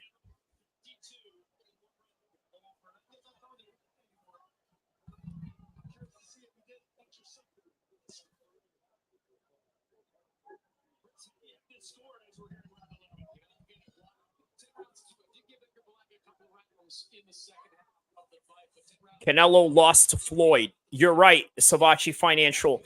Not only did he lose to Floyd, after he lost to Floyd, he became Floyd, if that makes any sense. Spear is empty as F right now. That's what I was saying. That's what I was telling Zane earlier. I was saying, hey, Zane, bro, the spear looks a whole lot emptier than what I had expected it to be. Yeah. Because they're all in the Canelo fight. The only people that are here in the UFC fight are like casuals or hardcore fans that can actually afford for these high ticket prices. I mean, I would say a strong majority of the combat sports. Oh, look at this. Look at this, a little trash talking, a little drama at the end. Where is Floyd? Savachi Financial asks. He's probably down the street in one of his mansions. Yeah, more than likely he's yeah. And Eddie Hearn. Where is Eddie Hearn? Eddie Hearn is in the fight. He's in the front row. Savachi Financial. He's in the front row of the Canelo fight. He's probably gonna go meet with Dana tonight and do a whole bunch of coke together.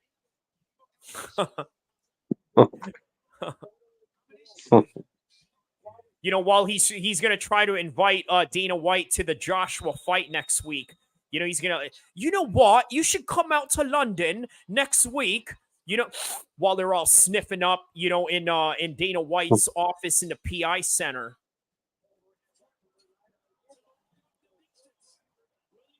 All right, there we go. They shook hands in the beginning of the round. Diet Coke, he says.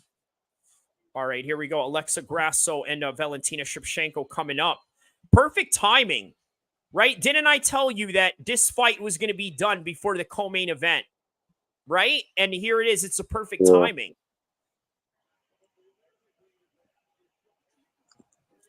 Because they know that they're competing in this time slot, so they did it perfectly. So, like, if all you wanted to see was just the main fights, you got to see it right here. That's good enough.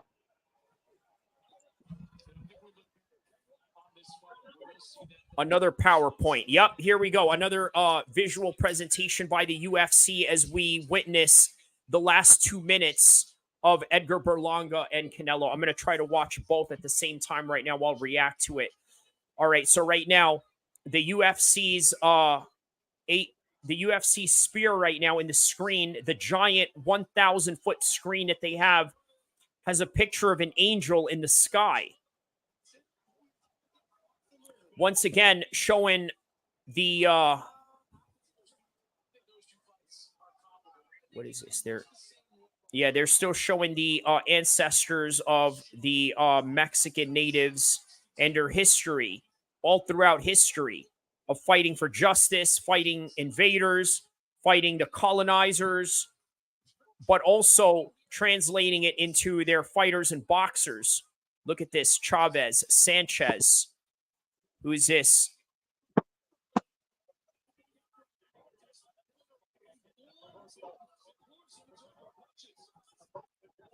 From ancient battlefields to modern day arenas. And inspires a way of life. Wow, look at this.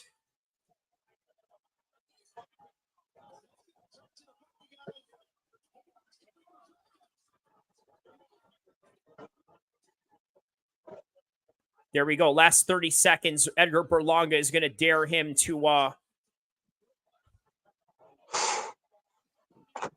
Yeah, you're right, man. Canelo on points. Yep. You got it right, bro. Right on the bottom. Now let's see if I'm right about what's his name? O'Malley. Sean O'Malley later. Yeah. I hope so. I hope you're right on that. That's the one I need.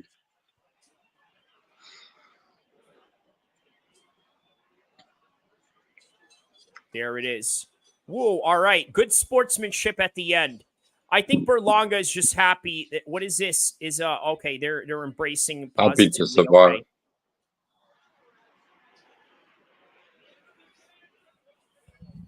And meanwhile, they're showing the video package of when Alexa Grasso had upset Valentina Shevchenko, who at one point was the Canelo of women's fighting, women's MMA.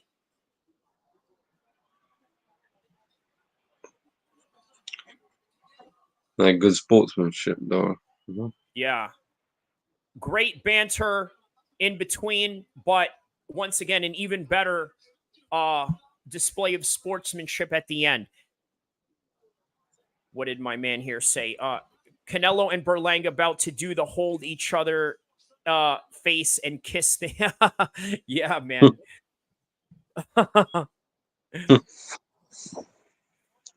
Fair play in it.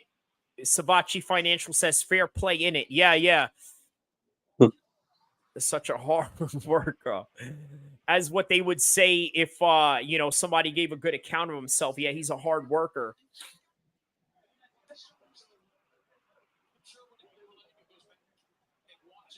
All right, there we go. 1.5 mark right now.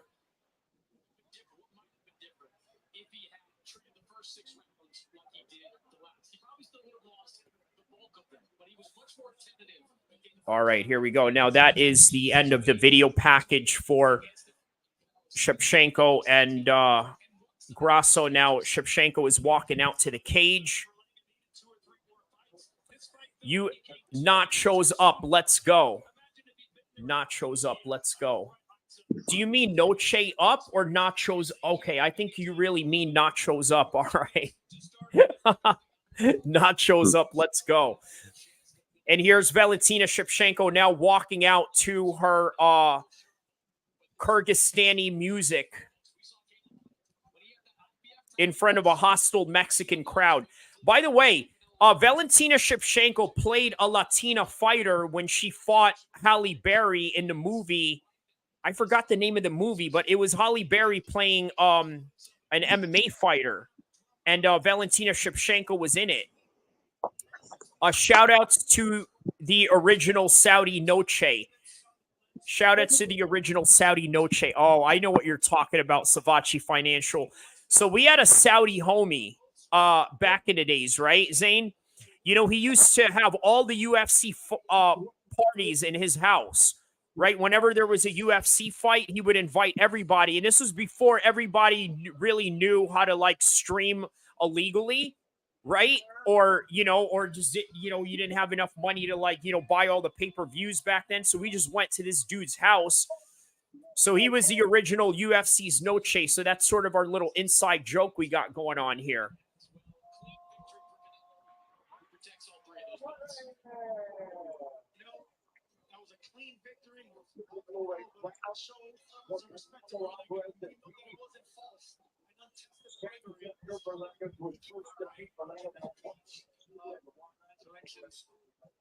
This was an onslaught where you systematically and methodically were able to destroy. From your vantage point, how would you assess your performance? No, I did good. You know, Canelo says he did good. before they say all the fighters, now what are they going to say? They keep doing the fighters. They always talk, I'm the best fighter in the world. Hell yeah. Hell yeah, Canelo. Talk your stuff, man. He's like, man, I'm the best fighter in the world. They always talk, I'm the best fighter in the world.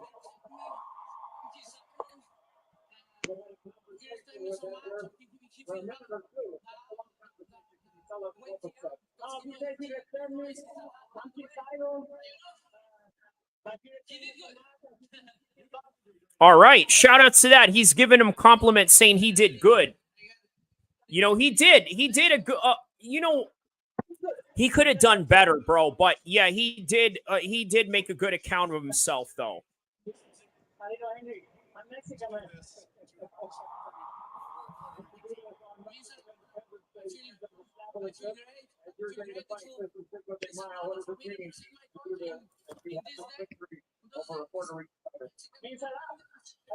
Canelo says it's an honor to represent his country on this day. On this day that the UFC had to make a card across the street to spite you because you don't want to fight Terrence Crawford. You know what I mean? Like, that is the only reason why the Sheikh across the street put the money on that side, because he's like, you know what, man, you don't want to answer my phone calls about Canelo. Then you want to mock me for holding another dude's hand and all that.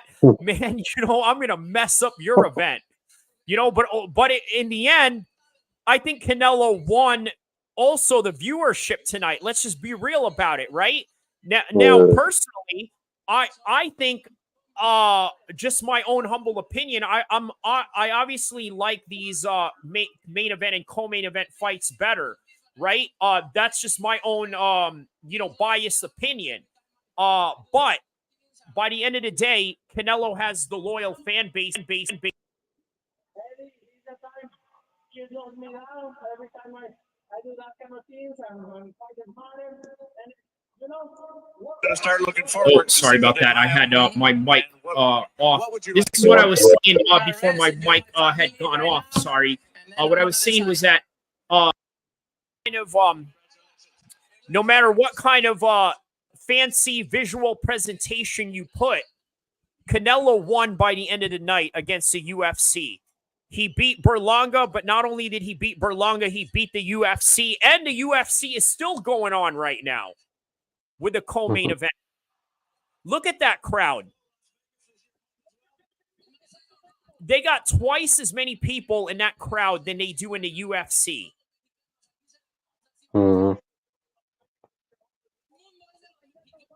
But I think they lowered the ticket prices hours prior. Right, I think they lowered the ticket prices hours prior just so they can fill up these tickets, these seats.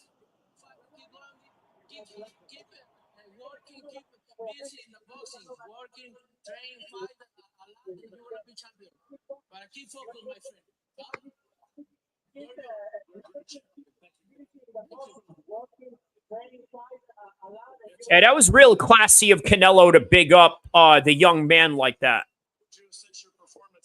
Yeah. You know, first and foremost, I want to give all glory to God, my Lord and Savior Jesus Christ, because without him I wouldn't be here. You know, I want to thank the fans that came out. Los mexicanos, los puertorriqueños, te amo mucho, lo amo muchísimo. All right, Alexa Grasso, the champion, has now walked into the cage. And they are looking across each other right now with Alexa Grasso and Shevchenko. Did you manage to keep coming back for more and seemingly at times even taunting Canelo after losing an exchange? Because I was in the fight, we fighters, man, and fighters we to throw each other off their game. I know that I was in there. I took his best shot. I believe in the third round. I got dropped, came back. And that was the best he gave me. So I said, you know what? I can hold these punches, man. And wow, look at this individual presentation with the tail of the tape and the big screen. just give more, Grasso 31, 36 for Shevchenko, 5'5" on both of them, 125 reach, virtually all identical. I love Mexicans, man. Perfect timing too. I love Mexicans, man. That's like my second home. And I have a lot of friends and family. I live in Mexico, but I love Mexico. It sucks that before I even get to speak to him, usually fighters get to have interaction before they fight, and it was just we had the fight, we signed the contract, but the next scenes, I was just telling him that he's my idol, since I was a kid, I always looked up to him, and I felt kind of bad that, we had to give bad blood to each other for the first time meeting.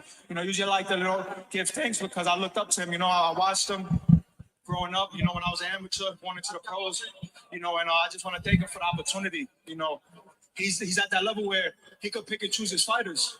He's a king, so he went and chose a Puerto Rican fighter. Yeah, that's a good point. He said he can pick and choose whoever he wants to fight, and he just decided to choose a Puerto Rican fighter. Hmm.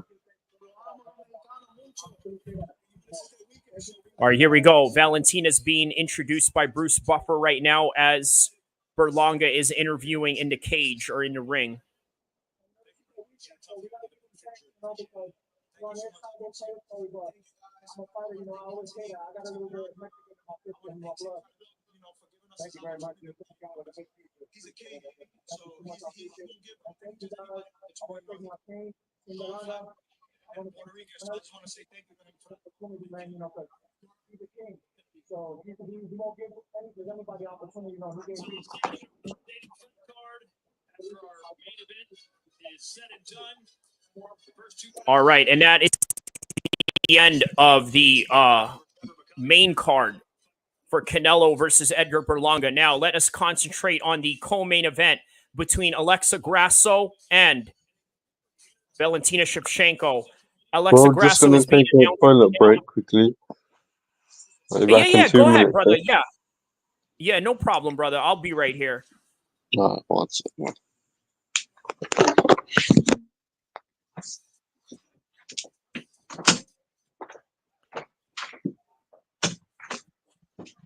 All right, so Zane is taking a break right now. Let us go into this one right here. Okay, we'll wait Zane in a second.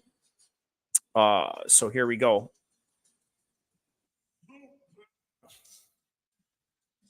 There we go. The gloves have been touched.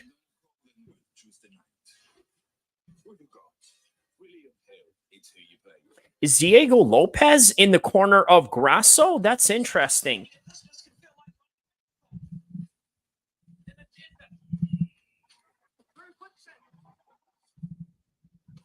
All right, here we go. Round one of this championship fight between Grasso and Valentina Shevchenko. Let's go. This is going to be a very interesting 5-round fight right here.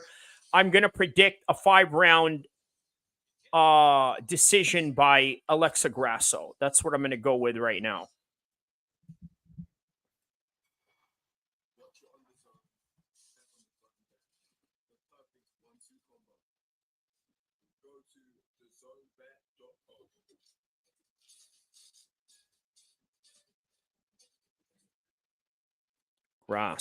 Grasso, as they are yelling.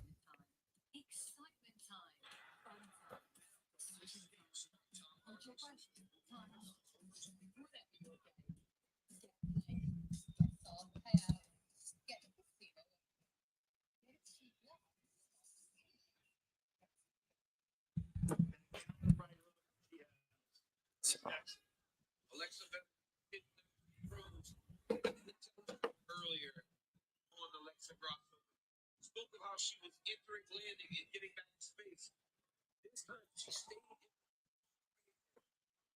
Grasso came out southpaw in their first meeting at UFC 285. He will switch up her stances. Start. All right. Oh, wow. It's really good volume on Shevchenko's part. Now she gets Alexa Grasso down. Let's see if she does something different here in terms of the last fight. All right, I see. I hear Zane coming back. So Yeah, bro. there it is. I'm switching over to the UFC now. Yep. So far, Shevchenko got an early takedown, and they've been here since. They had a few good flurries on top, good exchanges, but ultimately she got her down, and here she is right here. Another great night here at T-Mobile Arena in Las Vegas.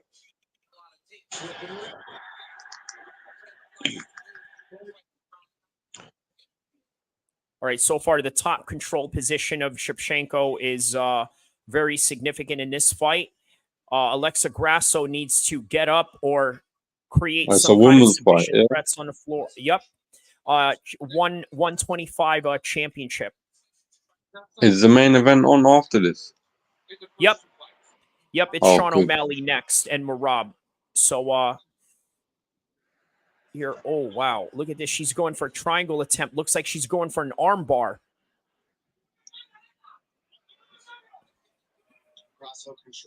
Yeah, she's doing exactly what I said she needed to do once she got down on this ground with all the ground control time that Valentina is getting on her.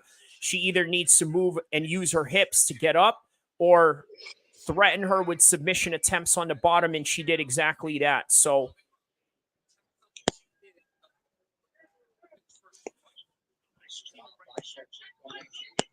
you know who's really good off their back that actually scores points in the eyes of the judges off their back is that Sharaputin Magomedov guy.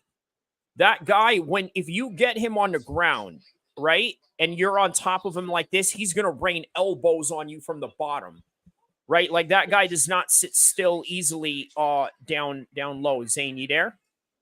Yeah, 1 second, bro. Okay, sorry, you got thing got You hear me? frozen a little bit. Yep, I'm here. Shevchenko will control her for the entirety of this fight. That's a big shot. First real good blow she landed. Yeah, really good ground control position by Valentina Shevchenko here. And now Who's the one in the green? Is Valentina. Shevchenko the green, yeah? And Alexa Grasso, the champion. Shevchenko was a longtime champion, and out of nowhere, Grasso submitted her. Oh, what is this? Diego Lopez just tapped in. I don't think this is the real Diego Lopez, but whatever. Did you watch the Daniel Zellhuber fight? Yes, I did. The last round might be the greatest round in MMA history. I agree, my man. I agree. Diego Lopez. And by the way, Diego Lopez, congratulations to you and your win against Brian Ortega. Congratulations. You just made my Kendrick Lamar video look dumb because of your win. Thank you. Thank you for making me look dumb in one of my biggest videos that I've ever made.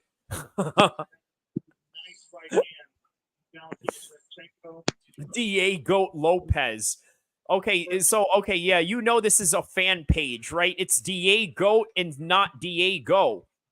Okay, look at that. She's already got a big bump on the top of her head right now.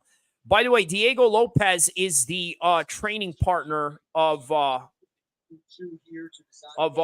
Grasso. Diego Lopez says, "Sorry, not sorry, man. No, you shouldn't be sorry. You performed great against Brian Ortega, bro. You did a very good job. You did a very good job against Brian Ortega. So shout outs to you on that one." Zane, you there? I think your screen is frozen. Yes, bro. I'm here. Okay, there you are. Yeah, Sorry, did you see man. who commented? Did you see who commented on my page here? Look, did you Diego Lopez? I thought this was the real Diego Lopez. I'm like, you just fought, and you're popping in my page. Like, oh man, that's what's up, man. I'm getting an exclusive right here. My man just fought.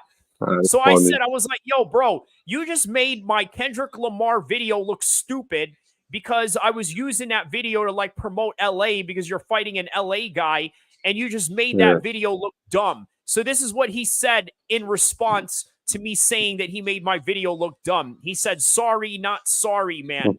No, you shouldn't be sorry. You did great, man. You did great, or at least yeah, you know, whoever you are. You know, but yeah, if you are Diego Lopez, you did great. So shout out to you. Spent a lot of time with Diego Lopez, right? And once again, Valentina is right back on top again. And you know what? Here's the thing about Valentina you got to understand, right? She's a world-level striker, world-level kickboxer, Muay Thai fighter. But if she needs to, she can make a fight really boring and take you down on the ground and score points like this. Look at that. She transitions into half-guard position right now. But Alexa Grasso doing a very good job of keeping her posture down, which is what you want to do whenever somebody is on top of you like this. Whenever someone's on top of you like this, you always want to hold their head down because once they posture up, they can put themselves in a long-range position on top to rain down punches on you. Which is why Khabib is very good at ground and pound positions because once he gets on top of you, it's very difficult to hold his head down. And as a result of that, he postures up and, you know, bangs your head in with some punches. So.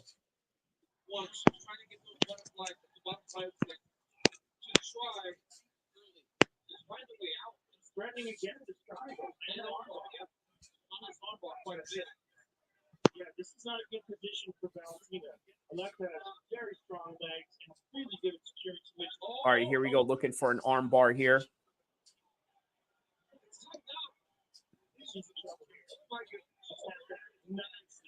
Oh, wow. Okay, that's tight. That's tight. That arm bar. Okay, but Valentina gets out of it, gets into side control position.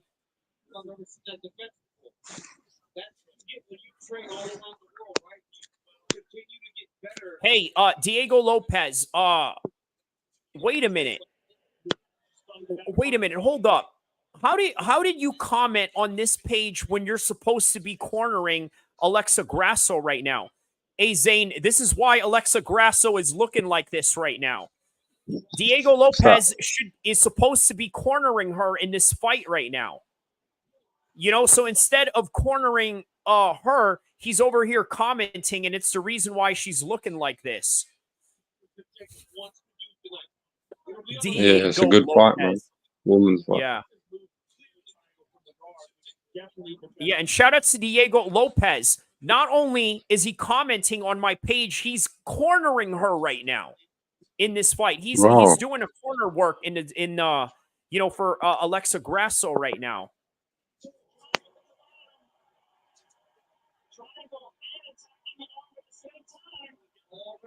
Oh, uh-oh. What is this? Valentina just got stuck. Look at this. Look at this. Oh, my goodness. You're in a dangerous position. This girl is dangerous. She's in a dangerous position. Yeah, this is very dangerous. Look, she could pop her arm out while she's got her legs locked into... Okay, she's out. Okay, good submission defense by Valentina there. But she's constantly attacking that arm. Mm-hmm. Well, I guess she probably anticipated she'd get you in position. Right? Valentina's known for taking people down. Hey, this is how you know Diego Lopez is becoming a star, right? Look at this. You got dudes making fan pages of this guy, calling him the GOAT, you know, before he could even get a championship fight. Diego Lopez. Bro, that has got to be the most creative screen name that has ever commented on my page.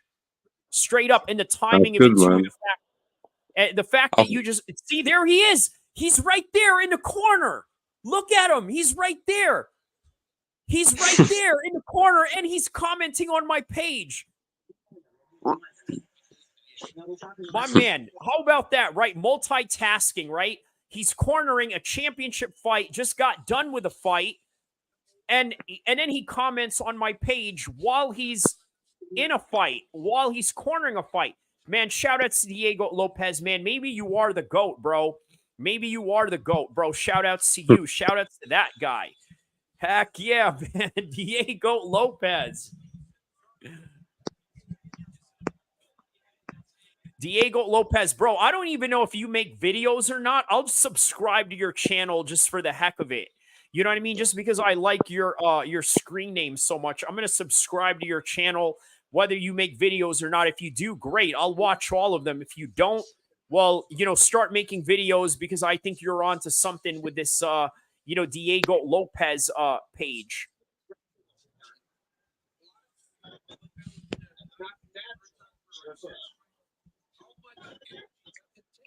Interesting to hear some out there acknowledging the bottom work Grasso unofficially. She's presented with. All right, here we go. Round number 3. Good jab by Valentina Shevchenko.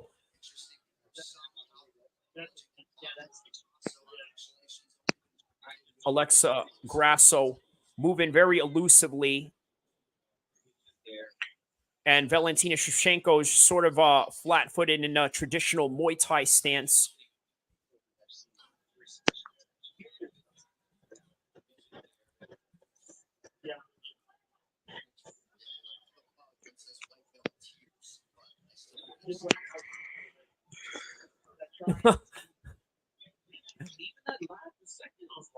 Oh, nice front kick by Valentina there. Yeah, so far, round 1 and 2, Valentina has won this one. And I would be very surprised to see what kind of turnaround the champ makes here. So she has a win over her. They have a draw on each other, by the way, which was at last year's UFC's NOCHE card. Obviously, a way different NOCHE card than what we're witnessing right now, but yeah.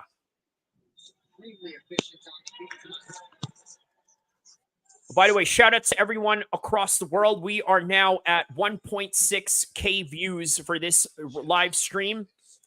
Check out Zain Musa Boxing Dosage's site and channel right on the description. Also, like and subscribe to this channel, as well as we are witnessing the main event, the co-main event for Grasso versus Shevchenko, as we await the main event for O'Malley versus Merab. Nice knee right there off the clinch position. Oh, attempts a...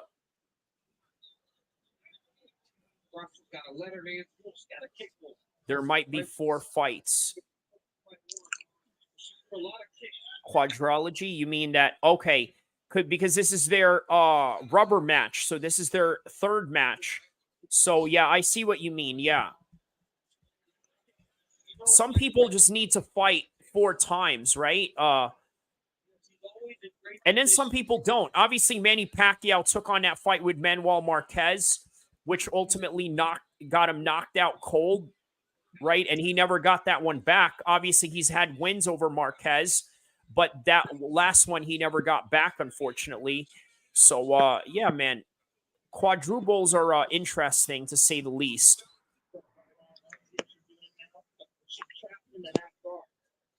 And Valentina is stuck in this half guard position.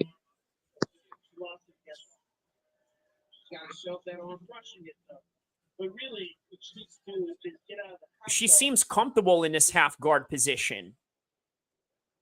I think that she's okay. But still, ground control time is ground control time, and she's definitely getting that right now. But Alexa did a great job of getting those butterflies. Look at that, right away, back to guard. That was pretty impressive, because she was pulling out there for about half of a second. She's well trained.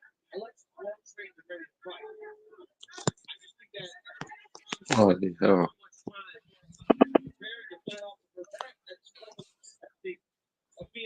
How about about that. Francis Ngannou versus Hernan Pereira, October 19th. Shevchenko's won this, isn't it? I Yeah, think so. yeah. She's winning this one. Round 1, she won. Round 2, she won. And round 3, she's easily scoring points in this one. Yeah, this is a completely different fight than the last 2 that they've had together. Valentina used this heavy of wrestling grappling approach was against Jessica Andrade. Yeah, she chokes her out in the first fight. The second fight, which was last year's UFC Noche, they go to a draw, and now here they are in the third fight. But Savachi Financial here says a quadrilogy would be good, but No shit. in order for that to happen, man, Alexa needs to do something very drastic to win that case, even if she was to lose this one. Now she's got the figure 4. She's trying to put the figure 4 on the body lock. All right, now that is the end of the third round.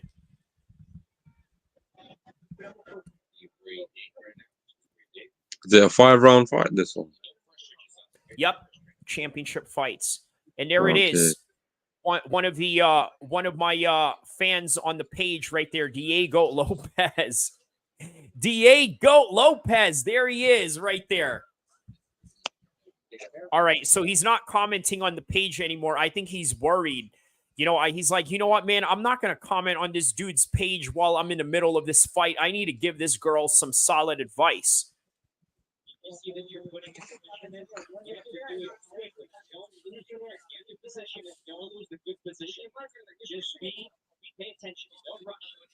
Meanwhile, there's Shevchenko's longtime Muay Thai coach.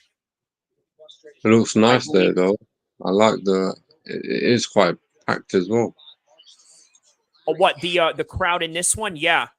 But obviously, you know, they have the stage. It's kind of weird, right? Because you know how most arenas are circled around, right? There's one section in the entire arena that's just nothing but a wall and a stage and a big screen. Yeah. No, it looks nice. But you'll see more presentations as they were sort of doing these different presentations in between the fights. You'll see another one before the O'Malley and the Merab fight.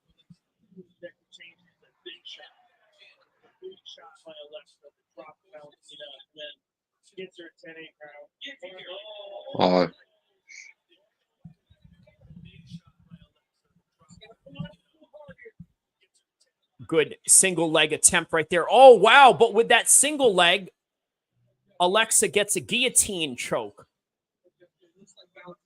And now she's got a half butterfly guard within, but that's not tight enough. Okay.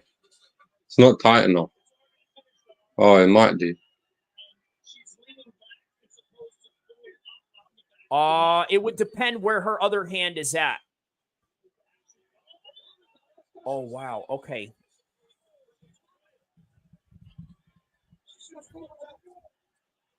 Oh, shit. She's lost. Oh, wow. Oh, oh wow. No. She said she's fine. Okay, good. Yeah, you had to signal that one. You got to signal that one. Because sometimes while you're punching someone, while you're in this position, it may look like a tap and it will be perceived as looking like you tap, right? So she did a good job of sort of putting her thumbs up. This is tight, though. You could tell by the veins coming out of her head that she is getting pressure. Yeah, it's tight as fuck. Plus, look at her figure 4 leg lock right there, right? As I've said previously before, that really does disrupt your breathing depending on how tight they decide to, squeeze it on you. I know it's unpopular to fight up from your back, but it's moments like that that suggest that it's not that bad. All right, so now she's safe in the full guard position, but Valentina is still up. I think they counted that single leg as a takedown, but great counter on Grasso, though, for being able to catch that guillotine in between. Now, Valentina is back in a half guard position. You see, what a lot of people don't understand, right, is that half guards are really useful in MMA. The reason why a lot of people don't think that it's useful is because if you're in a straight grappling match where there is no punches and you're in a half guard position, you can't really do anything other than try to, attempt a submission. But in MMA, you can maintain posture in a half guard position where Valentina is at right now. And Mm. you can basically ride the whole entire fight like this, throw a few punches here and there, hold them down, throw a few punches here and there, pitter patter a couple of these shots. But ultimately, this is what she was looking for right here is, okay, she's looking for an arm triangle choke. What she has to do is get into the side of her body while she has that locked. Okay, but yeah, it's still in now she's back in a side control position. Wait, no, that's not side control. It's still half guard position. She's in a half guard while Alexa is putting her legs in a figure four leg lock. I don't know how much that's really going to help. I don't know how much figure fours really help in a half guard position, but what she needs to do is use her hips like this to get back up, and Valentina gets into side control from this position. Now Valentina is pushing her right up into the fence.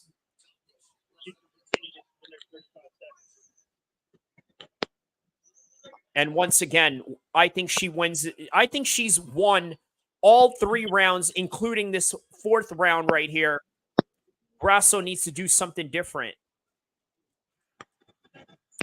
She's literally the Mexican main event of this whole entire card, and she's on the verge of losing this right now.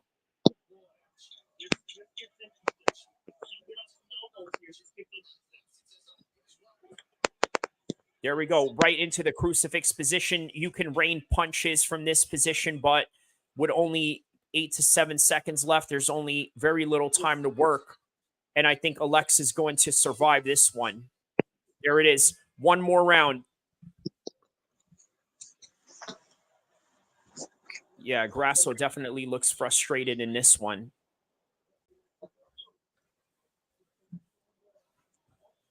You have to use boxing. It doesn't matter. It's all you. One round. You can get into just boxing. Always use your hands. Continue to go forward. All right. Even if she gets you, you have to get out of there. There you go. Use your hands. Continue to go forward. Listen. Whenever she gets more, you have to get out there and take fight. Okay? It's your rock. Use your hands. Use your hands. Lawnmower 5.0 Ultra, the official electric trimmer of UFC. Hey, Diego Lopez, if you're still there, let me know what happened, man. What's going on? What's going on in the corner? If you could tap in with me in the middle of the round. Obviously, he's not tapping in with me anymore. He's like, man, I'm busy. I gotta get my girl to win this fight. Here we go, 5th and final round. Shevchenko could literally just coast this entire round right here and win. And for Grasso, she needs to fight with a high sense of urgency. Very strong message to the Grasso supporters. They told you gotta let it all go. There is no more time. You got 5 minutes to make something happen. On yourself, come very close a couple times to submissions. That might be her best hope. Yeah, what last round? Was that her last best chance? Yeah, Daniel Cormier is right, man. She has to move with a high sense of urgency, like Leon Edwards versus Usman style back in Salt Lake City. Like Alexa's training the arms that much. I don't think she wanted to gas herself out. She might not have had the energy to close. The jumping front kick right there misses. But it really requires a lot of strength too, especially if you're taking out the full round, especially the arm in the air. But she did use it to reverse her and got on top.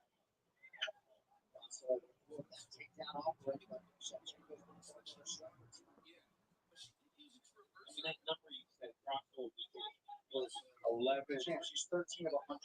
13 of 100. That's the crazy number. You just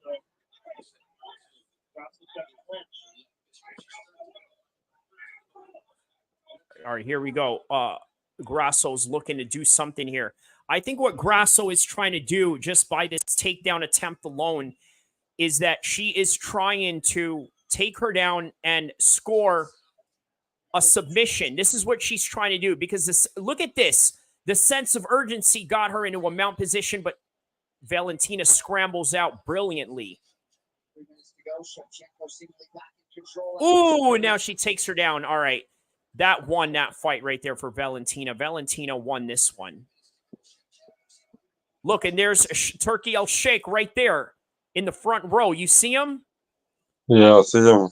He's right there. He's right there. He's like...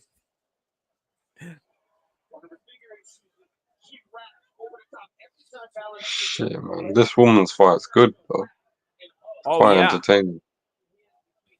Yeah, man, you should have seen their last two fights they had together, right? It was very similar, but I think, man, I think this is just Valentina's night. Obviously, those other nights, that was Grasso's night, but tonight, this is Valentina's night, and it's showing right now. Facts. And she stuck to a game plan. More importantly, I think this is the reason why Valentina's looking like this right now. She stuck to the game plan. She learned from the mistakes of the draw and the other fight where she lost by submission. And I think the women's flyweight division is back in order once again. Back in order in terms of her being the best at this weight class. Domination on one side. She has bottom her time. Deserves a championship opportunity. Well, just make sure that they don't run it back again. Yeah, that's a good point by Daniel Cormier, right? She just wasn't able to get off at any time whatsoever. She wasn't given any opportunity because I think Valentina did a very good job of smothering her. Savachi Financial Year says, Turkey paying for this Noche event is like a regular person buying a piñata for their kid's birthday party. I tell you what, man, this is Turkey buying a piñata for his kid and his birthday party. Okay, except the birthday party is for himself, and it's not even his birthday. But yeah, this was a very expensive piñata for Turkey, for sure. Of course, those units is firmly ejected, running into the next score, though, here as the backup. Arm triangle again. Here we go. Man, you can't clinch her up like this. That's not going to do anything. Get off. Yeah, see, you would have been better off not clinching her and at least try to throw some hands and some head kicks. Maybe you would have gotten her, but I think Shevchenko is going to coast this one right here.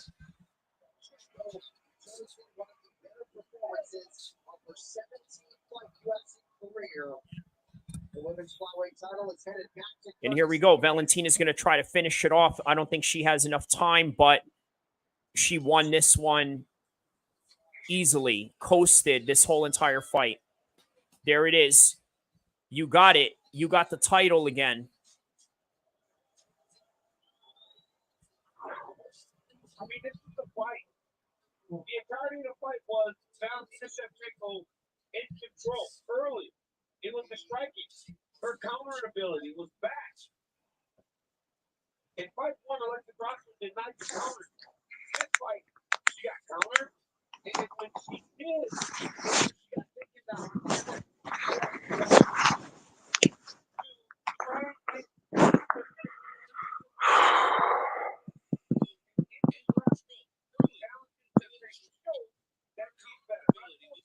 The little effort in winning the small battle is going to allow her to recapture her championship.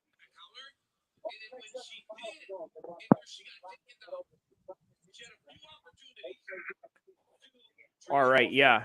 Valentina got this one for sure, man. Now we just await the decision, and now we are on to Sean O'Malley and Merab coming up next. Well, I'm nervous about this fight, man. Is this part of your parlay with Canelo? Yeah.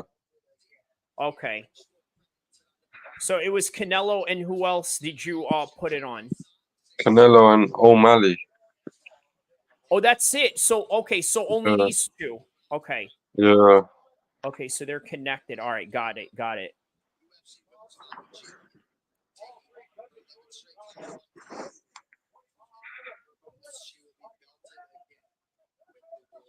All right, here we go. That referee right there, he's a fighter pilot, by the way. The dude like flies fighter jet planes, and he referees. Yeah, and then he referees MMA fights on the weekends. That's sick. Mm. Yeah, he's like, yeah, no big deal. You know, I fly fighter jets, drop bombs around the world, and you know, and I just go corner. I mean, I just go referee MMA fights. Mm.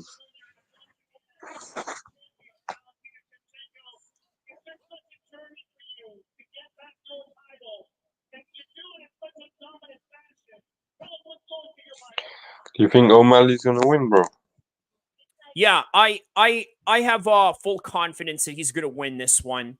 I just think that he's way more prepared than Merab, and Merab's injuries, I think, are going to really show as this fight progresses. So let's we're about to find out, though, man. You know what I mean? The moment of truth. So here we go.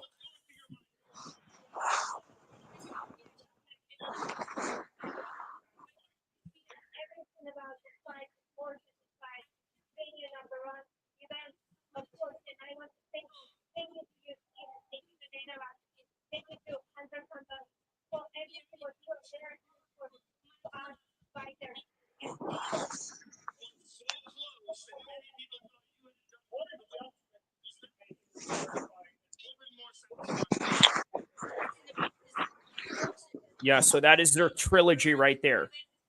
She got choked in the first fight. Grasso was champion. They rematched at last year's UFC NOCHE. They went to a draw. They rematch once again for the third time in this year's UFC NOCHE. And here it is. This is the result that we got as we get updated on their historical rivalry that they got going on.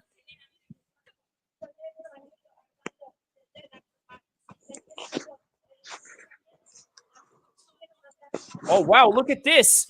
She's pulling out her Spanish, bro. Eastern European woman pulling out her Spanish. Listen, who speaks better Spanish, her or Caleb Plant? Who wins the Spanish contest? Plant, you think Caleb Plant speaks yeah, better Spanish than her? Spanish is funny, though. Man, hey, this woman lived in Peru, though. You know what I mean? That's why, that's why she can speak like that. Yeah. That's why her Spanish is that good, because she's lived in Peru before, even trained down there. So Yeah, no, I'm joking. see, this is why she played a Latina fighter in the Halle Berry movie. Halle Berry played an MMA fighter, and she fought Halle Berry in the movie. Oh, yeah. In the storyline, though, they went to a 5-round decision, and Valentina won that fight.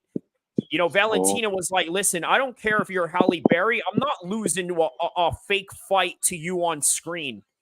You know what I mean? So they were like, all right, you know what? Even though Halle Berry is a star of the movie, they're like, all right, listen, we'll lose by a decision, okay? But we're going to make Halle Berry look good. Otherwise, I'm not going to do the movie. So she's like, all right, we'll do the movie. We'll let you win. You know what I mean? Like, she was not about to lose to Halle Berry, even if it was a movie. And she played a Latina fighter in that movie because, you know, because of her background. What is this? Spain is part of Europe. It is. It is. That's a big misconception a lot of people have, right? That, you know, it's a European language. You see Terence Crawford? What's that? You see Terence Crawford? Oh, he's there. Oh, yeah, there he is. Okay. There's Turkey El-Sheikh with Terence Crawford. So, okay. is this not proof that he sponsored this event because of Canelo? Think about it. 100%. Think about what the beef was. The beef was, Yeah. hey, was that Chris Brown? Oh shit. Okay, Chris Brown. Huh. All right, Wei Li Zhang. Bro.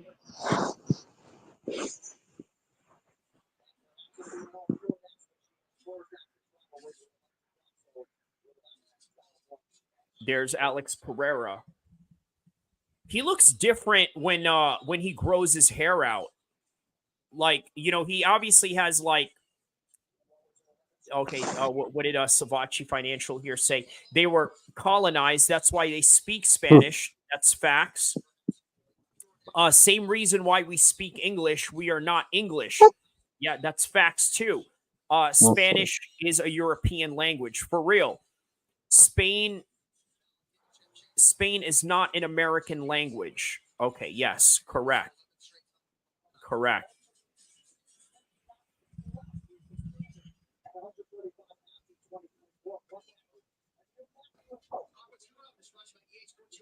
I hope All right. O'Malley wins, man. Need O'Malley to win, man. Come on, man. He got this, man. He's got the height, he's got the reach, and I think that he has enough takedown defense. Look at Sean. He's just clowning Merab's around. on a 10-fight win streak.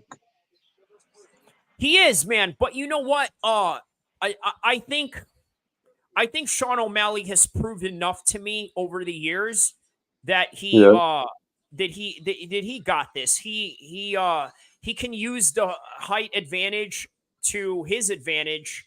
And remember, Merab is not invincible. He's had 4 losses before, right? He can lose. He can lose this fight. Yeah, I hope so, man.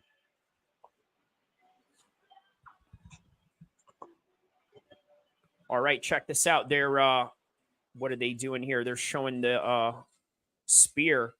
I think this is oh wait, what is this? Okay, they're just showing Las Vegas, period.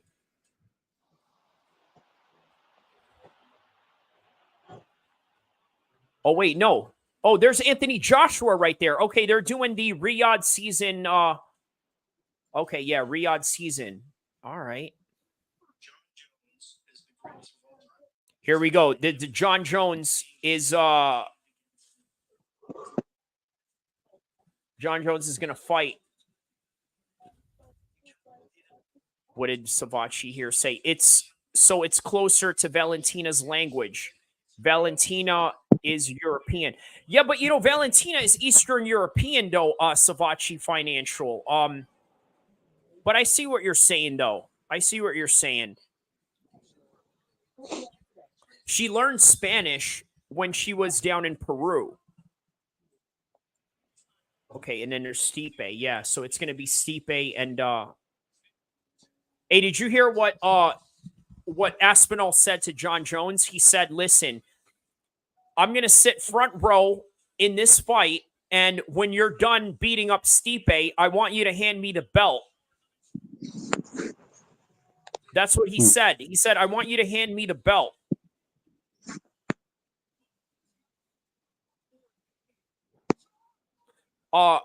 Savachi Financial here says Merab never got clipped.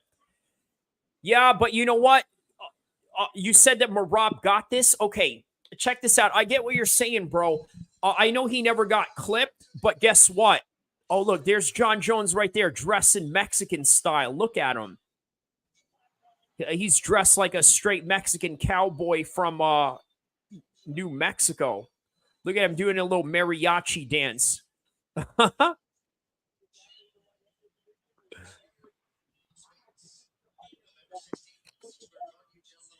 If you had the UK crowd up in there, they would yell all types of abuse towards John Jones's way for ducking Tom Aspinall.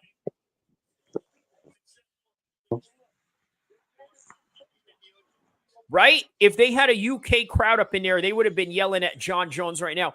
John Jones, you bloody wanker! You're scared of Tom Aspinall. You know what I mean? You know that's what they do, bro. They crazy over there with that.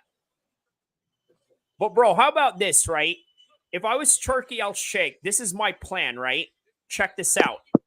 Wembley Stadium. Aspinall, John Jones. Wembley Stadium. You know, I could have gone to that Wembley fight. It's because of Turkey. He knows I'm a Canelo fan, so he rejected it.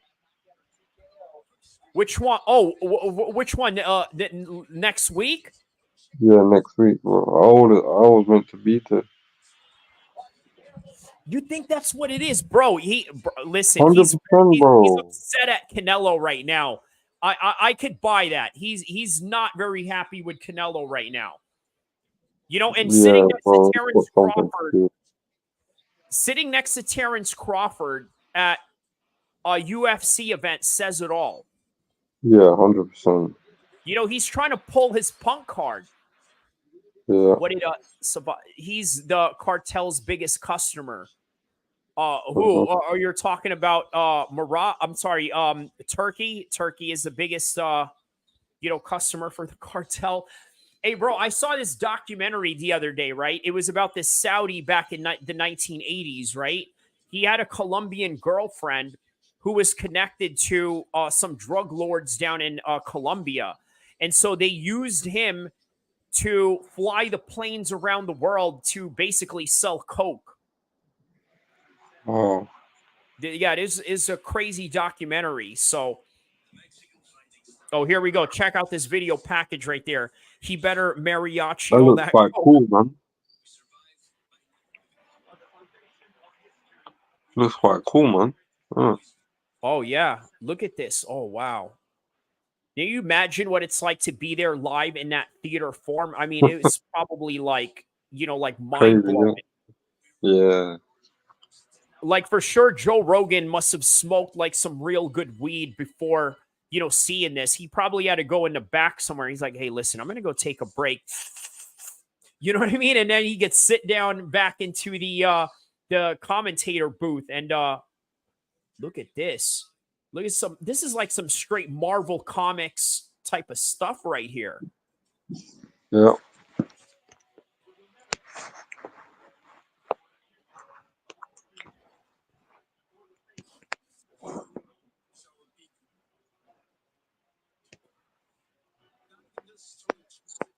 Hey, what if Canelo just shows up in a couple of minutes, he shows up there and him and Crawford get in the cage and they announce that they have a fight. Now, how sick would that be? Right? You know, he could just walk across the street. That'd be sick. Yeah. That would be dope. Him and Crawford in the cage announcing their fight. 100%, bro. That'd be such a sick fight. That would be a sick moment if they could pull that off. Look at this. Look at the stars that they got going on here.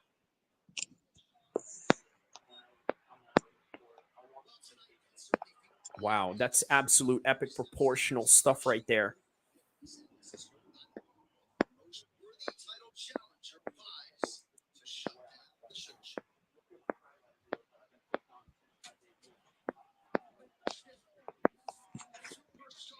All right, here we go. Sean O'Malley is about to get announced.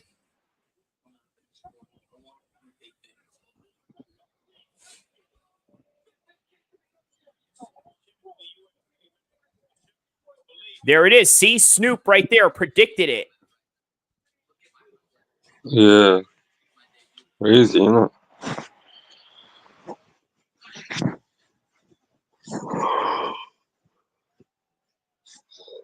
He's a better predictor than Drake. No, he definitely is, man. You know, there's a reason why they put him on the Olympics representing the U.S. You seen that? Man, my man was all over Paris, lighting up, throwing the C sign, throwing the sets up, and Snoop Dogg up in Paris throwing some Crip signs. That's funny.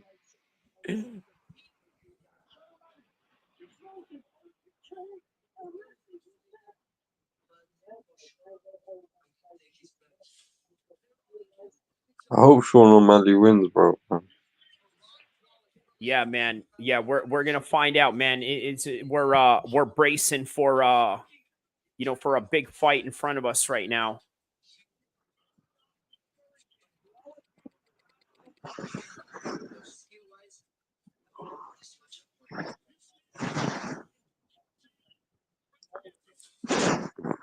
Oh, man. Looks good though. Yeah. I like the screens they've done. Yeah, and look how huge that is. Look, they got a background. They put like, the sky in the background. They got Looks like the sick. city. I mean, yeah, bro, they did it up for this one. They sure did, man.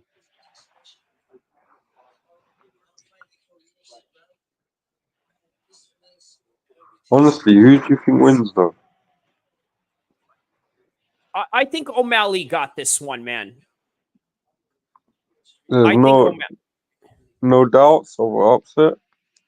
there are doubts because, man, Merab can push a pace that is just incredible, right? Yeah. That's a fact. But I just think there's factors that many people don't consider outside of the stats and resumes that exist within these men. And dunking your head into a block of ice in a lake, I just don't think is helpful in any capacity. Okay. And then on top of that, Sean is just, way more prepared than Merab for this Yeah. one. He prepares himself in ways that I think is very revolutionary for athletes, right? And I think that's the part that a lot of people are missing. Yeah. Primarily because, well, let's be honest about it, right? When you look at Sean, he looks like a clown. And anytime that somebody looks like a clown, it's easy to dismiss them. So here comes Merab right now as he is walking out to the cage.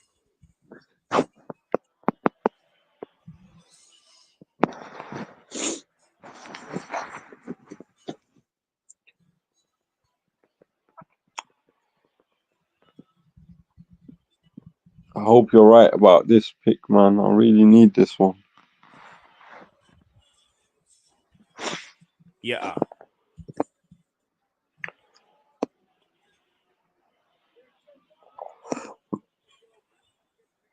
See, as you can see, Merab wears the same type of hat that Khabib in his people wear, right? The paprika hat, as they call it. But what's different is theirs is darker. Obviously, you've seen the Khabib's version. It's blondish, light color. Yeah. Theirs in Georgia is a little bit darker or black, and basically signifying people that live up in the mountains. Damn,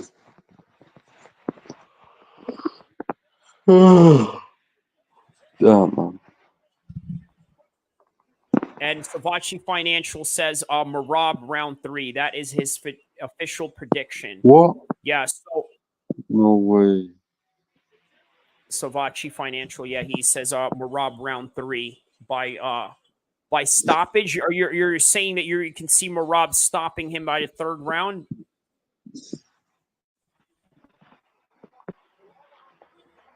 What do you think is gonna happen? What's that? I think O'Malley's gonna stop him by the 2nd round or so.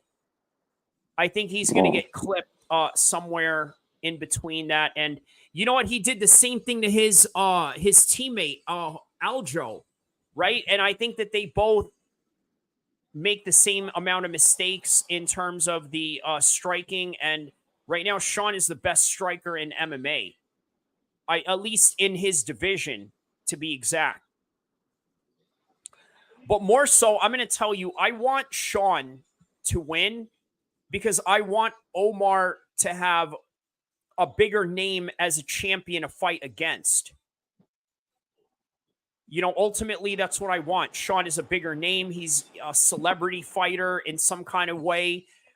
He's got a bigger clout, bigger following. I prefer him to win. I hope he wins, man. I don't need Merab to win, man. Yeah, he's got this. He's got this. Look, you'll see when he walks out, the demeanor that he has going on, it's like he knows something that we don't. Okay. You know, Sean is a very confident person. This is one of the things that I enjoy about watching him fight. This is one of the things that Snoop Dogg has really took a liking to him when he first saw him come up into regional scenes, is that he's got a certain confidence about him. Mm. And we're about to witness that right now. And for all of those that are witnessing this right now, okay, so he says third round submission, which is basically what he means by tap by Savachi Financial. So everyone that's tapped in right now, don't forget to like and subscribe. Right now, we are sitting at 1.7K views of this particular live stream. 1.7K views of this live stream. Don't forget to like and subscribe. Also, don't forget to tap into Zane Musa Boxing Dosage on the description below. He's going to come out and do a video reacting to Canelo's win. What is next for Canelo? What is Canelo going to do? And who is he going to fight next? Is it going to be Crawford? We saw Crawford tonight right here in the crowd with Turkey El-Sheikh. What does all that mean? Find out later on. We're going to drop more videos on that matter. Zane's going to drop videos on that matter. But for now, right now, you are live witnessing Sean O'Malley walk out to the song Superstar, which is what he is. Probably, possibly the biggest superstar coming up next in the game of mixed martial arts in the UFC. And there's Sean right now with a bit of a nervous demeanor, a lot more nervous than what I would have expected, but nonetheless confident. Savachi Financial, that's not based on fighting, though. You want him to win based on clout. No. Okay, so I know what you're saying, right? Yes, it would be better for Umar to fight him because he has a bigger clout, right? Yes. But if we're talking about this particular fight, I just think that Sean is a lot more prepared, less damaged. Because you got to remember, Merab is injured walking into this fight. You know, he's had a few injuries. He's had his eye cut up and this and that. Don't be surprised if he gets cut up easily as a result of that. But let us see. That's what fighting is all about, right? You know, is finding out what will happen on the day of. And right now, this is the day of. The moment is right now. The moment is here. So we're going to find out.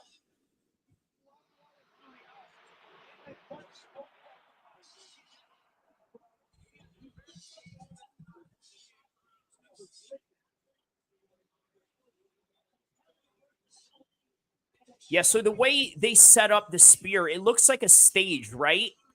Like kind of like a concert stage where there's a stage right up there, and usually the way that fight events are sort of organized is within a circle. Like the ring or the cage is in the middle of the arena and it's surrounded by seats around it. This one is like it has a big screen in front of the entrance, you know, as a way to, I guess, create visualization of some sort.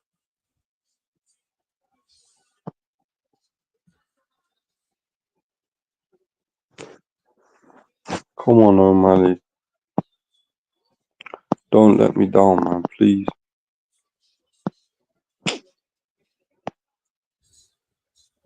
Don't make me feel like Drake right now, please.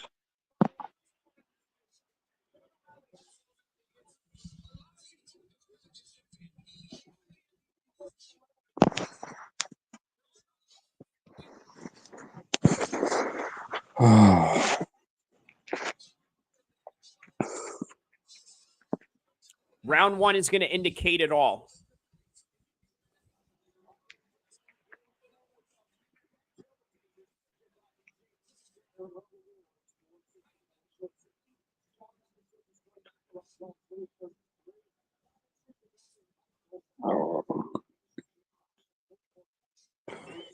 All right, O'Malley's looking a little loose right now in the cage, which is normal for him.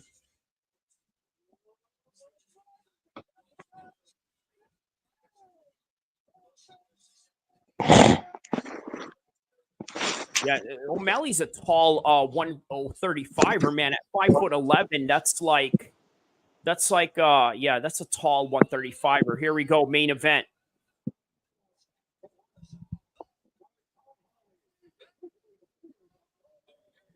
All right.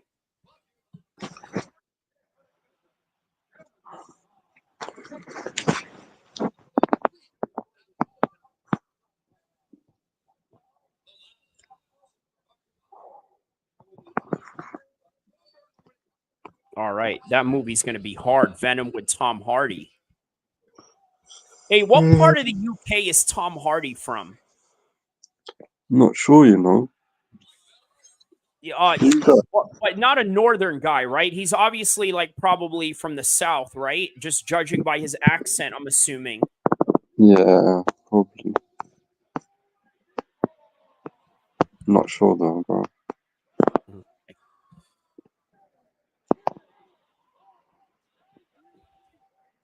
That looks sick though, the way they've done the production and everything.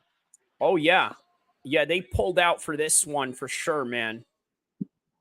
You know, even look at that. Look at the outside right there. And just right across it is where Canelo's just in a press conference room right now while Bruce Buffer is yelling out in that little circle spear of a thing. Mm-hmm. Crazy. It's time. Here we go.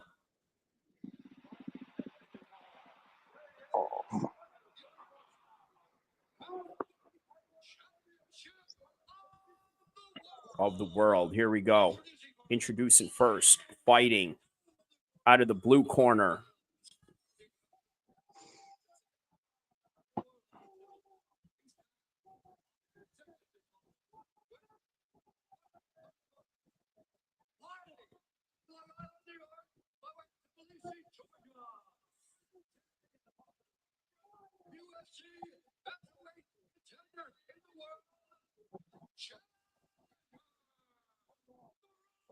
Marab, the machine. Dvalishvili. Here we go. All right, now the challenger has been announced. Now the champion is being announced.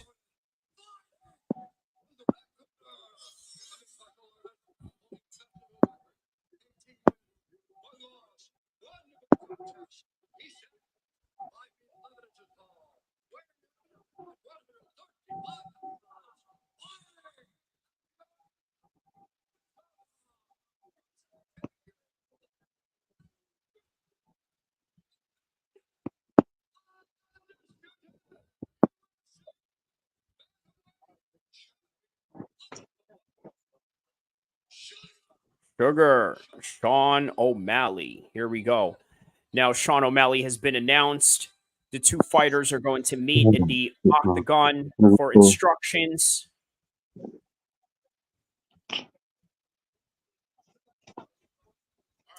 All right, look at the height difference and the reach advantage of Sean O'Malley as he looks down on Marab. A little pound right there. Little. All right, here it goes, bro.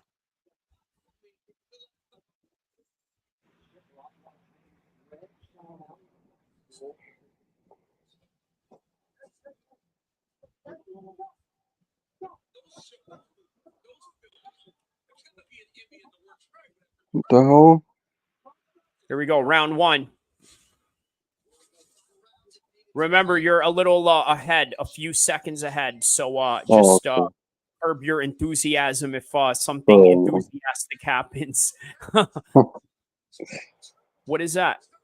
Oh, okay, that's what you meant. Hold on, what's... Oh, shit.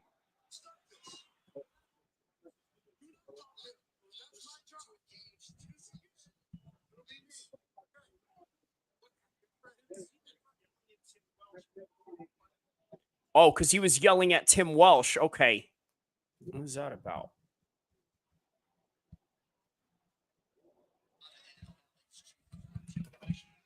All right, here we go. For 20 in the first round, 419, 418. A little feel out process. Yeah, they literally wasted 40 seconds just out of that. Oh, nice little spinning heel kick by Sean O'Malley. Now watch. Merab is going to have a very difficult time of closing the distance in this one, and that's what he does best. Is closing the distance, but Sean O'Malley is actually the best at preventing you from closing the distance and the best at fighting at range. And that is what makes this battle right here really interesting, to say the least. Come on, O'Malley. So I think what O'Malley's plan is, he's trying to lure Merab into a straight shot as he's coming in. Look out for that. That's what he's going to look to do here. Well, look at the footwork on Sean O'Malley.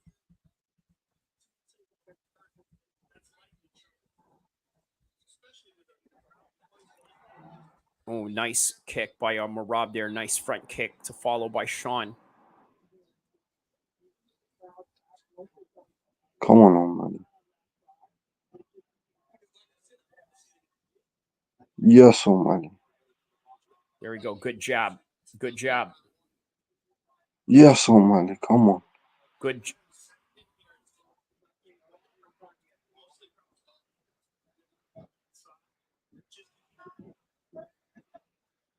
Oh, good body shots. Good straight shots he's putting on right here. Oh, good shot.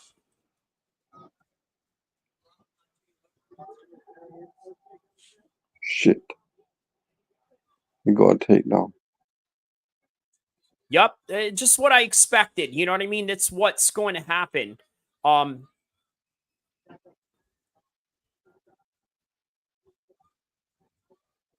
it won't mean a lot. Okay, so you're about 10 seconds ahead. Okay, I gotcha. Yeah, I see where you're at right now. Oh, shit, man. This don't look good, bro.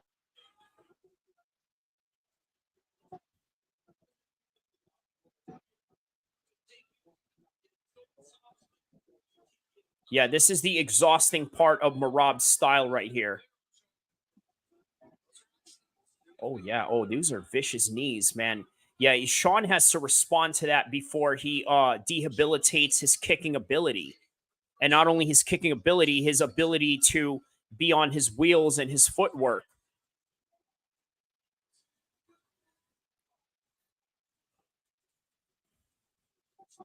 All right, now he's out. Back at it, square one again. Shit.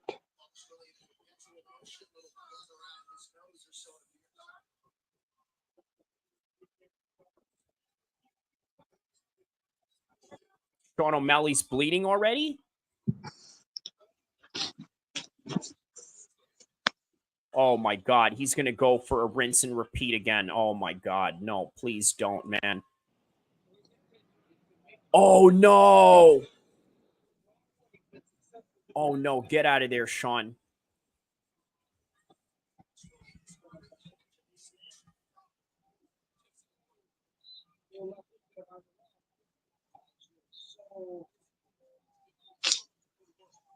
Shit.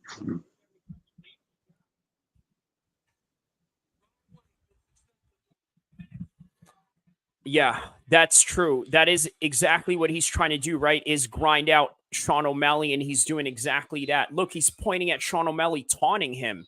What is that? He's going to lose this fight, innit? Damn. Well, we shouldn't count him out yet. You know, I mean, obviously not an ideal first round, but you have to remember, this is what Merab does best. You know, he takes people down. But man, at any given time, Sean can clip you. So, that's something that that we have to look out for.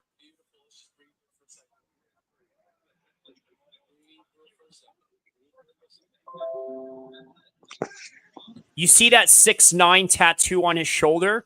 You know who did that tattoo? Tekashi 6ix9ine. Oh, right.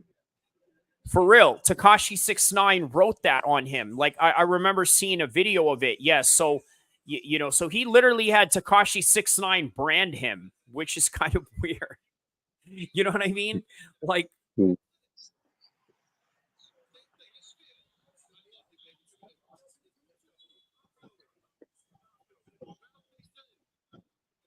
look at this. He didn't even sit down in between the corner.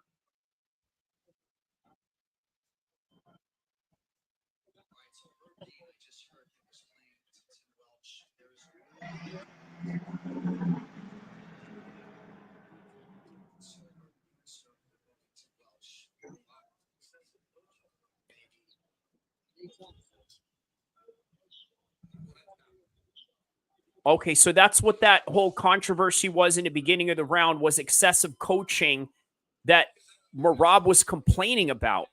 Okay, look at Merab's bouncing up and down. You know what he's trying to do? He's trying to emulate Sean O'Malley, and he's trying to be more elusive than Sean O'Malley.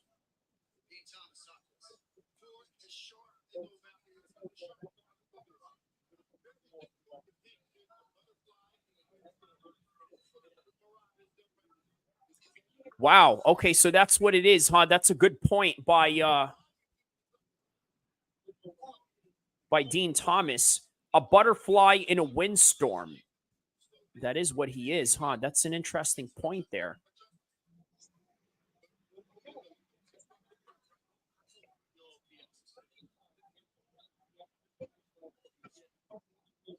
Yeah, Merab, he's not going to slow down one bit, man. He needs to hurt him. That's what O'Malley needs to do straight away. He needs to go throw some body kicks, you know, really threaten him with his size, right? I think the kicking is what will really help.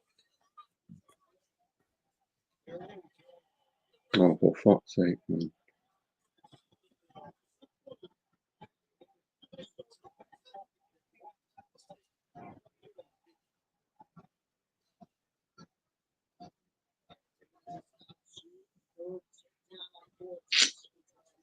Oh, he's gonna lose, bro.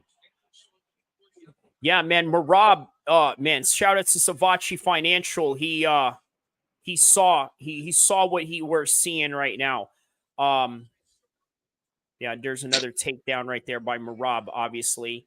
We're right now at 302, 301, 3 minutes of the second round. Sean O'Malley attempting a body lock from the full guard position. Sean O'Malley needs to get up from this position.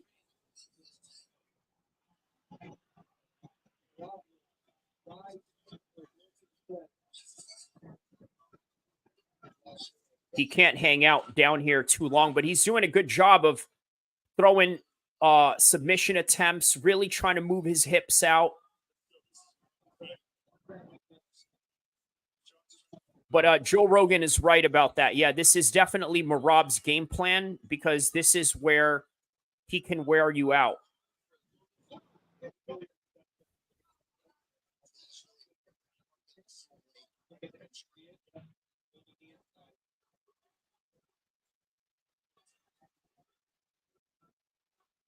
Stop. What is that? Hold up. He grabbed inside the glove. Okay.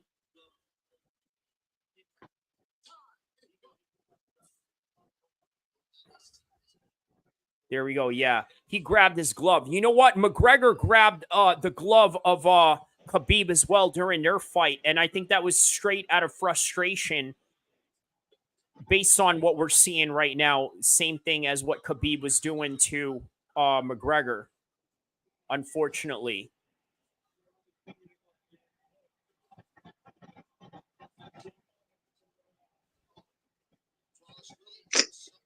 Yeah, this don't look good, man.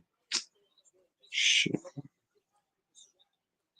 But remember, man, Merab makes a lot of people look bad just based on the pace that he puts on alone. Mm.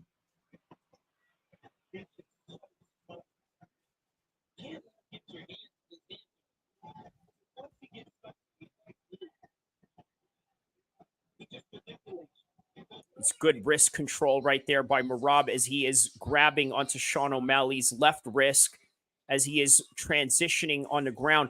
Now, look, the movement that Merab is doing on the ground, this is not normal, by the way. He's doing this a whole lot faster than what most people would be doing because I'll tell you what, man, most guys that get on the ground and attack on the ground or try to create transitions on the ground, it's often done very slowly, right? They'll hold on, they'll wait, they'll maintain a position.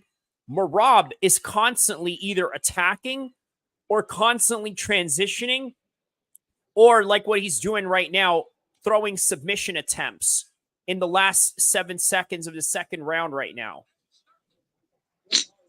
Oh, man. I shouldn't have bet on O'Malley, man. Oh, what was that?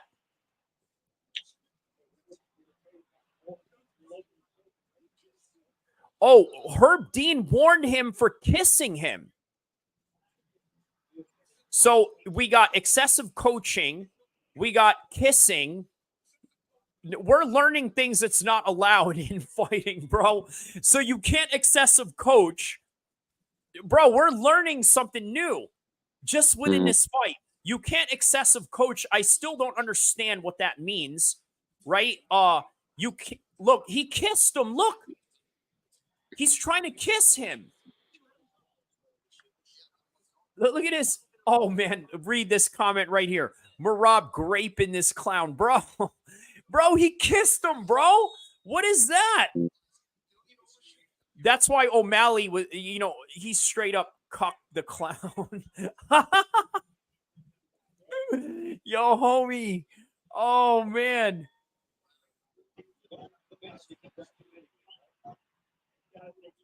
O'Malley needs to go make him pay for trying to kiss him like that.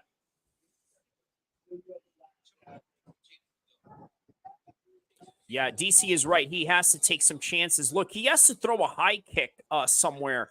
But you know what? I think the reason why he's not, the reason why he's not throwing that high kick so confidently is because look how Merab is kicking, right?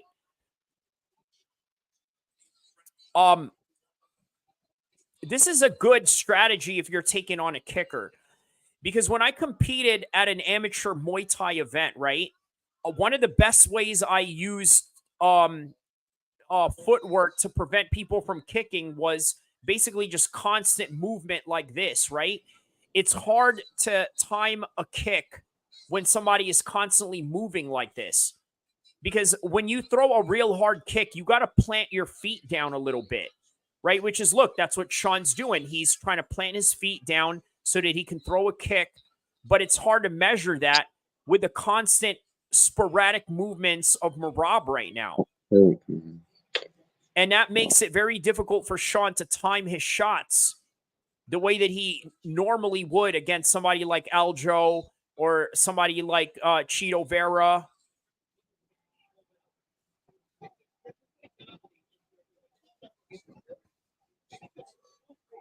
Here we go. Single leg attempt. There we go.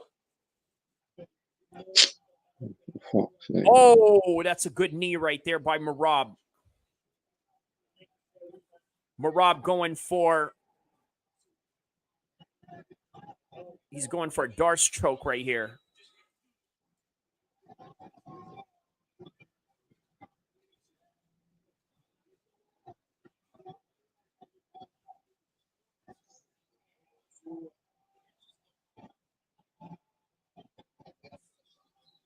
Mike Tyson kissed him.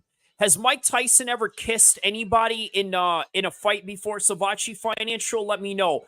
Zane, has Mike Tyson ever kissed anybody in a fight before? No. I mean, he's threatened to do so, but he never really actually did. Merab's crazy as is actually kissing him here.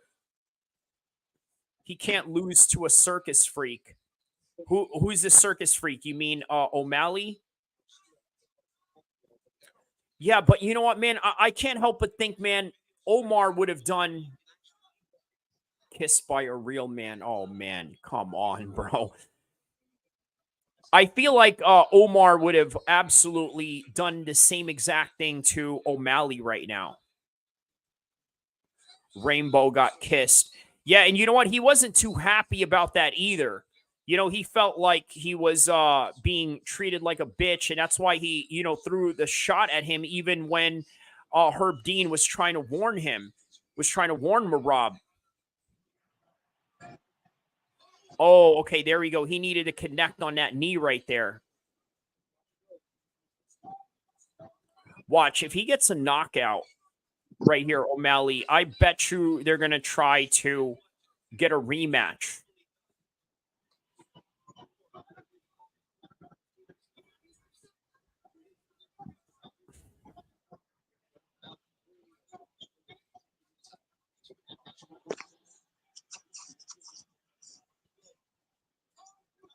Oh man, Merab's pace is unreal, bro, and O'Malley is witnessing that right now firsthand.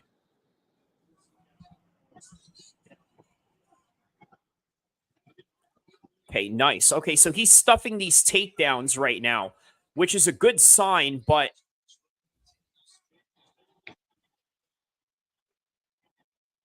good left hand right there by Oh man, O'Malley. this is just fucked, man. Bro, I'm gonna go. Yeah, I'm a bit pissed, man.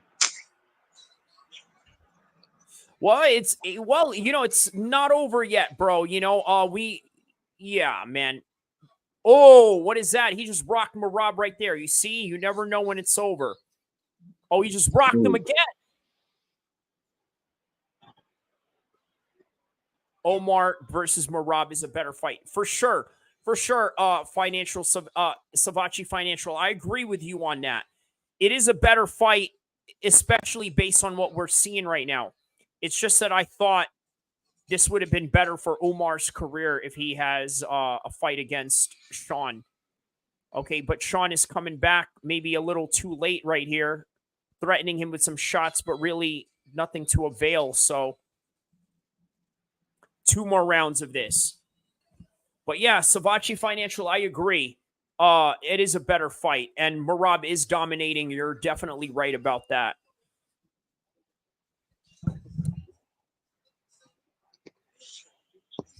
Okay, so he's got a cut on his nose right there. I wonder where that's from.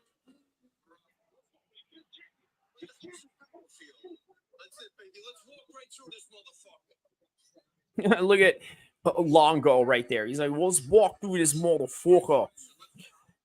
His coach is an accountant. That's right, Savachi Financial. He is an accountant. Shout out to Ray Longo, probably one of the best MMA coaches of all time. The guy coached Sarah when Sarah beat GSP with an upset. He coached Chris Weidman when Chris Weidman got an upset on Anderson Silva. And he coached Aljo to a championship. And now there's Aljo right there in the corner helping Merab beat Sean O'Malley, the man that defeated Sean O'Malley defeated.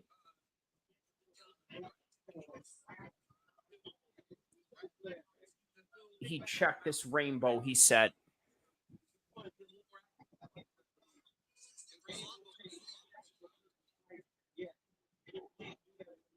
Yeah, Sean needs to do something really different for the next 9 minutes here.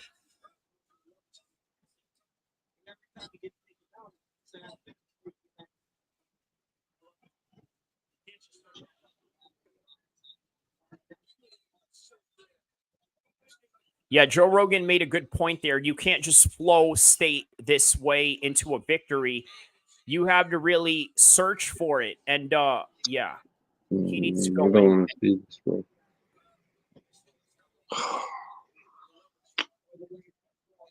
Let's see what kind of difference Sean O'Malley can make here. But yeah, so far, good job on Merab of his constant movement, constant pressure.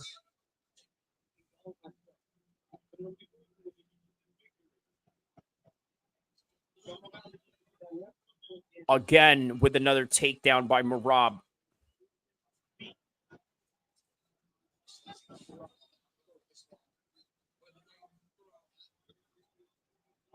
Okay, he cut Merab in that one.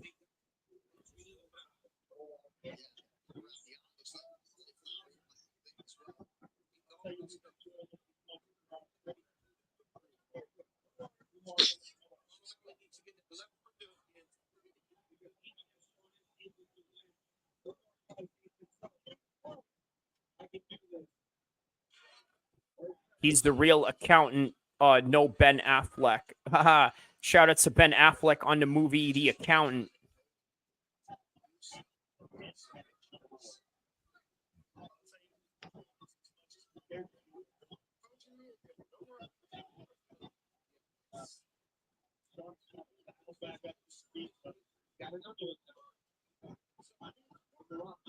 Yeah, that's a good point. They said that even if Sean was able to win this, Omar is looking at this fight. This is what I said, man. You know, this is what I saw in Omar against Sean O'Malley. And now Merab is literally stealing this fight from Omar.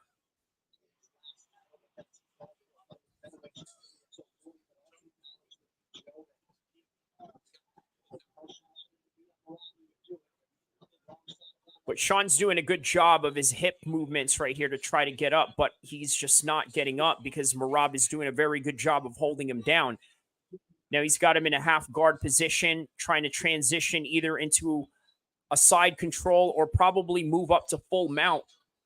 Or once again, like I said, in MMA, it's a lot easier to hold down a half guard because you can throw punches as opposed to regular grappling where you're just stuck in that position having to transition or create submission attempts.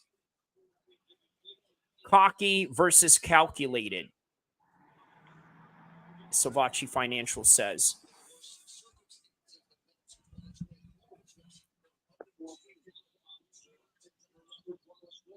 There's a body lock by Merab right there.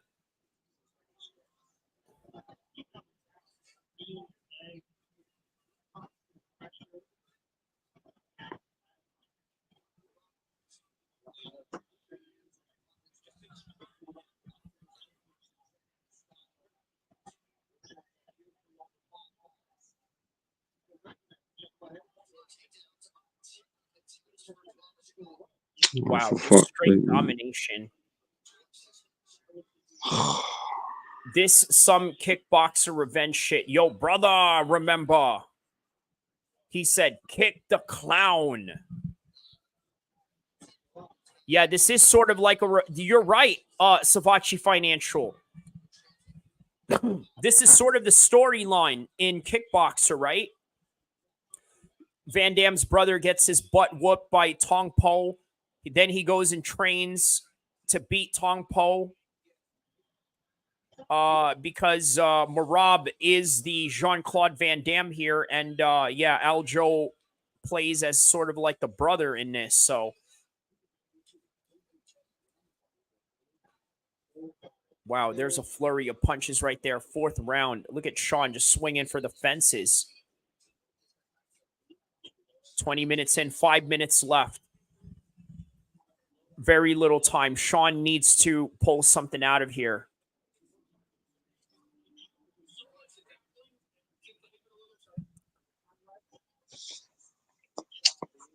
Fucking.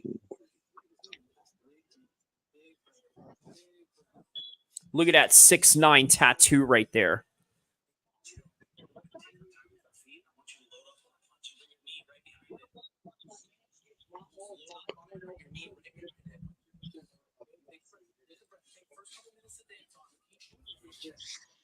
Aljo's revenge. That's right. That's right, Savachi Financial. That is what it is, huh?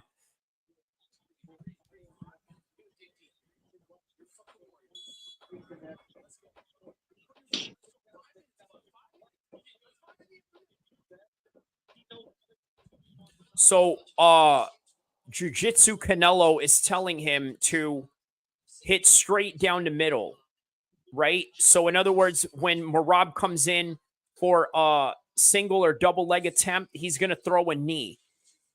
And in the meantime, look for Sean to throw straight shots, either with straight punches or, okay, looks like,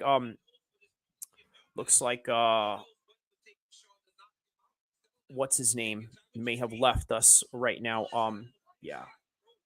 Zane has left us right now. So we got about 1 round left. I could understand why he left. Obviously, he had some stakes into this fight. But, you know, again, you never know, right? But once again, it's not looking good for Sean either way. So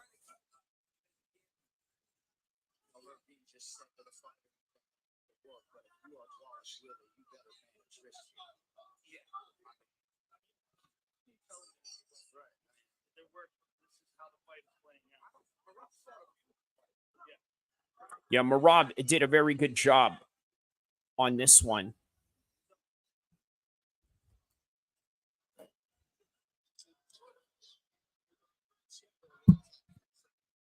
He's given some Georgia peaches.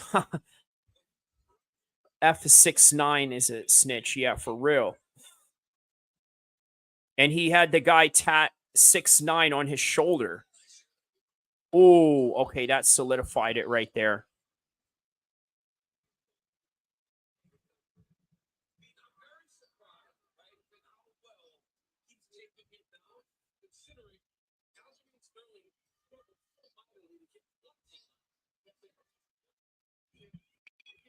Well, hey, man, shout out to Zane Musa Boxing Dosage for tapping in. Looks like he left because he wasn't too thrilled about Sean getting beat down like this right now. And obviously he's had some money on this fight, but it is what it is by the end of the day, you know. I understand though, homie. I hope everything is all good. Come talk to you tomorrow and see what's up, man. So looks like Marab is coasting in this one right now, and Herb Dean is yeah,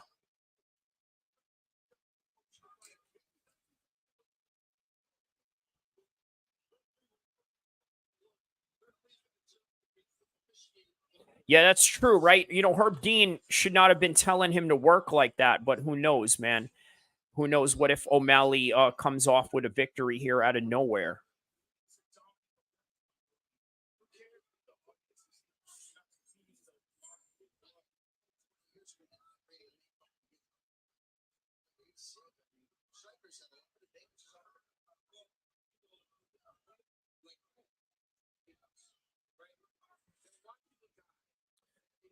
Yeah, man, this is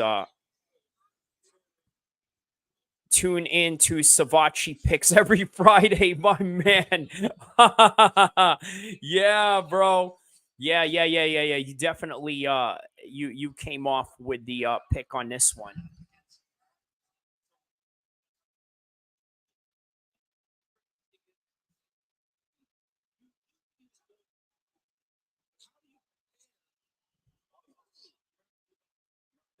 Live on the Kyrie MMA show. Oh, wait, hold up. O'Malley just hurt him right now.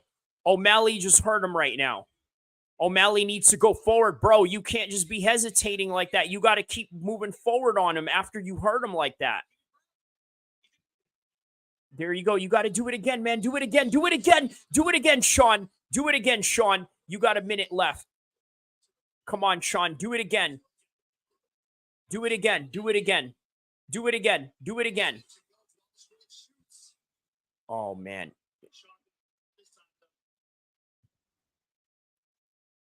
Oh, right down the middle, just as Tim Welsh had instructed him to do. But it may be a little bit too late for Sean right here. It may be too late for Sean.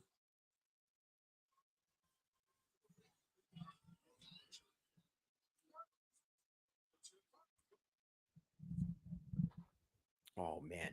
He got taken down again. And that is the end of the fight right there. Yep, that's the end of it.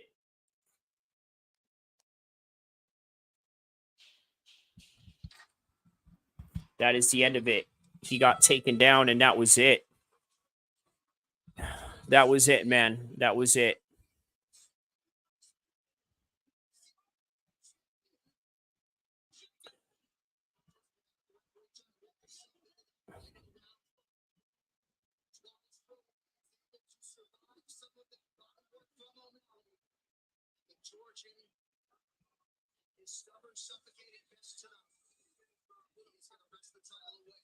All right. Well, that is it.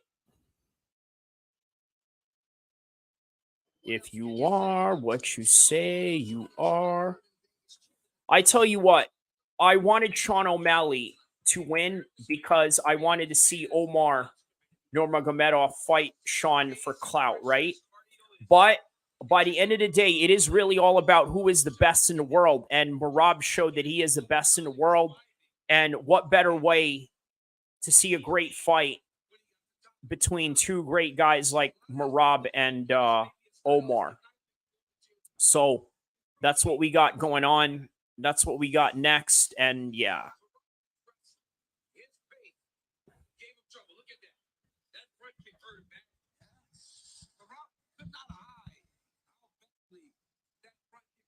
Yeah, that front kick absolutely hurt him there.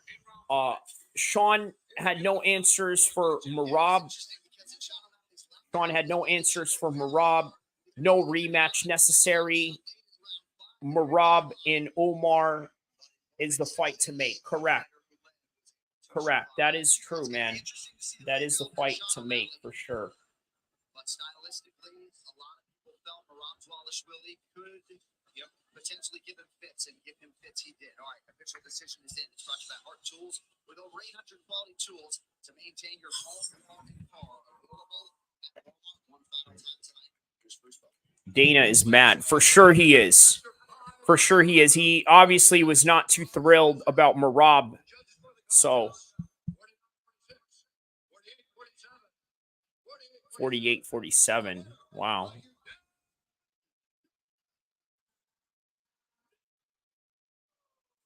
All right. Well, there it is, man. Congrats to Merab.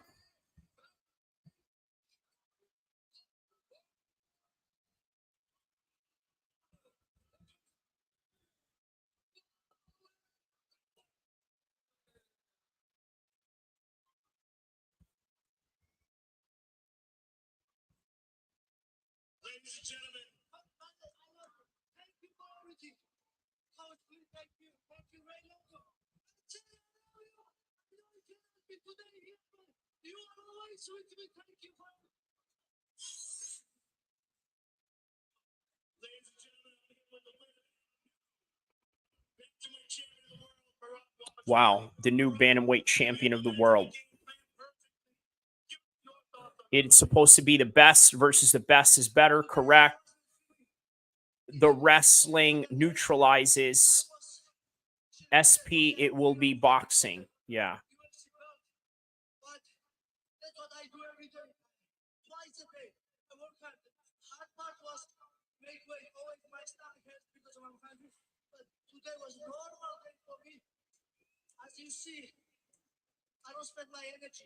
And crazy. I feel I'm in a dream. I cannot really. When I look, I don't wanna.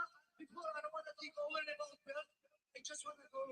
Before every fight after I have a controversial lose in UFC, I was focused on step by step, and that's how I got here. I wasn't thinking for the belt. I was thinking to beat O'Malley. I know he was good, but it looked normal. And guys, He said he's good, but I made him look normal. we do. We fight and I'm the like best fighter wins. But today, I'm the best fighter in the UFC. He said he's the best fighter in the UFC again. You were not going into this fight to be a stylistic nightmare. It proved to be true. What was unusual to you in this fight? Actually, nothing I don't see in the gym. I find the best of the best. Big guys, small guys, nothing was surprising me. He said nothing surprised him in this one. 15 around like this. Were you surprised at how close the judges scored it? No, I don't pay attention because sometimes we're so crazy, judges score, then it's MMA. We don't know sometimes how they score. But listen, I have a belt. I win. Everybody knows that I dominate this guy. So, yeah. So I make him look normal. He's very funny. Sure, you did it. Now listen, He said I made him look like a normal fighter. most likely it's Umar Nurmagomedov. Give us your thoughts on that stuff. I know you just won the title. It probably seems like a dream right now. Then let's do it like this. I just win the battle. I was working 12 years when I came here. I was working on education. I respect and I love Dana White, whatever he wants, whatever he. I want to talk to him like that. I respect him. I always see him. We have, of course, a great relationship, but I don't know him. I want now. I'm champion. I want to be like close. I want to. I want to know him more better in my person. I'm not one guy. I respect him. He's the legend. That's why we have UFC like this, and that's why everybody we have goal. Now we have opportunity to fight UFC, and I respect him. You know, that now I changed my life, and for a fight, and he bring me to UFC. Now look at me. I'm a UFC champion. I'm living in my dream. Yeah, amazing, man. Big props to Merab for pulling it off on this one.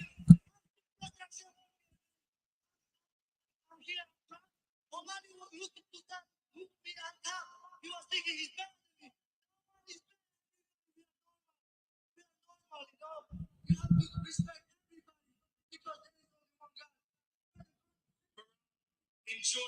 Congratulations, sir. You are the new bantamweight champion of the world. Ladies and gentlemen, Merab Dvalishvili. Everybody, this big guys, he wants me for your dream. Everything is possible. That is beautiful. That is beautiful right there. He says, keep working for your dream. Keep going.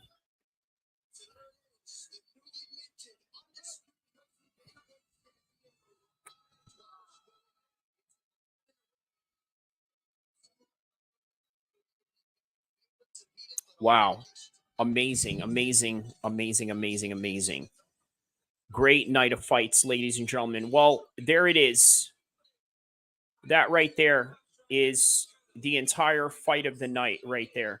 Let's go over a couple of few stats or a couple of facts and figures tonight. Let's go over Canelo's card tonight, and then we're going to go over the UFC, and then we're going to call it a day, okay?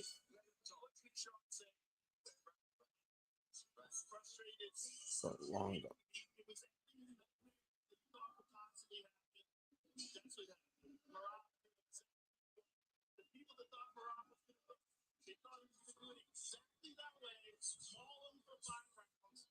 All right, so some quick results for tonight. Norma Bundet versus Joshua Conley, second round knockout. Hernandez versus Jose Charles, second knockout by Hernandez. Lawrence King defeats V. Williams. Jonathan Lopez defeats Ricky Medina. Ricardo Salas defeats Roman Valia in a third round knockout. Stephen Fulton defeats Carlos Castro by split decision. Ronaldo Romero defeats Manuel James by unanimous decision. Caleb Plant, we saw tonight, gets a ninth round TKO against Trevor McCumbee. Lara takes on Danny Garcia, another ninth round TKO. Literally a stoppage where the dad had to pull out and say, you know what, we can't do this anymore. I don't want you to keep taking this damage. Canelo versus Edgar Berlanga, unanimous decision win. And that right there is the fight for the Canelo Alvarez card. Now, let's look at UFC's entire card tonight, okay? And give some final thoughts into it. So, let's see. We got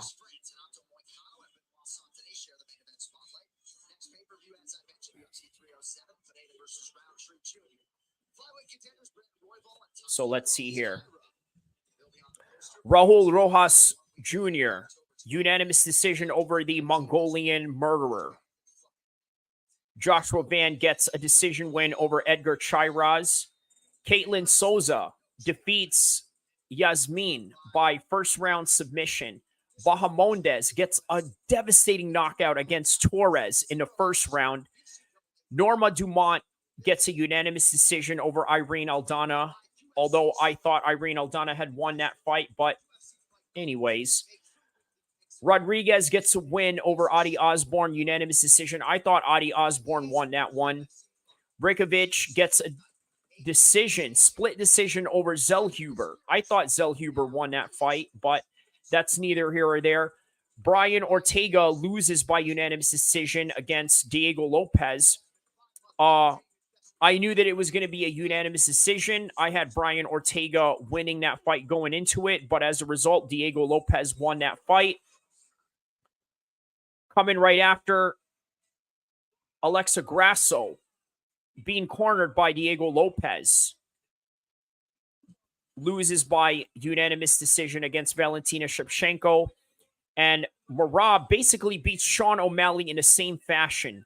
How did he do it? Well, he did it in a way where he out-wrestled him, out-grinded him in every single exchange, and that was the end of it. That was all that she wrote.